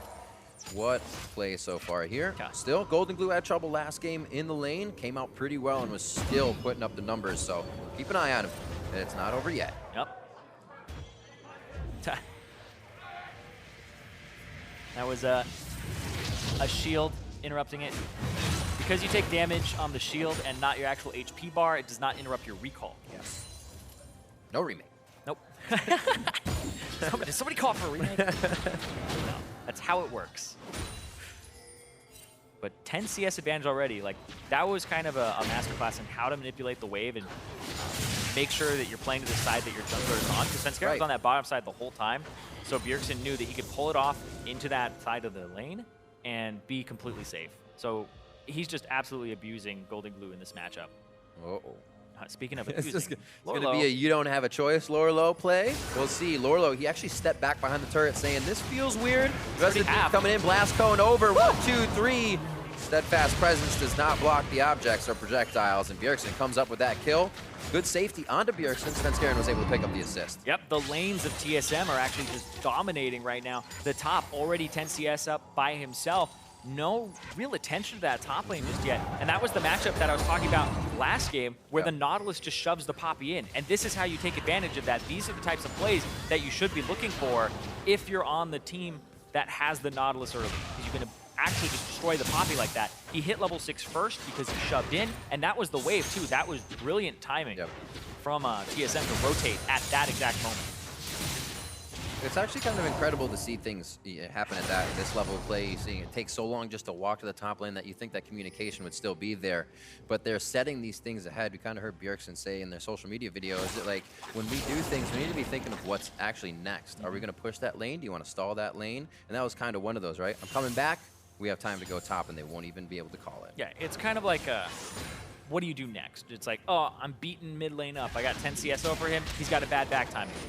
Sure, you said what's happening. It's like, but what are they going to do with that? What is he going to do with that? Svenskeren, though, caught out a little bit here. May actually go down. There's 3 on him. Quick kick. He throws the resonating strike on just to get a bit more damage. Maybe Bjergsen can finish off a kill, but he goes down for his troubles. He did try to get himself inside the jungle, and Liquid bites back. Here comes Monster. He actually looked like he was walking down there. Here's the Lantern. They're being aggressive. Over. Play back. Got the slow. They're going to put in the autos now. Biofrost should be able to make it out alive, but they do get his flash. So they come out positive on that. Yeah, and now they get to take control of this right side blue buff. Not going to go over to Bjergsen here. And now Liquid make a play and get this objective.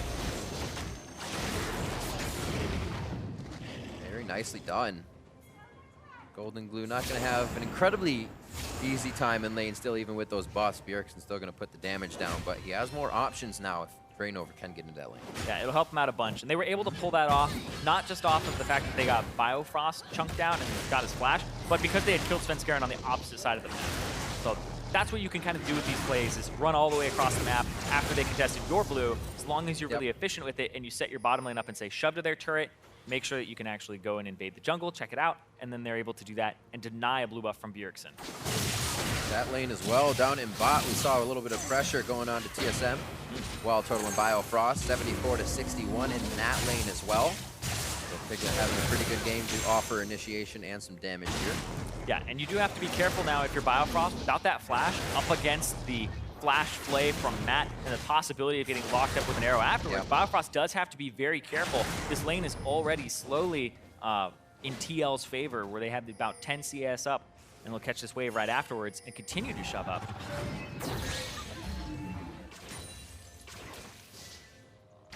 Sure, it's ever so slow building this up. They knew that Matt wasn't here right now, they would be going in, but no forward wards. They see him here on the re-entry, but aren't going to try anything. So things are calm in the bot lane, waiting for 6 on Biofrost and Matt. Maybe the cause of it as they start to ward up this next Ocean Drake, making sure it doesn't go to the wayside. So, pretty big relief and pressure from Just the early part, a lot less kills coming into this game here. It's good vision control there from TSM on the bottom side of the map. Not having that flash up on Biofrost really would be a lane kill that gets him. Golden Glue, see, this is it. Again, too much control on this bottom side for TSM. You have to kind of force your way in with your jungler, actually take it back with all of these control wards here. Reignover was killing one simultaneously, or at least killing a ward off, and that's why he had to back off. Yeah. But now Liquid are actually just getting control of this area. I like it. Really is going to be a battle of mid laners now. It is CS in favor of Bjergsen, but those kills are there. They've been able to back, probably finish 4 items about the same time. Yeah, it's about 400 gold up for Bjergsen at the moment. Not even that much. Well, considering it's single, it's a good amount. Yeah, but you do have to take into account that there's a lot of burst now for Golden Glue because he has the revolver for himself, which now just went on cooldown. He can just keep trading into Bjergsen every few minion waves and slowly chunk him out. Both teams have knowledge of each other's jungle. Looks like Matt's going to give a little bit of help out here to start this one. Yep. For the blind hook, you got to try, why not? Bjergsen is back. That was pinged just now. We'll see if Liquid is in the area to act anything now. Yeah, goes back, gets himself sword shoes. Closest Morello, Matt does not actually see Svenskeren there.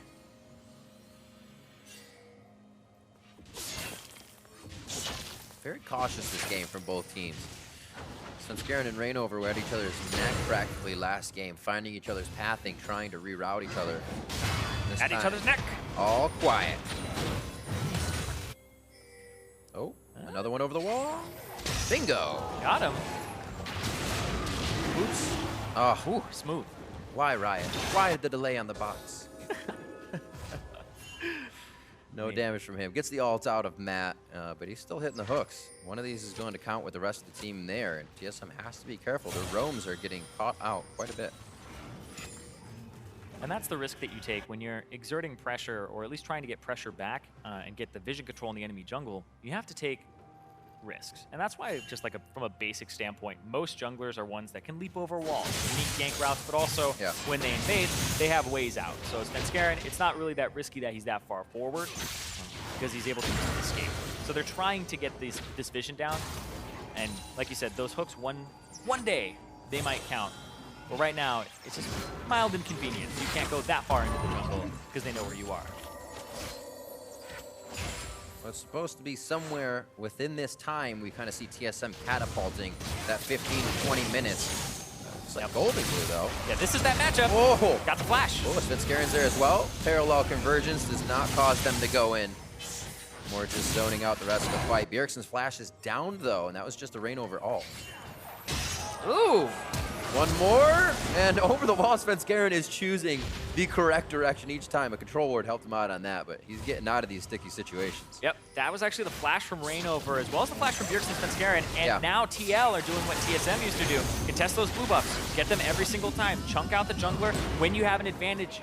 And they have the better matchup in mid and jungle, so they should have priority in both of those lanes. As you saw, Bjergsen got chunked out, had to back.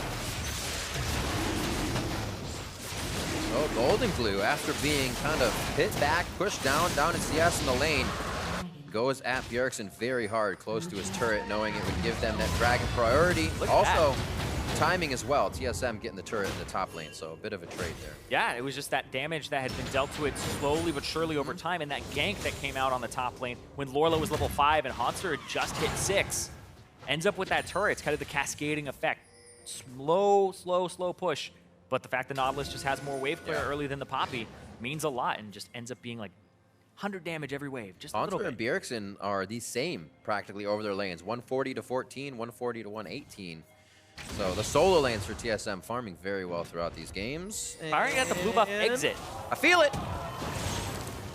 That's a long stun too, so might be able to catch him. Hanser phoning home. He's saying, I need some help, guys. I can't move for a while. This is the crowd control now coming in from the TL team. Hook misses, but they're just going for the predicted flash on Hanser. There's TSM on the other side of the map. They're getting vision. They're using this time accordingly as they know they're losing their top laner. That's the worst feeling as well. Piglet didn't even get an assist. That's like his setup arrow. He doesn't even get an assist on that kill. That's messed up, man. feel that. Man, when you hit a tank, they just live way too long, and you just don't get credit. But that was really well planned. Instead of shooting it straight at the blue buff, he knew the blue buff exit is the where you want to shoot. Right. Sentences are hard. Lead them. Yeah. Now 4 men coming to the bottom lane here. They have priority over Golden Blue, who may have to teleport in here, or Lorlo. Oh, That's wow. Golden. TP's in, Matt hits the hook, kind of shuts down Turtle's damage for a second, but he's out of that instantly, delivers the death sentence back. Went back to mid. The belt forward as he chrono breaks all the way back to the mid lane, trying to get pressure on the turret now. Which I actually think is right. If you actually go Yeah, back that to mid. fight was pretty much over. Yep. He got the exhaust, too, out of Biofrost. So the flash exhaust out of Biofrost, now he gets to just smack away at this turret, deal a decent amount of damage, and see what Bjergsen does, because he doesn't have the ultimate anymore. He doesn't have the flash. If Golden Glue could get a chunk here, and yeah, even with Golden Glue not there, they will get the bottom turret here, even up that turret count.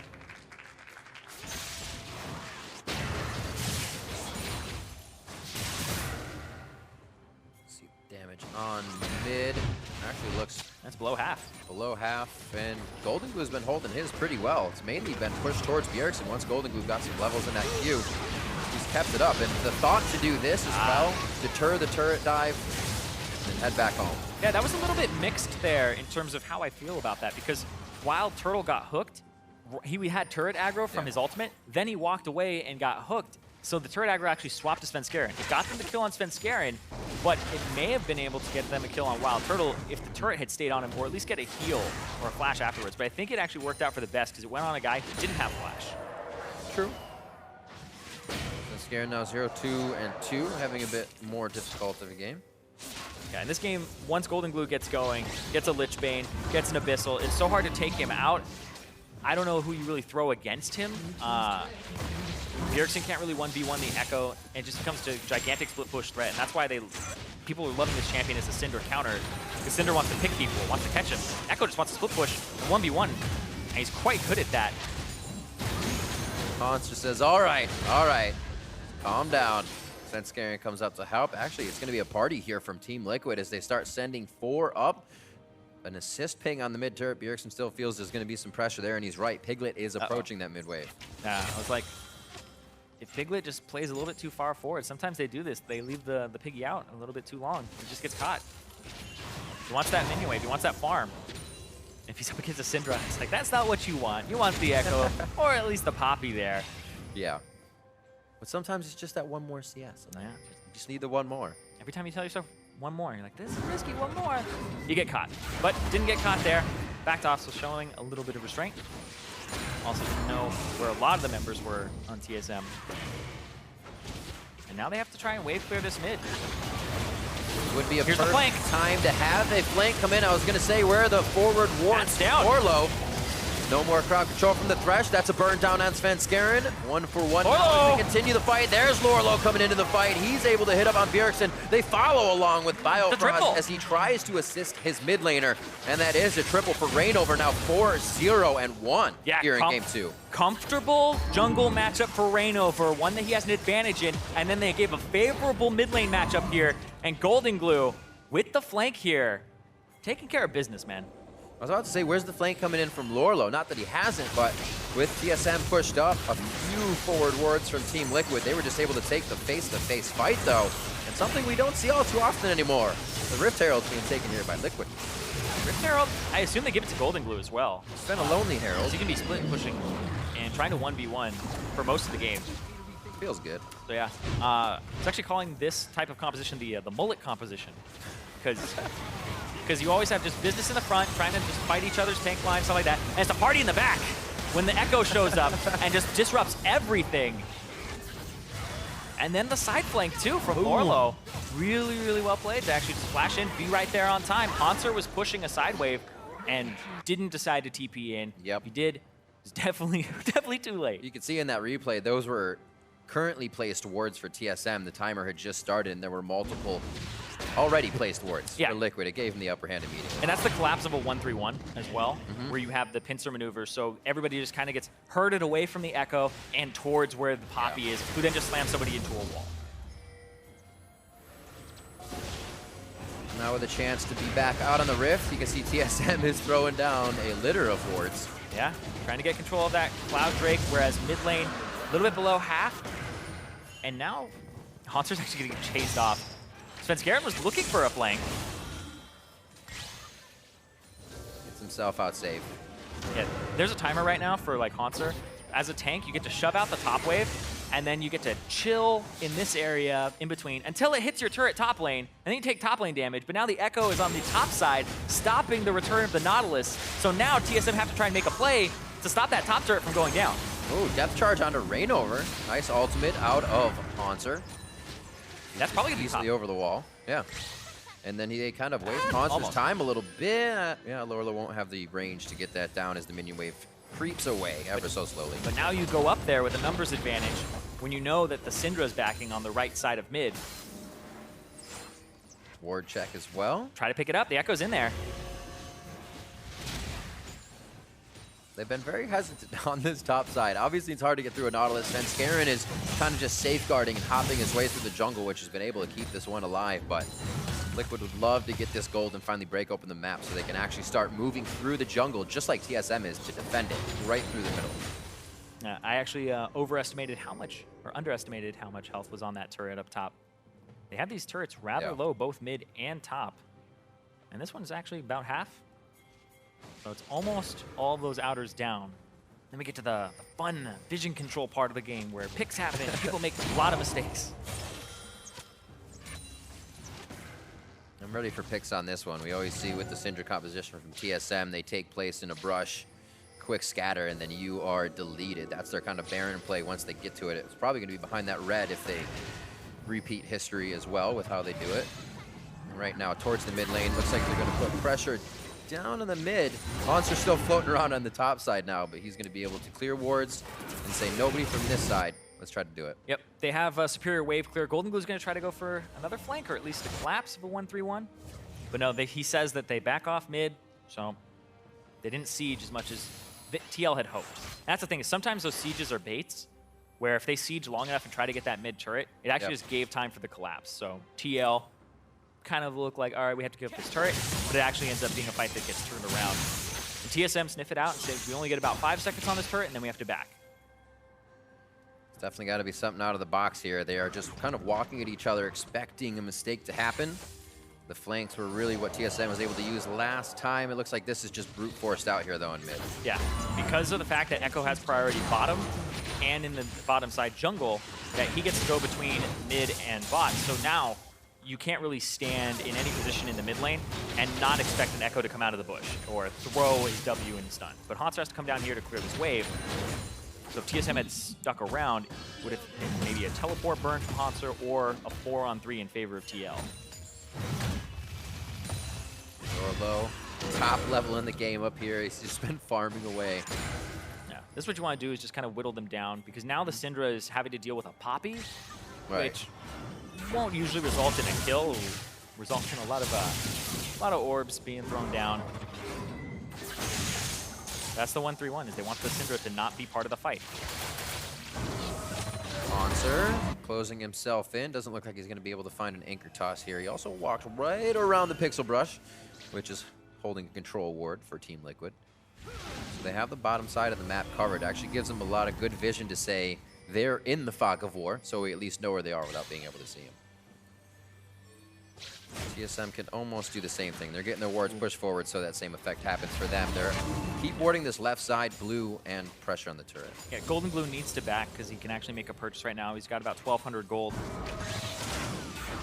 Gets the Lich Bane for himself, so he'll spread the turrets, but this is where they strike. Straight in, good hop out by TPs. Rainover, but Both good hit TPs. by Haunter as well.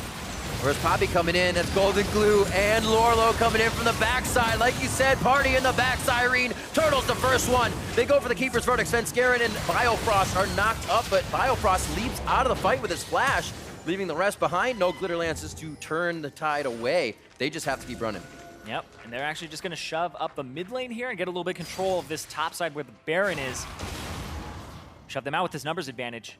And possibly get this tier 2 mid, which is very important. Just about every flash used for Liquid there, which does become scary. There is still a chance they go deep at one of these turrets, but they're playing it smart. Liquid make it out, and we've been waiting for the TP plays coming from the team. Blue buff, another blue buff for Golden Glue here. Absolute control of this. great jungle and mid matchup here. Can't stress that enough, that the pick ban definitely favored the jungle and mid here for TL, which is what you need when you're taking down TSM. This is...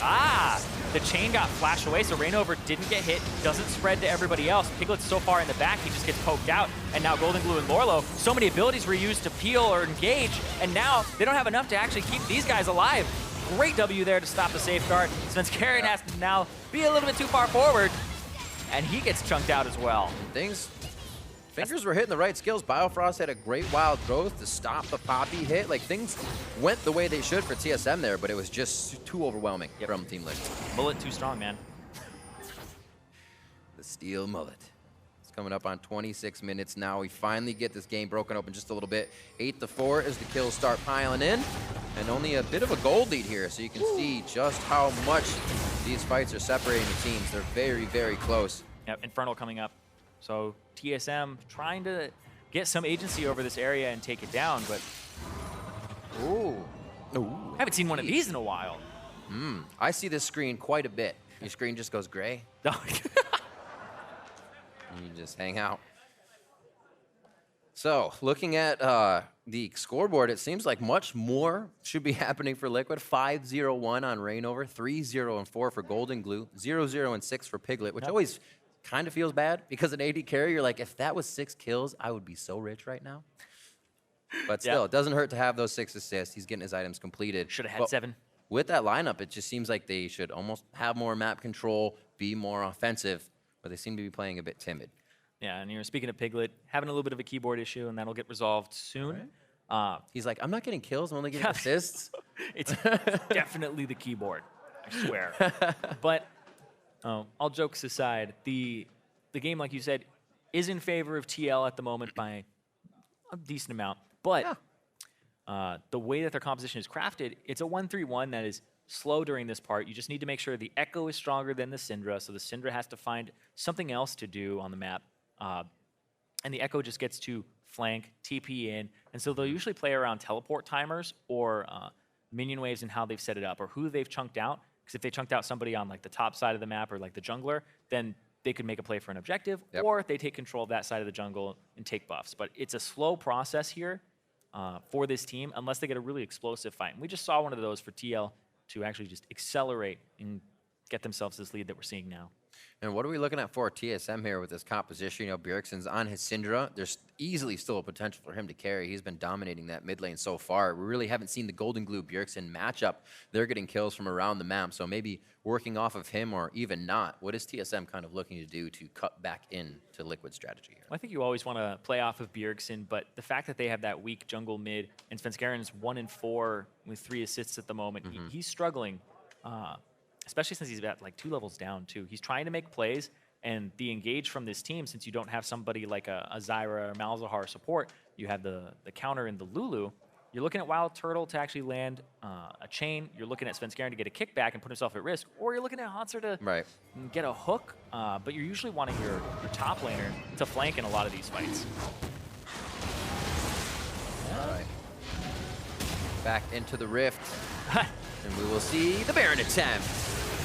Looks like they had an itch here during the pause. Strange Baron attempt, because the Infernal Drake is actually just being killed by Hanser.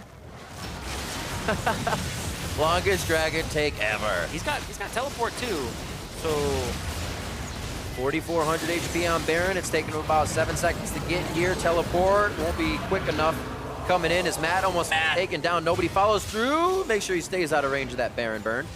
He keeps himself alive, but get out. A little bit of a pressure there. Things got hectic. Yeah, that was... And we're back in the game. That was awkward, where just like TL aren't going for the safe objective with their lead, where normally when you have a lead and it's a Baron up and all 5 members are up for both teams, they don't usually go Baron. It's time to go Baron. It's usually time to go get the Infernal Drake that's not going to do as much damage to you, not going to put you in as much of a compromising position with the way that the map is shaped, because blue side playing to the red side Baron, it's not that great, whereas like the Infernal Drake, Echo can actually close off choke points with his parallel convergence, right? You're playing more on your side of the map and have exits on the back of the Dragon Pit. May try to go here as they see Golden Glue on the top side. Don't have any range to get to Piglet or Matt. So it's just a wave clear, but knowing he's up there, they can kind of split him, clear these wards, and start placing on that blue side once again. They've been losing quite a bit of their blues, so I'm sure they'd love to get a few back here for Bjergsen. Oh, absolutely. And that's another thing. Like, Bjergsen is doing well in CS and just picking up side lane farm now, but he doesn't have the teleport, and this might be something that gets exploited later on. But look at that. There's no vision. There's, like, literally no vision here. Like, TL are blind. This is how it works. That bushwhack from a long scout of the week, and you just follow up. Svenskeren can get in there, kick the guy back. They give up for now. Oh, no, they don't give up. They're still hanging. Shh, don't say anything. Yeah, gotta look for the pick. Ooh. Rotate, quick jump. So many things you have to be aware of as well. If you're Svenskeren, he can jump, then take a lanyard. You may be taking a ride you don't want to take. So as well, he's keeping his himself tempered in the engagements. Yeah, I was talking about when all the tier 1s go down. We're at that point where people start making a lot of mistakes when they're trying to close out, trying to get those tier 2s and play the vision game. Because you get caught, you get picked off.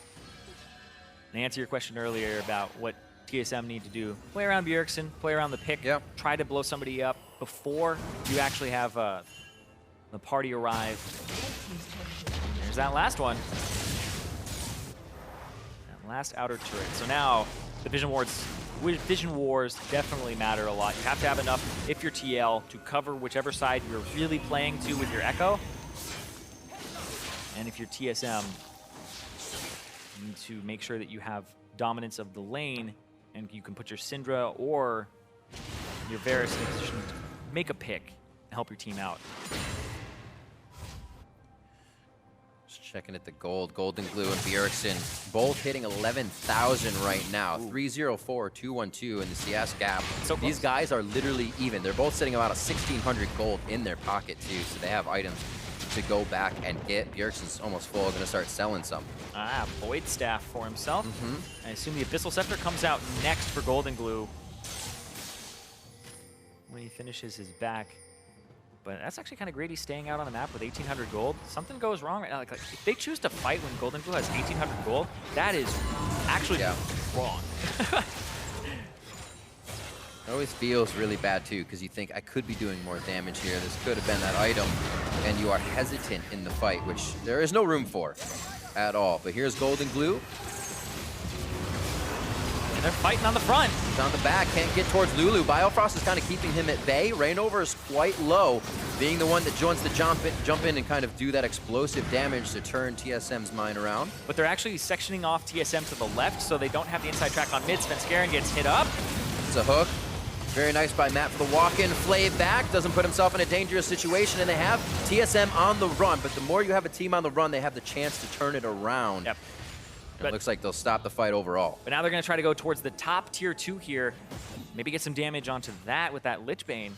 And now TSM got to go pick up those minion waves. So Hanser down to the bottom side. 2,100 gold.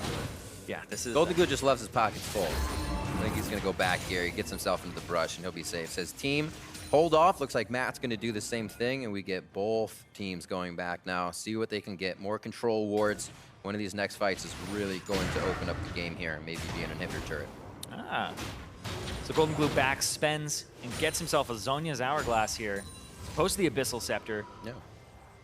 Which I actually do agree with. I think that the Exhaust may come through or the Lulu may polymorph you, and then you have to wait. The Zhonya's gives you time to throw down a Parallel Convergence. Yeah, it's so good with the cooldown of his skills too, because you usually get one of them back. Oh, exactly. You're in or out. You'll have your phase dive up again, and also allows your Shadow to just catch up to you so you can ulti in place afterwards. They can't camp your body. So he's alone in the top once again. Like you said, if you're strong enough, you're going to have to pull the respect of the other team, and he can go 1v1 right now with just about anybody. But it's like, who do you send to deal with him? Do you send Bjergsen? You can't really send the Syndra by herself. Well, they do. We'll see how it works. I mean, you physically can do it. You are capable of doing it, but you really don't have a better answer. I'll say that. Like, you have to like send one person who can hold against him and then send another and kind of throw him off every now and then. Be like, it's 2. But that's how you... Yeah. He's not easily deterred right now. Throw off the 1v1 or the 1-3-1 strat. Hanser on Dragon Duty again. 20 seconds there, so he can solo out another one. He'll have Lorlo to play with, though. That's him and Piglet are on the bot side of the map. Piglet's always staying right in range between 2 of those people. He's got, obviously, Rainover with him right now on Matt. And it was just a combination of Rainover, Lorlo. TSM heading towards the top side. Good vision here by Liquid, so this needs to be cleared out. And they don't see anything on the back, so they're actually sitting between the wards of Team Liquid right now. And I was looking at the inventories here. Redemption had already come through for Biofrost, and that went for Locket instead of Redemption. Normally you would think, oh, you're going to go Redemption because it's just such a powerful item. But he actually goes Locket with Ruby Sightstone to reduce the cooldown. But hold on, Golden Glue. Oh. He doesn't make it over. Blast Cone doesn't hit. There's the Zanius. Parallel Convergence will fall. Give him his slight shield. Phased up over the wall. It's going to be the ultimate. Unleashed power is not going to be enough. Haunter's still in the chase, though. He does get hit up. Gromp was actually giving him a little crap, too, on that. And now they're going to be heading for the Baron. They've been waiting so long for one misstep. Yep. And finally find it. Huge misstep there from Golden Glue as well. It looked like he was just waiting to actually use his flash, didn't use it immediately. That's going to be the Redemption coming down for a little bit more healing, and they're going to try to 45. Oh, they're out of the pit. There's 3 in.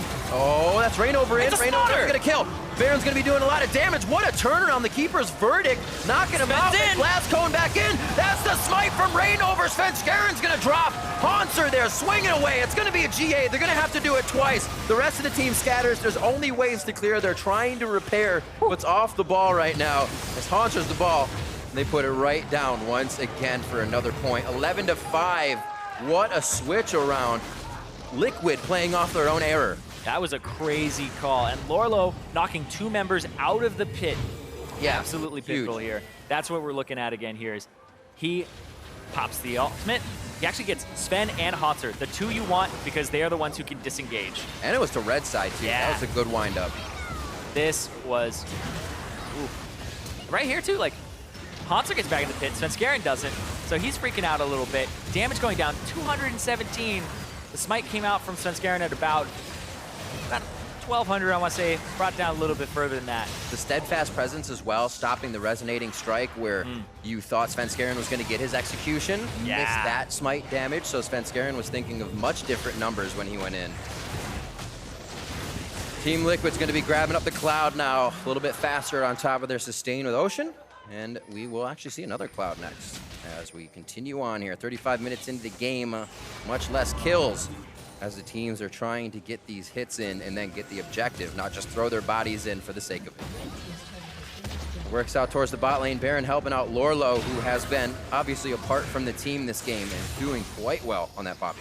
Yeah, and that's the only really good thing here that came out of that for TSM was Golden Glue got killed, but also he doesn't have the Baron buff, so he's not as effective as a split pusher as he would have been if he had been alive for that. But TSM, really, the game just swung completely in TL's favor. They have the split push online, they have the advantages, they have these hard to clear out minions, so your wave clear doesn't matter as much. Now, TL are trying to take us to a game 3. Yep, we see Piglet's keyboard's working, 108. That kill comes in for him. Finally got it. He's much more happy about this game. And it's like for now, Turtle's going to be the one to clear on Lorlo, since he can just do it from range. Lorlo can't really approach the turret too much. And nobody can really approach Golden Glue either. Rainover just makes it worse for the wear, and Haunter watches that go down now as it's up to the doorstep for TSM. Yeah, we've been talking a lot about how Golden Glue's going for the split push and all that, but Rainover really set up a lot of this. This guy is performing incredibly well this game. The fact that they went for that call, the fact that they decided to go for that Baron, he got it. He's 3 levels up over Svenskeren at the moment. He's just been absolutely destroying him in the jungle in this superior matchup. And that's what this blue side gives TL. If it goes to a game 3, TSM get to go back to banning 3 junglers if they want to, and forcing the Rengar trade for the Kazakhs, which worked out for them pretty well last time. It's been solid throughout this. The strategy coming in, continuously take Bjergsen's blues, don't allow Svenskeren to get much else on his Lee Sin, for that matter. He can't even at that many levels down go in and initiate safely. He has the Guardian Angel, which may help to bring that confidence back up, but it's going to be once TL's on the doorstep, so a lost fight is going to mean the Nexus. TL stripping TSM of any last vision they have in the jungle here, but could also go a little too far forward. Bjergsen's very powerful and could turn the tide of this fight with a quick ultimate on the right person. Yeah, and so now Lorlo off on the bottom side, the 1-3-1, the constant split push and the pressure here. You have to allocate people absolutely correctly or else you start losing these turrets. If Haunter's going to stay in that top side, means he's not there to engage these fights that are mid. And that's what you have to do if you're TSM, is try to engage on these 3 members, kill 1 or 2 of them, before the rest reinforce, or they back off and you lose a turret for it, and you actually don't get that much out of it. I mean, it seems so easy, but it is so disciplined to not go too far forward. Be the one of those three in mid to get caught. They're doing it very methodically. Right. It's the idea of the strategy and the tactics behind it, but it really comes down to the execution of the strategy. Right. Are you able to actually catch the person out? Do they outplay you? Well, that sucks. Looks like you lose the turret. Like, those types of things happen, and that's why we talk about like high variance in plays, right? This is actually from TL, a rather low variance now. They can keep going and pushing, and that's why it's so methodical. They're going step by step because they don't want to take those big risks. But they had to take one at that Baron.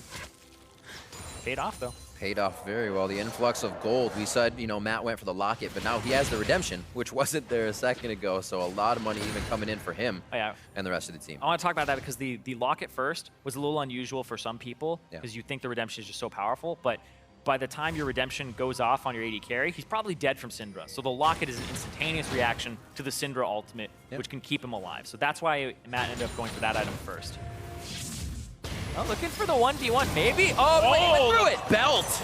Woo, almost caught him. Bjergsen's able to get himself to safety with the go. Oh! In phase dive comes up huge. The teleport now being struck here from Golden Glue to start things off for Team Liquid. They have all converged in the bottom lane, so they can't kind of do their split push anymore. So they're regrouping. It looks like it's going to be mid lane without Bjergsen. Yeah, that's the thing. You send your Syndra off to the side lane, it's like, ah, man, we have to shove this other wave out because we're not a 1-3-1 composition. The 1-3-1 composition just collapses with the TPs, and then he 1v1s him, chases him down, gets a little bit of help there. But now they have pressure to Svenskeren. Oh, the box hook right on the side. It caught the edge of Svenskeren. Piglet! Model. He should be safe. He just stands right in the front. They say, all right, Piglet, if you get hit, we'll jump in front of you. They're there to be his meat shield, and now they're going for that inhibitor turret. The inhibitor will fall next. And Bjergsen going down from Golden Glue's TP has just struck a fire under Liquid here. Yeah, they were able to take a lot more off of that push up. They get the inhibitor, and now the blue buff. The blue buff might be coming up once again for Golden Glue. They're just taking everything on their way out because TSM have not had control of their jungle. There's a 10,000 gold advantage already for TL. What a swing in the game, as well as just to look at the kind of inconsistencies, to not even get kind of consistent play and being able to do the fundamentals, come out of lane again with winning lanes. But then Team Liquid's just able to play the teleport game, something you didn't think would come out on top of TSM for sure. Ooh. Golden Glue just gets right out of there. And that's the issue, the 1-3-1. If they collapse like that, the Syndra doesn't have teleport, so she can't answer, and she also doesn't have, or she has to shove out that far, and she doesn't have the durability or the tanky stats for escapes to get away, which she's collapsed on. So mistake from Bjergsen there to be that far forward. Back towards Baron. Vision obviously for Team Liquid is TSM has to be very careful going in for these fights. I don't think Golden Glue is going to stop anytime soon, at least one or two more waves. I correct myself, his teleport is down, so he may come back up here for the fight. Exactly, all teleports are down at the moment. So Golden Glue splitting is actually just a big timer, but it puts him on the other side of this team. Haunter looked for a hook, didn't get him a rain over. They're trying to get that GA out first, very close to hitting Turtle. He gets himself to safety. Haunter has been beating these turrets. Golden Glue locked up on the outside. He can't follow up the damage. Kono breaks back. Him and Lorlo now again on the backside. Piglet trying to focus damage in as we see Golden Glue on the top. Svenskeren, Turtle, Bjergsen. The damage here on the left side for TSM as they do have enough time to finish. Haunter, Matt goes down now, and they are trying to get slivers of health all around. Don't even amount to a full health bar for the full team, and they are starting to drop Team Solo mid in this matchup. The fight at Baron going for Liquid as they had vision to start. Svenskeren trying to get Baron's help. Piglet. And Piglet is running for the base as the team continues. The ace on TSM. If Piglet's like, I had enough of this crap, I am going straight for the Nexus. He's gonna try to end the game and take us to game 3. And it looks like they have all the super minions they need coming in with a line 41 minutes in. And Liquid had to put their foot down to make something happen. Both teams were waiting for mistakes the whole time. TSM found one.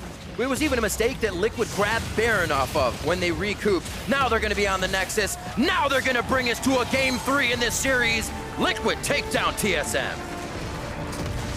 Golden Glue's like, yeah, that felt good. That felt much better, having an advantageous jungle and mid matchup for yourself. Got bullied a little bit, which is to be expected in the early game. But when he was able to get his split push on, he was able to control his map movements a little bit better. Got caught one time, but I know that that's what Golden Glue is working on, is how often is he actually playing the macro game. And that's why they've had like Golden Glue and Link. It's because they have one player that knows matchups a little bit better with Golden Glue, knows how to CS a little bit better in the laning phase. And then they have Link, who's better at kind of shot calling around the map, right? He's about those teleport plays, playing things like the Echo with teleport, right? But Golden Glue, it seemed pretty clean on that game in terms of once he got out of the laning phase. I got to credit a lot of that to Rainover.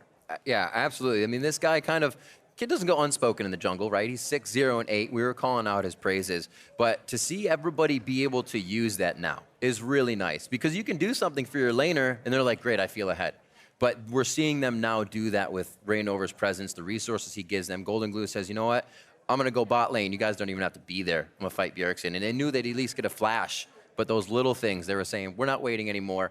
TSM does this. They just get stronger, and we're going to have a tough fight. So good on TL for actually pressing that. Yeah, they also knew their win condition, right? Just 1-3-1, make sure that we can get good flanks off, use our teleports, and collapse on TSM. And played out well for TL. And we saw one of those moments go in TL's favor here. 18 minutes in, a 3-for-1 in the mid lane, where TL basically just take the lead and then start rolling with it. This was that collapse where parallel convergence comes down, so they get routed, but they get straight onto Bjergsen there with the catch because Svenskeren tried to engage, and they aren't watching their back. Against the team that has Echo on it, you have to watch your back line.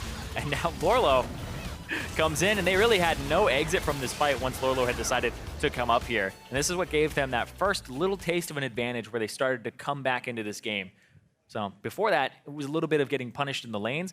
Then they were able to have fights that are on their terms. Right, and we kind of mentioned, or I did a second ago, that TSM continues to make these games go longer. 33 minutes in, TSM gets their pick. But what happens when they pick Golden Glue? They actually lose Baron to TL here. Yeah, this was mostly set up by Lorlo because he ends up hitting one person back. You have a numbers disadvantage after Golden Glue gets killed here. Right. So Golden Glue thinks that the Blast Cone will save his flash because he has... Oh, he doesn't have flash at this point. Ah, okay, yes. Used it earlier. And then depth charge. Boop. So strange. I had seen it as being up. All right, well, I take that back. Still, used the Blast Cone, tried to escape, and then they turn onto it. And you see, even at first, Liquid's farming out the mid lane. They say, wait a minute, actually, we can put a lot of pressure on this. They decide to go for it. It looks like it was a call that they weren't 100% confident in, but the arrow hits Hanser. He can't block it by himself. And that basically had to happen. And it puts them both inside of the red pit, too. It's not just right over in the Blast Cone back in, and then they just destroy Wild Turtle in the back line. It was originally a numbers advantage for TSM, 5v4, but then it ends up being a 4v3 in favor of TL, and they get the Baron to boot on top of it. And that really turned their split push completely online and got them those tier 2s on the side. And even that middle inhibitor turret. Liquid nicely moving as a squad throughout this game too. You see the teams in the back kind of pondering, what were the errors? What should we go for? The draft wasn't really anything that completely stood out to us. We did get Golden Glue onto the Echo, and he was able to kind of show that it doesn't matter if that's the champion he's currently playing in solo queue. And that's good to see from him, because he was the guy that was always kind of thought as he'll be down 10 CS, he might make a play, but now he's being a much more consistent. Yeah, if he's able to actually contribute to his team in a larger factor than Bjergsen is and control the whole pace of the game, because that game really revolved around the Echo and the Kazakhs, so they had that winning jungle mid. Yeah, and it was still a very dominating lane from Bjergsen. It was. And how hard he did in CS. It didn't call in Rainover as much as well. They didn't kind of get themselves into a troubled situation. So really good team play all around in this game too. We have a third one to go, though. Teams are all tied up, but only one can claim the win, believe it or not. Meet us back here for Game 3 of TSM versus Liquid. But first, we're going to check out the sights and sounds of last week's NALCS mic check. I've never seen a player so excited to kill bots as Apollo Price. I mean, that's the only one who can kill. Jake, your mom's waving to you, dude. Wave back. Say hi, Damien, and see if he looks. Hi, Damien! He does not look. Oh, Jake. Wave back, buddy. She's got the Naruto thing on, dude. He's like, my Jake's gonna be a Hokage someday. I mean, he's literally right. I think of the yellow. I think of the yellow. Damien. Anyway, let's play well today, guys. I don't care if you die, you feed, doesn't fucking matter. Let's play smart, backping each other when people are missing. Is the only way. Buy wards, play smart, don't overgreed, turrets, objectives, and don't kill yourself unless you're me. They're on blue, I'm just gonna heal, Watch out, Verve. Oh. I stole it. There's no flash. Nice. I'm a Fiora. I silenced. Fiora. I need help, guys. Good job. Back up. Tower. Good shit. Tower. Calm down. Please calm down. Okay. I killed Corky, by the way. Good job. Just try steal. Nice. Back up. Careful. No flash. Slow fight. Kha'Zix here. Kha'Zix no flash. Rise. Balta,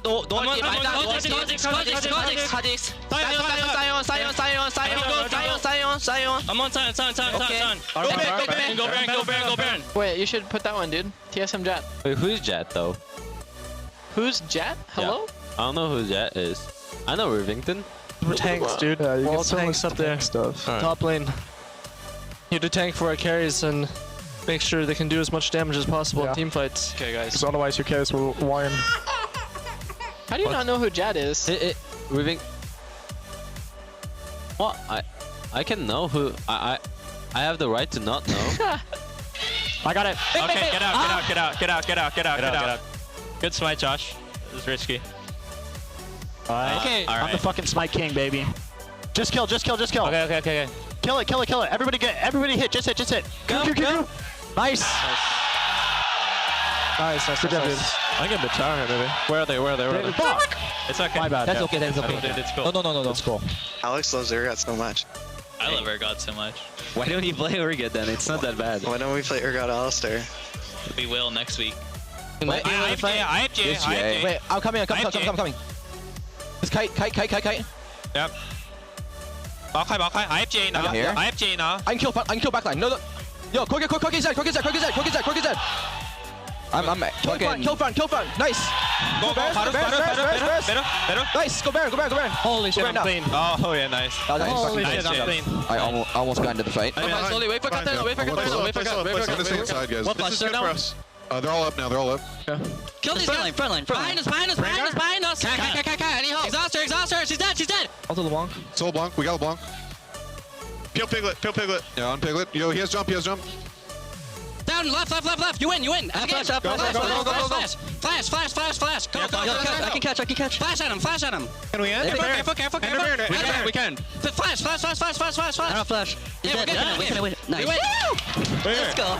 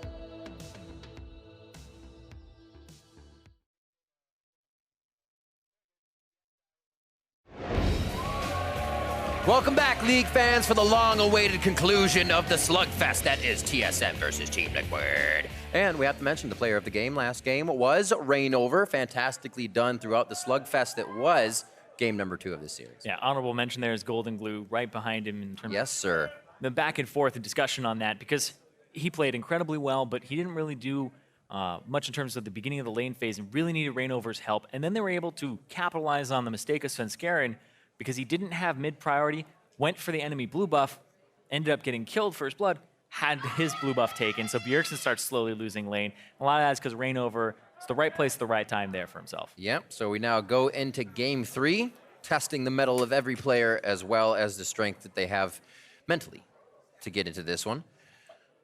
Looks like Golden Glue is ready physically, as we saw on the intro screen. Dude lifts, man. Dude lifts. That's a meme that does not pass him. You do lift, bro. Yep. But it looks like he tried to lift as well last game. What was it, 6 something? Screen's not on there, so I'm not even going to try the numbers. But like we said, putting up an impact, making plays for himself as well. Coming into the LCS on the teams he used to sub on, obviously you play a more setback role, but here he's definitely being an initiator for the team, even when they're not there to help him. Sorry, who did you say, Matt? Golden Glue. Oh, Golden Glue. Okay, yes. So Golden Glue, no, that's the thing is he hasn't always had standout performances in the LCS. And when he first made his appearance in Dignitas as replacing Skara, Golden Glue, he struggled, right? But now he seems to be getting a little bit better, slowly but surely. But they're giving him winning matchups. That's the thing is they're drafting for Golden Glue. They're drafting Golden Glue has a comfortable matchup against Bjergsen, which I definitely agree with. But we're back on this whole thing where it's blue side, TSM, are they going to ban Olaf, Elise, and Rek'Sai again? So Rainover has nothing and has to trade Rengar for it. It was a pretty damn good strat. So I think Parth, you do more of the same there. It worked out for him in the laning phase. Like we said, Haunter, Bjergsen were up 30-40 CS on their solo lanes, and that's something you usually see as kind of a mid-game explosion for that team. They're ready to make a move. So if they can just get that going, then find their footing when necessary here. It just seemed like Team Liquid bit back so hard every time TSM actually found an opening. Not something you usually see from these guys, but we know Liquid good from playing behind when they do and can also hold the lead and push that forward as we just saw. 1-to-1 here as we get to these picks and bans. Zyrene, I think you might be right. You see this last one here from TSM. Yep, Olaf, Elise, Rek'Sai, Ryze now instead of the Rengar. Last time they had previously banned Syndra, but they're okay with playing into Syndra now because they'll just play the Echo into it, but you assume it's the Rengar in exchange for the Kha'Zix.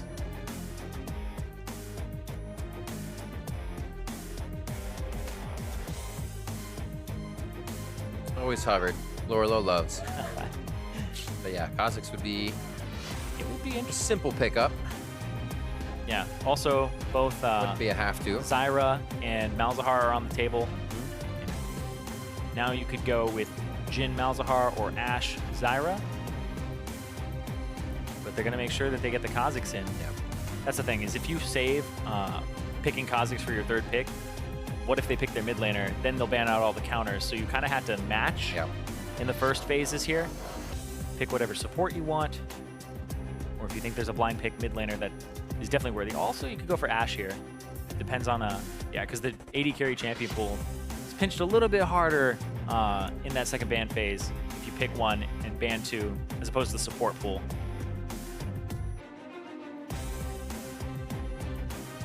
Svenskeren to pick now. You can actually see Bjergsen chatting it up with Parth in the back. TSM has had that good early game. Rengar gives them the ability to kind of act off of that throughout whatever lane gets strong. Safe bottom lane to go through as they're going to be facing the Ashe. Possibly Zyra if we don't see that as a ban.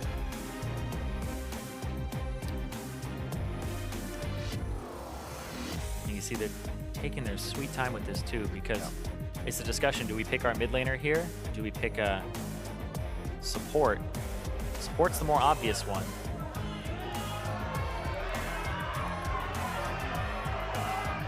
It's like a cafeteria fighting here. Okay, crowd's getting rowdy. I would have loved to see a Yasuo as well. I was right there with him. It's just I'm yelling into the mic, so I did. Bjergsen picks up the Maokai for Haunter. I do leave that mid open for the next roundabout. Might just be that Nautilus on the side of Lord. Yeah, this would be the opportunity to pick the Fiora if you wanted to. Right. But you normally don't pick a Fiora unless you have a Rek'Sai or a Lee Sin jungle, somebody who's going to build tanky. When you have a Kha'Zix jungle, you want a tank top laner, or else you're just running a no tank composition, and it just feels really bad. Kind of put a time limit on your game. Say, well, we can get this far if we're ahead. Well, you put more of an execution requirement on your team. That's true. I like that better. Because time, it's like the Fiora will eventually 1v1 anybody. Yep. We have actually seen that through Guardian Angels and Fountain Reses. She's quite strong. But so there's the Malzahar Zyra. Pinched by Liquid are the supports. Looking back at Golden Glue here for the side of TSM. The Syndra gets taken out. This is what else they decide? Strange that you would ban both of them. Instead of ban one, force your enemy to ban the other. Take one for yourself. Like, if you ban... Oh, so they even say supports. Okay. Matt had the Thresh last game. Would it be bad as well? Yeah, and you wouldn't want to completely blind pick your mid laner here unless it's Orianna, because the Cassiopeia is the other one that's kind of left in the trinity of Ryze beats Ori, Ori beats Cass, Cass beats Ryze. Ah, the Emperor. Keen played a mean one. It wouldn't be a bad pick. You could see the Azir, the Corki would also be good. Talia if he's proficient on it. But there you go. The Emperor is brought out. We'll see a bit of Shurima coming into this game. So TSM brings out the Azir versus Orianna, as that was picked up by Golden Glue on their first side of the second phase. It's so strange that they want to last pick their support here when you could have had counter pick mid, or sorry, last pick. Yeah, last pick. Yeah, no, you're right. Yeah. Because they could have taken a priority on Karma. They just value that so highly in the draft that they have the Thresh. That's so interesting that they don't want to have the Thresh counter picked, even though they had picked it blind previously, and then Lulu was the counter pick that TSM had brought out. Makes her a scary Rengar, that's for sure. Getting those Karma shields and the speed up to get into the game. Great composition here coming from TSM. Golden Glue have always liked the Orianna play he's been able to bring to the table. And they may be able to lock those shockwaves up with an arrow or a depth charge to come in. So compositions definitely look sound. We'll see how it goes coming into game 3 here. It's really been kind of even with a slight factor in TSM's favor in CS, but we see that the game early is even, map-wise, macro-wise. It's hard to tell how this is going to go. Oh yeah, it depends on where the junglers put their attention. Svenskeren now has priority in the jungle with his pick over Reignover, unless Reignover gets about a level or 2 ahead, which is difficult to do because Rengar farms so quickly. You'd want to pay attention to this mid lane and this bottom lane and try to get an advantage there, because the top lane advantages usually become a wash. It's really on these carries that matters. Final load in here, day 2 of week 2 for this game, TSM versus Team Liquid. As we head into game 3, players pushing themselves to the limits as we get into this one. We'll see that bot lane fire off once again. Ash for Piglet once again. Matt on that Thresh. He was hitting the hooks last time. Not too much came of it, but he was more being a nuisance. Always like to see that, giving the other team trouble. Yeah, gave him a lot of pressure in that lane, and that's what they played for. Go for the same lane composition, because it worked out so well last time. All right, TSM versus Liquid. We're getting onto the Rift, and we are going to see who comes out early. It hasn't really even set the pace of the game that we do see it, but I feel like with this one, Bjergsen could do some damage on the Azir. That always was one of his tried and true as we went through last splits. He also has heal as well. So the thing with the Azir is Ghost isn't always the greatest, because it doesn't matter where he's really positioned. It matters where his soldiers are positioned. So we'll see things like the heal, the barrier, sometimes exhaust on him. So we don't see that Ghost for the roaming or getting to the objective a little bit faster. Want to stay in that back line. The choice of Orianna as well for Golden Glue, saying, oh, shields are good. I don't want to get Svenskeren popped as he comes in with Rengar. So although he would love the Cassiopeia pick, Rengar eats snakes for breakfast. Yeah, it may have been a little bit of a takeaway as well, and that's why they took it so early, because you would assume if you take Karma, they go for Orianna, and then they have the Orianna-Rengar combination. Which even scarier. Could be the idea that TL had in mind, is we have to take Orianna here or else they take it. Because there was a ban on the Ryze. You had to play something into the Orianna. May not be the best of matchups. Good poke. They're going to hold it, too. Should be Liquid entering the lane just on the top side of the wave so they can avoid this. Look like they're not going to stay too long, seeing if they can get extra damage onto Matt, but it's not coming through. And we are off to the races. Same thing as last time. We actually saw this for the past 2 games, I should say, this being the third. But there hasn't been the aggression towards the bot lane here, and Rainover usually takes full camps as he goes through instead of going buff to buff. Yeah, and this the Kazakhs. Pull it back, wait for your W cooldown. Ah, actually, he's taking one. He's only taken one. All right. Let's see what that does to his route. We'll definitely keep an eye on it.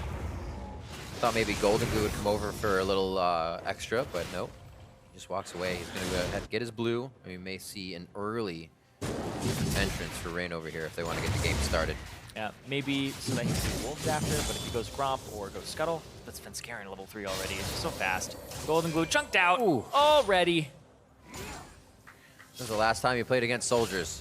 Sometimes they can catch you off guard. I don't know what the answer is for Golden Glue, but just going for that CS costs him some pretty big dominance in the lane, I should say. Oh, yeah, and you can see here, because of the fact Rainover last time in this matchup, he went buff to Raptors to buff. His level 2 is very scary for him. Didn't have a lot of mana. He goes buff to 1 Raptor to buff to pick up a Gromp afterwards. He's inching him in there. You know, I took 1 this time, 2 Raptors next time. He's making sure that he has both of his buffs early on in the game so that if they do go for that move where they have the priority bottom with the Karma and the wave clear, that they can't invade and get a buff out of it. Bjergsen trying to shove the waves in. Definitely makes it harder for an Orianna if you have to keep command, move, and dissonance. Waste so much mana in the early game. So Golden Glue trying to get those autos out. Lessen the health on these minions to keep the lane even. Yeah, and he's trying to pull him a little bit forward here. But that lane is shoving up, and that's it's a pretty obvious one, but he's going to get the Q off and the W. Just chunk him out, do a little bit of damage, get his potion out, because Golden Glue had to use his previously. Ooh. You can already see the idea of Biofrost and Turtle here. Inner Flame or Mantra Inner Flame. Get that Soul Flare out into the piercing arrows every single time, and it's always easier to hit once you get that slow of the Soul Flare out. So TSM, easy win condition for that bot lane, but the hook condition, not going to be taken on that one. Oh, the trade back and forth here. Fenskaren looking for top lane, doesn't get spotted by a ward. Lorlo might think he's safe, and he's too far forward. Sneaky cat. Nice flash, Boa no slow. It doesn't have any empower to come back with anything else either, so good job by Lorlo. A flash is there. We may see Svenskaren coming back up. And Lorlo will use his TP to get back to lane most likely here, but it will put him in an awkward position. He may need jungle help to clear it unless it's a really aggressive push from Hotzer. Hotzer, he wants to back as well. Once that TP comes out and the Doran's rings for the shoving, you want to shove this wave. Make sure that you can get your own back. Rings, potion, control ward coming in for Golden Glue. Make sure he's safe out in the mid lane. Only got a little help from Rainover for a second, but Bjergsen has been able to just dominate HP-wise in that lane, controlling it. It's pretty normal for an Orianna. You're not going to do much in the early game anyways, but farm it out. So looking good in the mid.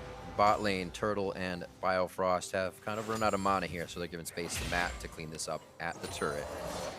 Things are looking pretty decent for both teams as it is all even across the board. Yeah, but when you give them space like this, you have to think, sure, we're getting turret damage as TL, but where's this Rengar? We don't have a Tri-Brush ward, so Kha'Zix has to play on this side of the map a little bit. This seems to be what they're doing, is they like this combination because they get to fish for hooks underneath turrets to get chip damage. They're trying to look for that Rengar. That's good by Sven. That was actually really good that he didn't walk right over that ward after it was placed. Just made sure completely out of vision. Now he gets to walk around and go towards the bottom side of the map. Because now they think it's clear, right? Orianna just hit the scrying plant. Made it go towards the bottom side, so they knew nothing was going on over there. A little plant denial there with the sustain as well. Yep. Oh, yeah, he sees it. No more of the days of just walking over the control wards. They're actually looking at the street now. Good clear out. It's 47-47 at mid lane. I'm actually really enjoying this matchup between Bjergsen and Golden Glue throughout this series here. Jungle presence or not, they've been giving it top-notch play. Arrow of arrows into it. Piercing arrow to still follow possibly as it's on cooldown for Turtle. And no control from the brush there. The minions actually followed him in. That would have been a nice hook. Yeah, Firefrost is actually running low on mana, and so is Wild Turtle. So they're actually going to slowly get pushed in here. And the Rengar, rather close. Don't think he's going to be 6, though. No, he's so close to being level 6. That's pretty much a scuttle away. Sounds so close. I know, it does. Also close. But the blue buff. He's going to say this top side, but the minion wave isn't pushing it. Resets this Rainover, says, I'm going to come in. Not just yet. Getting good vision, though. Seeing not Svenskeren not on the bottom side here. Knows that he's going to have some time to take this. Yeah, but you have to have your lanes shove up. And you can see Bjergsen is like, that's fishy. Why is the Orianna shoving so hard pings and running everywhere. up? And now you can see Maokai actually has a little bit of an inner track here on the top side. Does go over to Rainover, and he gets 6. He's trying to hold it. He's going to have to use Flash. It seems that I don't think he wants to level that up just yet. You can see the claws as he gets over the wall. So they do get out with a blue. They stay true. 2 flashes for a blue.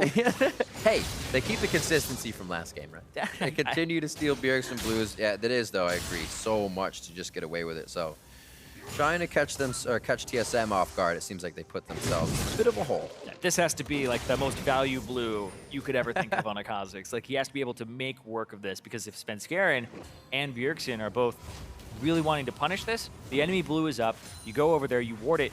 You now have an Azir and a Rengar that have flash priority over the Kha'Zix and the Orianna. So now Matt's going to come through and try to get some control of this side to make sure that doesn't happen. And so the backtimers, the bottom lane, actually lined up pretty well with the way they want to actually stop the potential of the play coming through. Good safety checks by Matt. Lone warding is not a very safe thing to do. A little easier when you're Thresh and you can give yourself that vision. So he can leave Piglet all by himself. A little bit of solo CS, not that it matters too much, but Piglet keeping himself safe really allows Team Liquid to start setting up that vision, not have to worry too much about a certain lane. Could help collect some of these kills. Again, no kills here in the early game. Just waiting for, I guess, mistakes again. It seems like you get down to game 3, it's the nobody wants to lose aspect of how you play, so you never do much. Oh, there they go. See, TSM went for it a little bit later because they had bottom priority late. They pushed up, but they weren't able to actually secure it. But they'll try to make something of this. They know that the flash isn't actually there for Rainover. Oh, they're not all on the same page. They don't punish him. Ultimate's ready for Svenskeren. I thought he was going to go ahead and pop it there. You would assume he's going to use that pretty much as Wild Turtle is throwing out the ultimate. Just pulled back. Didn't trust that he would hit it, or didn't actually think that that would be a play that they could make on that flashless Kha'Zix. But now Sven has to blow his. Ooh, hoo, hoo. Tricky kid. He gets out of that one like a magician. Has to blow his flash, though. So they do actually try to go in. They say, Rainover, Golden Glue blew their flash. We could easily get into blue some way and try and make their day terrible. And it almost paid off big time. Yeah, but it's the right idea. It's just a little bit late, or also the punish wasn't correct on how everybody's supposed to be on the same page. Back to accepting volleys in the bot lane. Turtle waits for the wave to push up. Accepting them. Just waiting. There's not much you can do about it. It'll happen. Sometimes you can thread a minion in front of yourself, dodge it nice and easy if you're not standing behind a pile.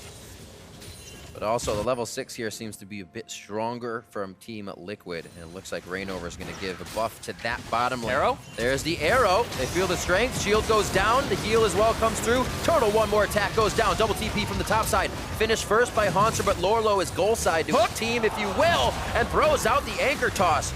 There's the depth charge. And neither are going to connect enough for the engage for Team Liquid here, but looks like they're going to pressure this turret. Nice. They're going to try to pressure the turret. Here comes Bjergsen, who doesn't have too many items just yet, sitting on a lot of gold, but he'll have the wave clear. He'll have the ability to actually potentially turn this around. Yeah, they haven't gotten many shots on it. Yeah, Piglet's kind of been on the backside, hitting champions, farming the last few minions in this situation. So, big reactions by everybody around the map. 10 minutes in here, we get our first fight. Let's see it again. This is what they're going for, too. Matt is so low. You wouldn't expect this type of play. The flash, the box, the hook, everything onto Wild Turtle. They get his flash out. They also get his heal. He just slides right out of there. So Haunter doesn't have a target to Twisted Advance on and really feel good about it. Also, he doesn't have any damage follow-up here, aside from Svenskeren. That's the first blood. Ending up punishing Turtle. But that Ash Arrow straight point blank. I was wondering where they're going to try. Yeah, it's a combination. You saw Rainover coming down. We hadn't seen one yet. Both teams were 6 on that bot lane for support. And bot laners. Oh, Didn't get the shuffle. Trying to pull him back in. Woo! Shuffle flash. It's all right. Getting their bearings again. Yeah, that was not clean from Bjergsen at all. Cost him his flash because he doesn't actually throw Golden Glue over. Because if Golden Glue gets shoved back, he doesn't have his flash or ghost to escape. Right. Then Bjergsen slows him. It's up to Matt at that point to get like a really good lantern that doesn't push him through the wall, and then he just gets shoved back. So it may have been enough time for Svenskeren to get there and actually get the ultimate and the crit to open up on Golden Glue. So the fact that Bjergsen missed, big error. Combination mid lane. Bjergsen, Svenskeren together, but it was going to be bot again. That would have been a no counter from TSM. Luckily for them, the arrow misses. But it seems like now when that thing's coming off a cooldown, it's something they want to put right into the fight. Yeah, Piglet going for the Essence Reaver, standard on Ashe to actually just get that cooldown reduction, keep throwing out those arrows, keep looking for those picks. Trying to punish Turtle, who's gone for a scaling build, so even his trading is more poke-oriented here, as opposed to actual just straight-up team fighting. So that Tyr's going to wait to scale as this Ashe is going to be throwing out arrows left, right, and center.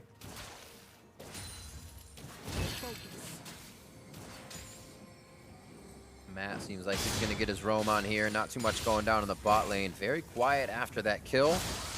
Thinking we have this Kha'Zix team, this Rengar team. You get a few more kills, you get a few more chances to get into the fight. But a lot of respect here. They did try, I gotta say, they did try twice to get Golden Glue and Rainover's flash. So TSM being very proactive and working off things they were able to spend by losing that blue. Blue buff coming up again. Svenskeren is back. Hey guys, our blue is up. Yep, I guess they have to sack it again. Blue buff control here for Team Liquid in game 2 and 3. And that's how they're attacking Bjergsen, right? They're making sure that they have a good matchup in Champion Select and banning him out a little bit and counterpicking. Here, they made sure that he couldn't have the Orianna and have that combination with Svenskeren.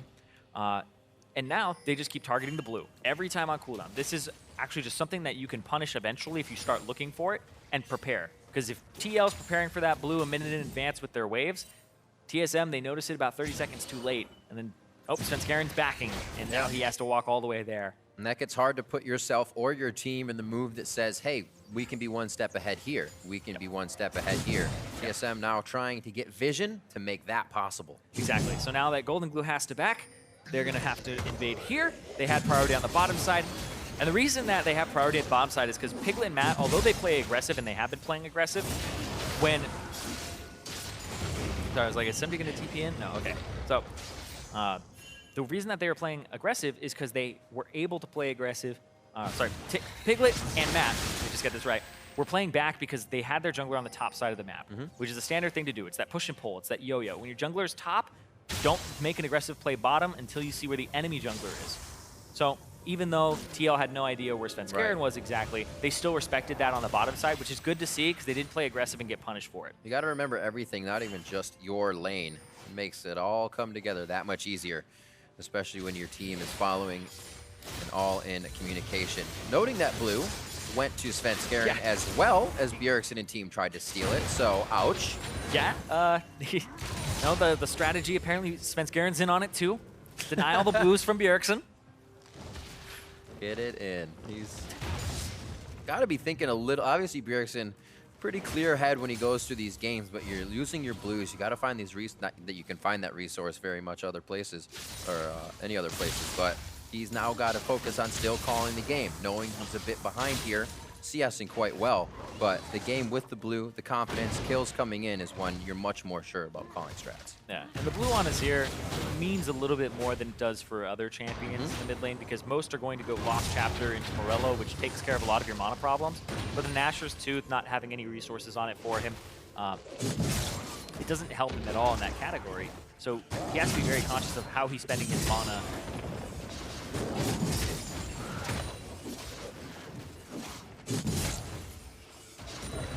Svenskeren just trying to get bigger. They know they're really not in the realm of fighting too big right now unless they get a big pick. And just 16 minutes in, slow but in favor of Team Liquid here with the ability to put wards forward, kind of control those wards. You see they were just pushed out of the jungle. So slowing down even more now as they get back to lane. A little mismatched here for Piglet in the bot side, so he may have to be careful. Yeah, we aren't seeing really proactive plays from these junglers. Everybody's just respecting each other's vision and just playing it super slow. So we're not seeing like, even inlane Biofrost ganks. is back, so. We're not seeing like the Chain of Corruption come out as the ultimate from Rengar is coming out for a lane gank. So it's just been a game of push and pull in the mid lane and trying to get control. And I do feel like these teams are playing a little bit more reserved than they should be. Second ultimates for the solo laners coming up at level 11. Teleport bot lane was actually a big play that opened up game number 2. Again, we still have yet to see some of those big teleports from Haunter and Lorlo. Yeah. They just came back up from their kind of secondary teleports back. Yep, it's Drake control time, Drake fighting time here. He smited early just to make sure that it goes down. Ah, Matt got caught. That's going to lock up Golden Glue as well. But they don't jump in. Actually, Bjergsen goes straight back to mid, and so does Svenskeren.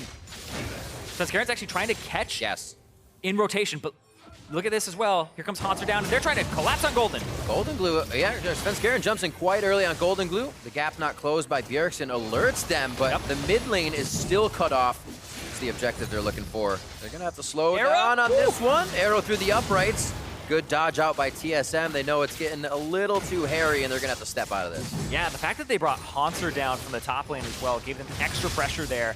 So Lorlo shuts out the top wave and says, all right, if that turret doesn't go down and I get at least a small CS and experience advantage, then it's worth it. But it's still in favor of Haunter. He's still picked up more, and he actually is up about a little bit of a level, just tiny bit. Love it. Everything's going on mid lane. 80 carries are like, we're going to head back down to bot, farm it out. You guys can fight. And then they realize nothing's coming of this one. Both teams back off now. 169 to 163 as those two are left alone to their own divide down the bot side and doing pretty even for themselves. Still waiting to see the plays coming in from Bjergsen on this Azir. We have seen Svenskeren with a few kind of heads toward the mid lane. Yep, and now a blue buff going over to Bjergsen. Finally, will be able to pick one up for himself. Unless Svenskeren. Here comes the shot barrage. He like stops at 1,000 HP. Like, okay, it's not happening again. No Ezreal. Where'd that come from? Yeah, making sure. You don't want to lose a game or get disadvantaged because of something like that. Small mistake there. Oh, Matt. Trying to be cheeky with his He does have that flash up. He was actually hovering the top side when everybody was just in mid. He was over where that kind of control ward is, other side of the wall waiting. These flash hooks they've been hitting. Yep. He's only tried a few. But if you're confident in that, the team's going to follow behind you. Biofrost walking over a ward as he tries to clear out some of the jungle here. Looks like TSM may get a bit of focus on mid. It looks like a bottom side rotation right now for most of the team.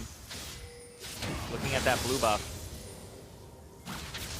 Seeing if it will be handed off to Golden Glue here. Or Svenskeren is going to want to try to make a play on the bottom side. I was talking about Chain of Corruption into these types of plays. That's a big zone there.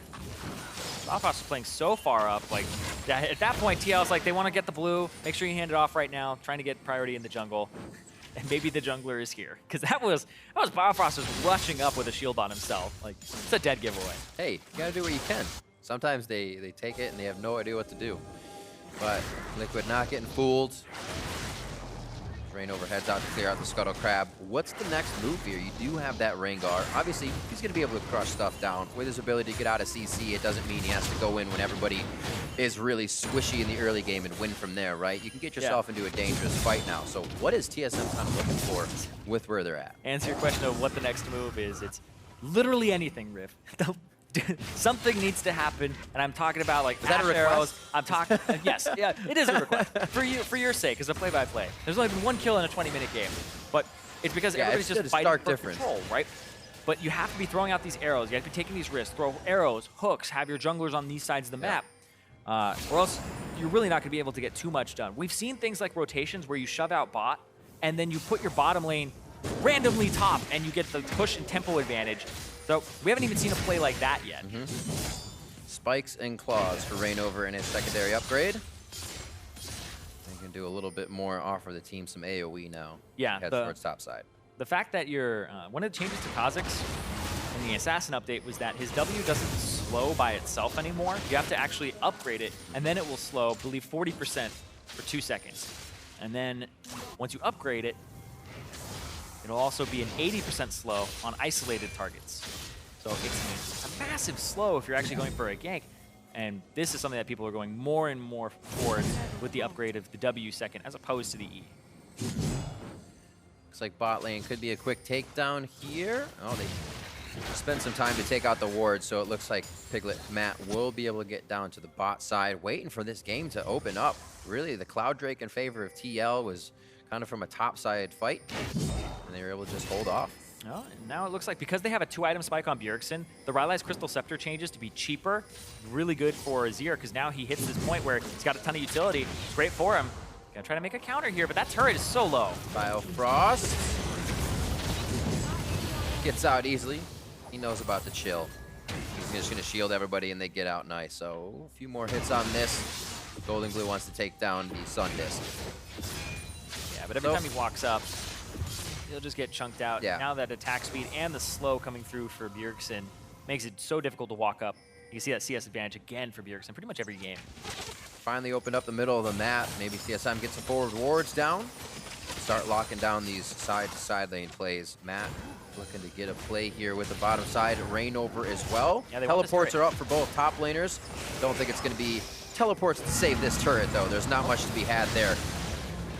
Yeah. They hear the roar. Orianna. Scaring just on the outside of this play. Reignover throwing down the ultimate. Yeah, making sure that he can move away a little bit faster. He's still tracking him, though. It lasts so long now. But moving towards Orianna in the mid lane, you can see as soon as it pops up on, he's like, run away. Make sure. He's getting zoned off. But yeah, that was the right play there from TL to push up, and also the right play from TSM to try and get a chain of corruption and to actually pick up somebody afterwards.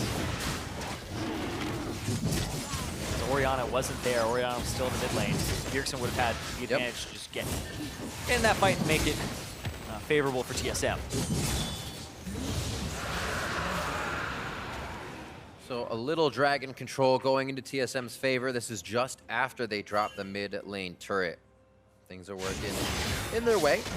And even more so, another blue for Bjergsen. Yep. So you can see, even in small ways, TL losing their control over being to be first to the jungle, first to put those wards deeper.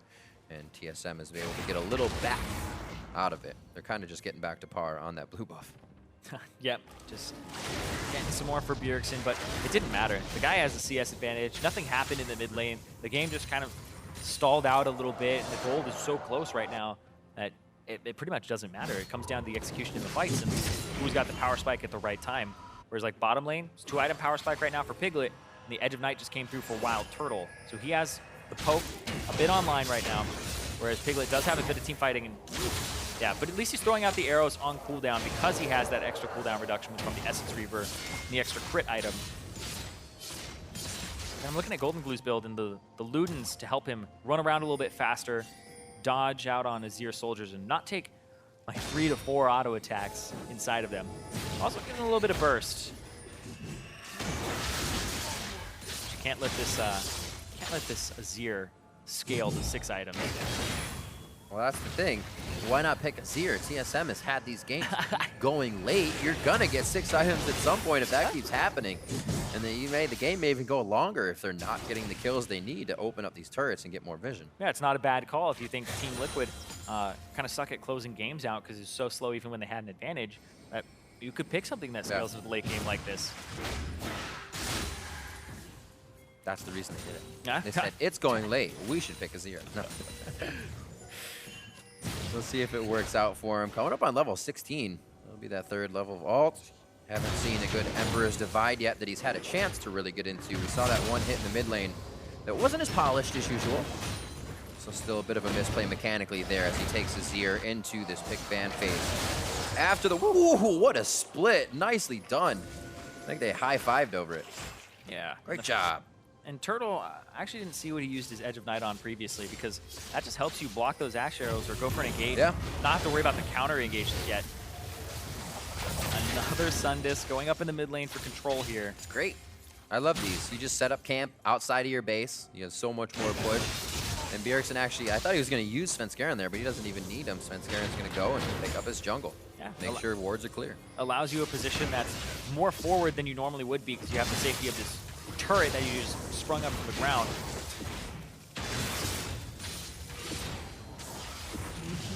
Keeping 2 people occupied quite good because now you get to shove up top. You get to put your Rengar up there, and there we go.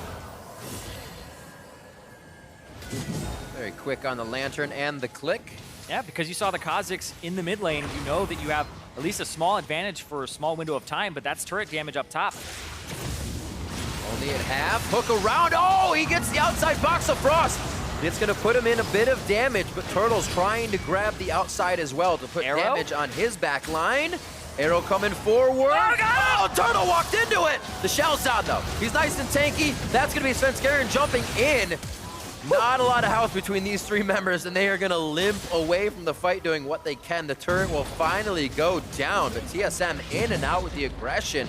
And TL can't do enough to stop them. Yeah, they got chunked out too much under turret. The poke from the Varus and the Azir just made it so that they couldn't really contest it. You could see Matt, he wanted to walk up and capitalize on that arrow because it looked like a really good one. Then Svenskeren jumped in, and they almost got golden glue there. Had to blow both of his summoners, whereas Bjergsen's just in a good spot now. So TSM actually have a bit of an advantage here in terms of their summoner spells. They may be able to turn this into something more. That's the thing, right? They're always like, oh, let's make a play. The first play you make gets you a turret and summoner spells. So the next play you make could be worth even more if you capitalize within that window when those summoners are down. Depends on all the things you're thinking about as well, because even when those summoners are up and you know the ultimates are down, you kind of play that role. Yep. Catch the enemy off guard when they think they have a few minutes to wait. And you're waiting as well. No waiting here for Liquid. They realized they lost quite a bit in mid. Then to the Dragon. Now they lost their top turret, so they're trying to hit back in top lane. And power of numbers is kind of scattering them. Mid goes back to normal. They could have been pushed as well. So TSM playing this one quite well here at the 28-minute mark to have TL kind of scrambling for the next objective. Yeah, but both teams are playing rather reserved. In game 3, nobody has the advantage right off the bat, and it's just neck and neck. And this just comes down to who can break the game wide open, who can make that play and get their team ahead. Svenskeren just keeps checking with the ultimate here. Everybody's grouped up, though. It's so hard to start a fight off and feel confident in it. That's true. When it's like a 4-on-4, because getting outplayed, the summoners are up, becomes a big thing you have to factor into the equation. Don't always factor that into my games, though. Sometimes you just jump right in. Nobody does that. Yeah, you gotta do something. Huh? Rotation here to bot lane. Lorlo slowly losing this turret against the Maokai. And they're pulling so many people to the bottom side here. Well, I think that's what it comes down to with this one. The eventual push. The thing you think will happen. Bjergsen knows there's a shockwave coming, so he flashes out of that. Haunter's going to fight back. It's a push by Spencer towards more members in the mid lane. That's always a bad feeling, but sometimes it happens. You try to get the play to safety, and you get the play that makes yourself go down. Matt gets hit up. TSM has been chomping at the bit to find one of those kills. They even took down top turret with TL getting away. They finally drop a member. That'll open up the map a little bit more for wards, and as we see, the Dragon. Yeah, and they're probably going to push up this bottom lane turret and get this one as well. Piglet was top lane, shoving out the wave, so TSM knew that this was a numbers advantage for themselves. Good thing from Bjergsen to back off there, and he blew the flash, so Golden Glue was a good heads up to throw the ball over the wall and just try to go for the ultimate and catch him out. But we aren't seeing those explosive plays just yet. We're seeing small, tiny little leads. There's a ward in there, and Golden Glue says, all right, let's try to catch him out. Good shockwave as well in reaction. And then Lorlo here, I'm pretty sure, like, if he keeps walking, the W from Orianna came out, and it's just put Matt in a bad position, who no longer had flash from the previous play. He doesn't get a hook there. Even if they fought, it's a 4-on-5. That's going to be the top turret, though, for TL, and for back to 1,000 gold. It took a bit, though. That top turret was whittled down over the course of a few times going top with the whole team, one after the other. And finally, Haunter isn't there to protect it. So now mid turret is the last thing that stands. TSM being able to open that up really allowed them into Liquid's jungle, which slowed things down. I know we keep saying that, but these guys are so measured coming into this game 3. I think TSM might be feeling, maybe Haunter, that this was a little harder than he thought it would be, as he kind of stated in the beginning. But I feel like Liquid as well, I feel like they're getting quite a game out of this, thinking they were going to come in very strong. Yeah, and now it comes down to seeing those opportunities to make the game easy for yourself. Golden Glue can get a shockwave on somebody like Bjergsen, who now has his flash down. That's thing I said. It usually takes 2 plays. It usually takes 1 shockwave to blow the flash, and then the second shockwave to actually capitalize on it. And these Piglet arrows. I would like to welcome the viewers for NALCS 2 as we almost start off with a fight. That'd be a nice welcome. Thanks for joining us. A 1-to-1 here in what was a series of a lot of kills. Just about 30 in the first one, 40 kills in a 40-minute game. Near the second, it's just absolutely crazy. This one, very tempered. So as you join us, we are also waiting for the fights. Yeah. And talk a little bit more on this Varus build that we're seeing emerge as opposed to a crit or attack speed build. It really just keeps Ashe at arm's length. You keep throwing your poke through the tank and hitting Ashe, and every time she throws out an arrow, if you have Edge of Night up for that 10-second duration of the spell shield, like, you're not getting caught out. Wild Turtle just did that. I think he also just blew his heal. Yep. The team approaches the turret. Bjergsen with his Azir pick. First one of his spring season now, is able to keep the rest of the team at bay, and it's just Matt and Piglet. Hooks to deter them, volleys to try and back them off, but TSM isn't having any of it, and they take down another second tier. Yeah, it's such a scary composition with the Azir and the Varus. There's so much poke, and then you have the Karma for the disengage, for the speed up, and also contributing to the poke as well. Not to mention, if you try to engage, like, you have a Kha'Zix try to jump in on an Azir. It's so hard to reach him. He has the Emperor's Divide to push you back. The Maokai has the peel. Right now, looks like they have control, and they're going to Blast Cone in.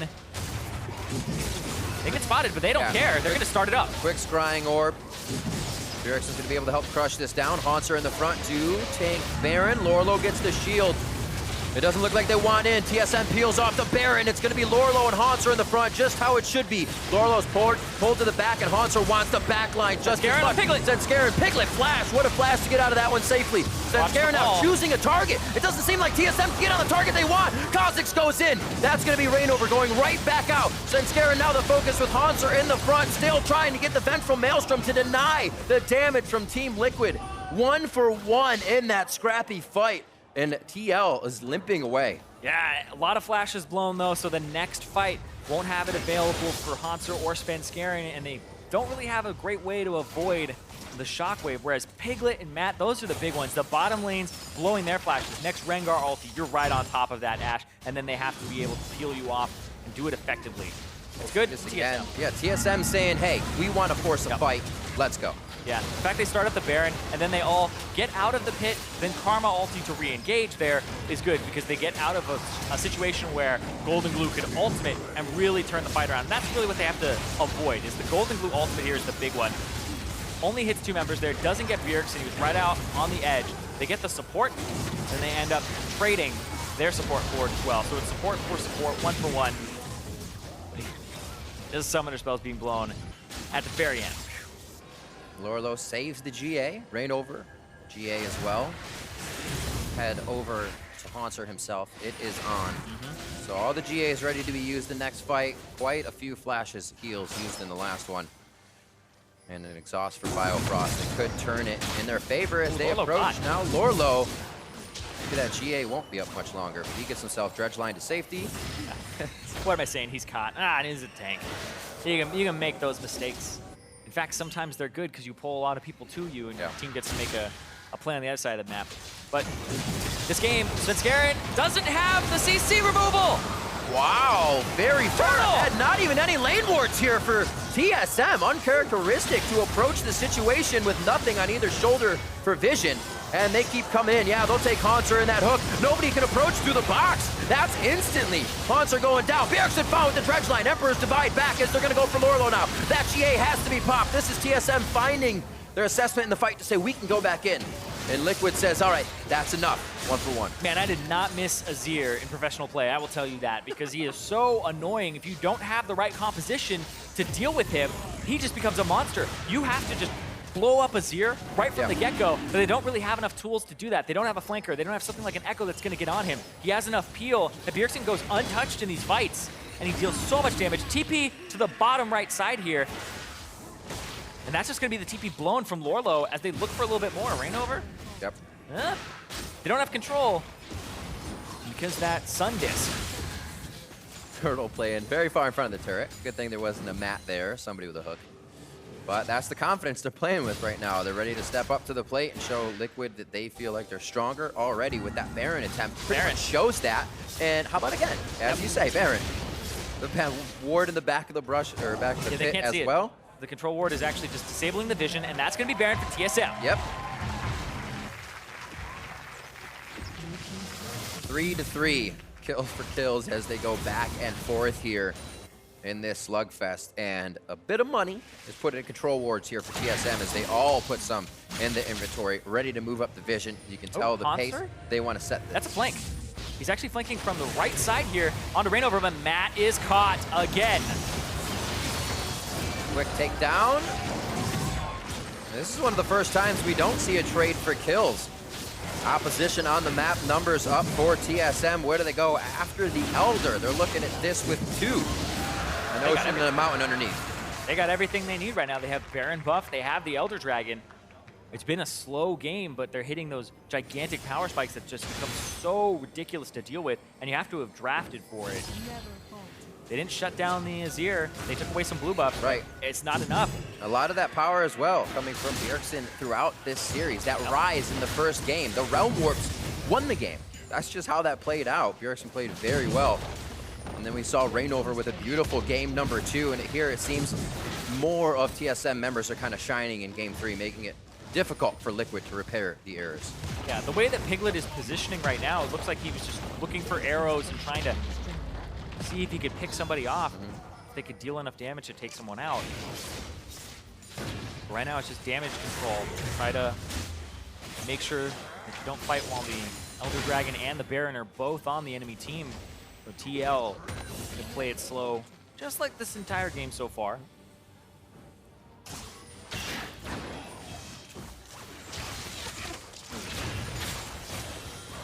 Looks like they're all gonna head towards mid. Very nicely played. It's gonna catch TL quite off guard.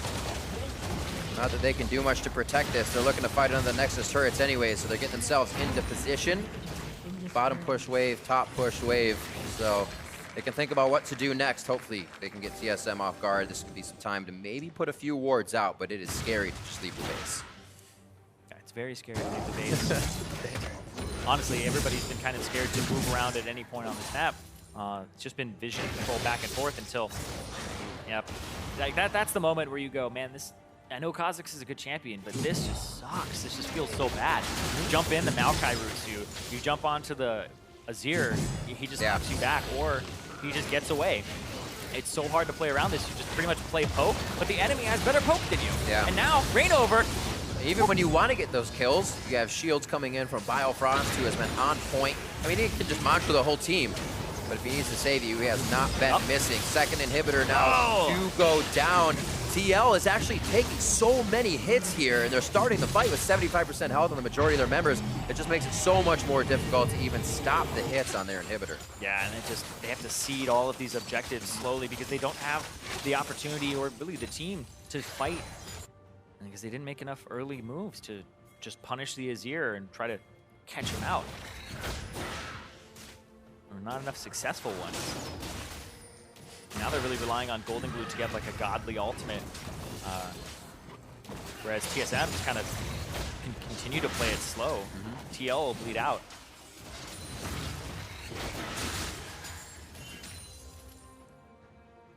But you know TSM, they want to move to 3-1 in the standings. Small stumble at the beginning, but if they can end their week only one match behind Cloud9, and be pretty much exactly what they're looking for here. FlyQuest up there as well. Yeah, FlyQuest has the possibility of ending in that 4-0 for themselves. You want to stay up there, and you definitely want to stop TL from having an advantage over you, having themselves going 2-1. You know, that tiebreaker being head-to-head. One more push down towards this bottom side. It's the only thing TSM has before the base is completely broken for TL. And we're already hitting level 18s across the board. The support's obviously the only ones down. You can see how Matt has been going down a lot recently. He's still level 13. which obviously isn't making or breaking the game, but you can see the troubles they've been having kind of keeping the position, presence on the map. Yeah, I'll put it in perspective. TSM have 4 kills. Matt has 4 deaths. He's literally the only person who has been killed by TSM. They've just been picking him off, and that gives them the objective when they get the support, or it's just a counter kill and you trade the support. Hey man, it's supports have to ward alone. Nobody goes with us. No, I'm just They don't have But to. it's been on TSM as well to make sure those roams for him are found, being in the right position and having the wards over TL to get those single picks. Turret takes half HP, and finally Team Liquid sort of fight back a little. Nice double hit there. It's about 1,000 damage across both of them. They're just taking so much damage from the poke, from the Varus, and from the Azir. And now they just have to look, they just slowly seed their base. Oh, Edge of Night wore off. What? Jump in from Rainover. Down. He actually gets a hit. I was saying Rainover couldn't actually get anybody to go down. The backline is getting hit by Sven, Skaren, and Hanser. Sven has to come out. They're focusing on the inhibitor, and they're letting the team know that as Biofrost and Bjergsen are backing up even more to know they can't get in. One last hit, inhibitor saved. Oh, he comes up from TA. Not what he wants. The bop. Sven, Skaren in. The tether hits. No resolve coming in there. Yes. The GA is popped. I didn't see that Bjergsen was going to be in range for the soldiers. That's something else that has really come into play this game. Lorlo has been getting to the back line well, but now Bjergsen's soldiers can get to the front line always, as we've been seeing the mid laners do in this game. GA Looks like Rainover going to go down. They're using their GAs all willy-nilly as Rainover comes back up. Is it enough time to get Lorlo back into here to prevent Biofrost a full escape? They're still running this one out. A dissonance coming in from Golden Glue. Emperor's Divide shuts it off, and the shot. Oh, the arrow on Bjergsen gets hit. Is this the turnaround? They've been waiting for it, but what can they get off it? 35 seconds on the Baron, 40 to 60 seconds on the death timers. There could be a chance as Biofrost stutter steps himself to safety. Oh man, that was so back and forth. And TL down 8,000 gold are able to hold on just barely there. And their base, it's an absolute shambles. They're not working with much. This is a wet cardboard box here. It's drying off. Actually, the side just fell off of the box, but it's drying off. It can still be strong. Yeah. We'll see this fight one more time. I was talking about Shockwave there for Golden Glue. Arrow hits onto Wild Turtle, and then they get the Shockwave onto him. They blow him up, but then how do you handle Bjergsen in that backline? Now he just gets to just throw out damage the entire time. He gets ultied from Lorlo, but then there's no follow-up. They can't reach him. Just Hanser's just a gigantic wall, and everybody doesn't have enough HP on TL side to re-engage it. They have to just pull back, get Hanser. Lorlo's up a little bit too far. Whew.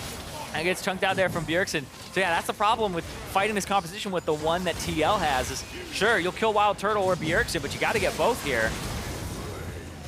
And it's so hard to actually get to Bjergsen in these fights. If you've used your tools to reach Turtle, they do end up getting him with the arrow. And now TSM are the ones who are on the Baron. The base is now just slowly coming back up for TL, though. Well, these are long fights. You know the replays are as long as the death timers when they're near 50, 60 seconds. These are some end game fights going on right now between TSM and TL. It's what we've got out of the past few games. It's just there aren't 40 kills now when we're approaching 40 minutes. Much more tempered in the sense that both teams playing to not lose here. But now they obviously have to put the pedal to the metal, heading towards the top side as the inhibitors start to spawn. It'll be mid and top to go for. And looking for another play here. Wild Turtle. They want to get these minions? Edge of No, Night they'll leave more them. off. And that bot minions will push by themselves. Rainover taking a good bit of damage. Definitely needs to reset on his mana, so he's going to head back to the fountain. Obviously, the home guards will get him back quite quick, but it's not quick enough to stop that from happening. They're actually not going to go for that top inhib just They already yet. have the middle one. Yeah, why not? Arrow? They have the minions right there. Double siege on this wave coming in. Rainover's the first one in, trying to just tank up everything. They're killing him. They don't have to focus on Lorlo. He's not doing too much to the team. Going right through. Golden Glue goes down. Now Emperor's Divide back as they're trying to get to the fountain, but it's just blocked off. But TSM owns all of this zone in a really hard-fought series from both teams. TSM takes down TL 2-1. An incredibly slow match. That one. But TSM slowed down a lot. You see Bjergsen, it's like that game was not action-packed. He didn't get to make Trima shuffles or any great plays there, but at the very end, Golden Glue tried to go for the shockwave, only hit Hanser, and didn't get those priority targets, so then he got to fly in, have a little bit of fun. 45 minutes in. So within these games, there's kind of the word decisiveness going in, making things happen. It somewhat happened in the first 2 games. I don't know how decisive the plays were that brought out 40 kills. They kind of knew they needed to fight each other to take and give, right? One died, we can still trade one there and maybe get something. And that's really the way the first 2 games played. So back and forth. And just as you saw in this one, 1-for-1 kill, 2-2, 3-3. It could obviously go on.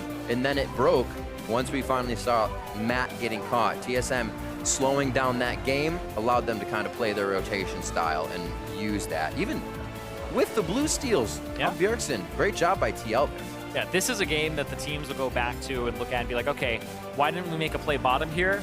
We had Arrow, we had Hook, we didn't know where the jungler was. They were playing defensive. And then on TSM side, it's okay, why didn't we make a play bottom here? So it's going to be kind of looking at the missed opportunities and how they could have actually just been more proactive in the game. Because it was a very, very drawn-out game that for teams at the top level of League of Legends, you shouldn't really have those types of games where you're going even the entire time. You have advantages, but they do have an Azir, right? They can sit back on that. When you look at TL, it's like, well, we have Ashe and we also have a Thresh. We should be roaming. We should be trying to make plays. We should be getting Matt all over the map. Ends up costing his life a lot of the time as well. I also wonder, how much it goes into game that the small things kind of fade away as you get a little more tired. This is all speculation, but saying not as fast to say, hey, my guy's out of lane. That play might fall behind 5 seconds. So very small things, but there was a stark difference in game 3 that it was just so slow. Guys were droning on, and it is long to play a 40, then 45-minute game. That is putting a lot of stress on yourself. But to come out strong as TSM did, it definitely is what they need to show if they want to get to the top of the tables again, because too much back and forth in their gameplay has kind of scared the fans, I'd say. Yeah, you're looking for a little more consistency from the team. They did end up losing that game to pretty slow Liquid afterwards, but it did end up being very eruptive. I thought that was one where the Baron calls, one that they'll go back and look at a little bit and what they could have done instead. How they got outplayed by the Poppy. To kill your opponent's mid laner and then lose a Baron fight 4v5, 3v5 in the beginning of the fight anyways. So the plays, they're still there. Shining lights, obviously, for Team Liquid and coming out for TSM. Great job by both the mid laners as well. Golden Glue stepped up pretty big throughout this series. I do have to mention him before we toss. Yeah, he definitely had to, especially in that last game, because that was one where it's pretty much all on him to make those shockwave plays and kill Wild Turtle and Bjergsen, so it's a tall task. Didn't ever really get to deliver on it, but overall it ended up being a series that's back and forth in the mid lane. Yep. But Bjergsen did have the upper hand for most of it. Absolutely, and that's where the victory comes from for TSM, and for a first-hand account on that series, let's hear from Pastry and TSM's jungler. Thank you very much. I'm here with Svenska and TSM's jungler. That was quite a long series for you guys to have to play, and I feel like playing against Rainover is always tough because he's such a strong opponent. Are there any differences at all playing on him now versus on Team Liquid versus Immortals, or is it kind of always some trouble? I mean, I basically just have a lot of respect for Rainover because he's just super innovative in his jungle path, so he always knows, I always feel like I get behind when I'm against him because he knows the optimal paths really fast in the new metas. So, yeah, I just learn a lot, and compared to on Immortals, I guess... I mean, he just has weaker lanes now, kind of, so it's hard for him to shine. And kind of moving back to TSM's team structure in general, obviously Doublelift leaving does create some differences for the team, but particularly, I know he was quite a vocal voice on your team as far as leadership goes. Has that structure changed at all now that Doublelift moved out and Total's moved in? Okay. Yeah, so last year we had one-person shot caller where Doublelift would decide everything we did, so now that Doublelift's not here, we're trying to, everyone has more of a part in the shot calling role, so at the start it's kind of hard because you see we're so clueless on what to do because we have 5 people not really knowing what to do at the different points in the game, so we end up doing nothing. So we're kind of trying to improve on that, and hopefully we can get better. And we know Bjergsen has sort of stepped up into that role, but as a jungler, you have a lot of early game influence. Are you stepping into more of a leadership role, or are you trying to kind of let the team share the whole responsibility? I mean, I think we all just have to improve the thing. I'm still trying to improve on the things I was weak at last year, so I'm not really the shot caller or anything. I don't have those capabilities in my personality, kind of, so I'm just trying to, get better at what I was doing last year. And of course, you've always been a strong jungler, arguably the best here in NA, but the jungle pool, as far as individual talent goes, seems very high this year. You have yourself, you have the rookies contracts and Arcadian coming up, you have Dardoch, who's a strong player, you have imports like Chaser coming in as well. What do you think of the junglers in general? Because it seems like North America is pretty stacked. Yeah, I mean, definitely jungle is like the most contested role kind of in the NA, where it's like every team has a good jungler. There's not really, I don't think any team has like a weak one. So, I mean, yeah, a lot of jungle talent in NA right now, and I'm just trying to do what my team needs. So maybe I won't be the best looking jungler or whatever, but I'll be trying to like support my team. Well, great to hear from you, Svenska. Congratulations on the win today. Thank you for joining me, but we're going to move it back over to the analyst desk to wrap up the day.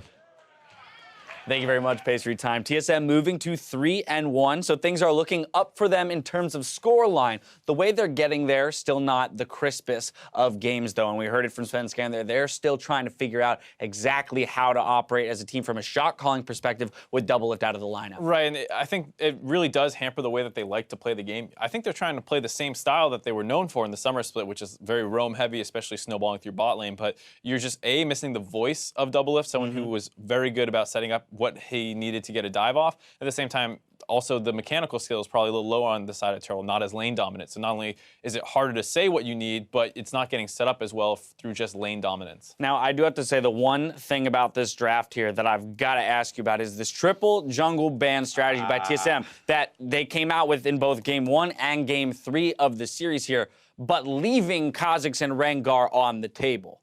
You got me. I don't know, because I understand the idea if you're going in with the assumption that they're doing the standard red side bans of LeBlanc, Rengar, Camille. Then you ban these three out, you take only the Kha'Zix available, and then like you're forcing the Lee matchup, which we've seen is pretty favorable for Kha'Zix. So exactly. It makes sense in that world. But here TL is not doing that. They're trading OP junglers, which I think is a fine strategy if you're not super concerned about one of the other picks. Right. And it just seems so strange to me that TSM stuck with this ban strategy. It didn't, like TSM was the better team when they won, so it's hard to be like, this is a bad strategy. Exactly. But you look at it and you say, what was the impact? You basically just didn't ban the first phase. Right, that's the thing, is that essentially those are throwaway bans because you're still leaving a perfectly viable option on the table for Reignover. Now, of course, things change if we have more insight into the way TSM thinks, and really they are just not threatened by Reignover's Kha'Zix in any way, shape, or form. It could even be that they feel their champ pools are similar to TL, and they don't want to end up banning themselves out a little bit by throwing bans at the top and mid position. So I'm not 100% sure why they're doing this, but I hesitate to call it an effective strategy. Right, and that's okay. It's okay to not be sure. I think everybody is still figuring out this new champion select, and this is just one iteration, one stab at it by one team. We'll see how that evolves throughout this split.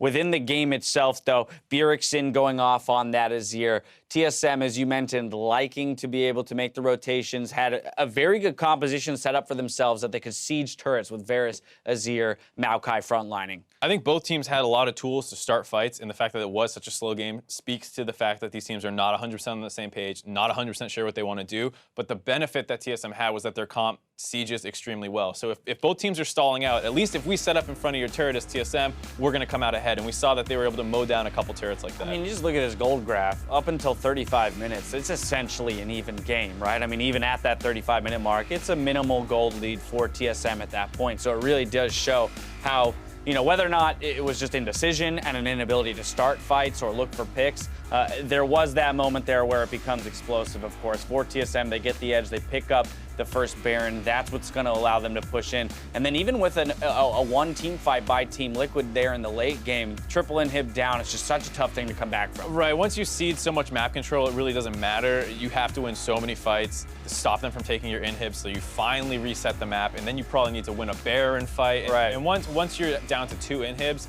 and you lose that third one, it's basically game over. It's so difficult to come back just from how the map works. Yeah, valiant effort by Team Liquid there in the late game. TSM comes out on top on the back of Bjergsen in that mid lane. 33k damage, as you can see. He'll be picking up player of the game here to close out the series. And again, the big picture here for TSM is that they're moving out of week 2, 3-1. Just last week, after they lost to C9, the internet was in an uproar about, oh no, TSM is awful without Doublelift. This, what happened to this team? Well, now they're 3-1, so they're near the top of the table, and the only team they've lost to is the one that's pretty solidly considered the best team in the league. Yeah, I said it before, TSM has made every single LCS split final. If you're worried as a TSM fan, you don't know their history, they'll be fine. Worst case scenario, Reggie steps in and and carries the team again through his coaching and play. Who knows? Right, One of the two. Yeah, one can only hope. Yeah. Well, with that win, TSM will be happy where they end up in the standings. Let's go ahead and take a look at the rest of the standings to see how teams moved around after today's games. FlyQuest and Cloud9 continue to share first place. TSM currently have sole position of third place, while Phoenix1 are alone in fourth. With their first match win, Echo Fox brings themselves up to fifth place alongside CLG, Immortals, and Team Liquid. Team Dignitas finished the week in ninth, leaving Envy in last place. We still have 4 more matches before we conclude week 2. On NALCS 1, we start with Phoenix1 versus Team Liquid. Then shortly after, Team Envy go against Immortals. And over on NALCS 2, Moon and FlyQuest meet Echo Fox in the Battle Theater. Following that, Cloud9 look to keep the streak alive against Counter Logic Gaming. So in particular, I'm looking at matchups like Fox versus FlyQuest tomorrow, where Fox finally has a win under their belt. They're going to be feeling good with that kind of confidence. And against FlyQuest, a team that has struggled early, it might be the room, or the space rather, for Acadian to really take off. Right, I think this is such an interesting matchup because it seems like Echo Fox's biggest weakness is their mid and late game shot calling, but their early game off the back of Acadian is phenomenal. Right. By the same token, FlyQuest, little weak laners early game, and it's going to be this complete mash of styles where it's can Echo Fox get control of the game and just keep it, or will FlyQuest be able to rip it back? Right, of course. Then you've got Team Liquid up against Phoenix1 tomorrow. And Team Liquid now at that 1-2 mark, still really trying to scrap together some victories. I mean, can Rainover, lead the charge up against, say, Inori and the squad of Phoenix1 with a struggling bot lane in Piglet and Matt? It's really surprising because it feels like Team Liquid is always just off with one important member of their team. Sometimes Rainover's struggling, sometimes it's Golden Glue, and then recently Piglet and Matt, and especially Matt has not looked great. So I think they need to figure out exactly what they want to do with their bot lane and start drafting through there, because here we saw more mid lane priority. It looked better for Golden Glue, but it looked like it might have come at the cost of the bot lane. Well, that's the end of our Saturday, ladies and gentlemen. We still have one more day of games to be played here in week 2. But for myself, the casters, and the entire live broadcast crew, thank you for watching, and we'll see you tomorrow.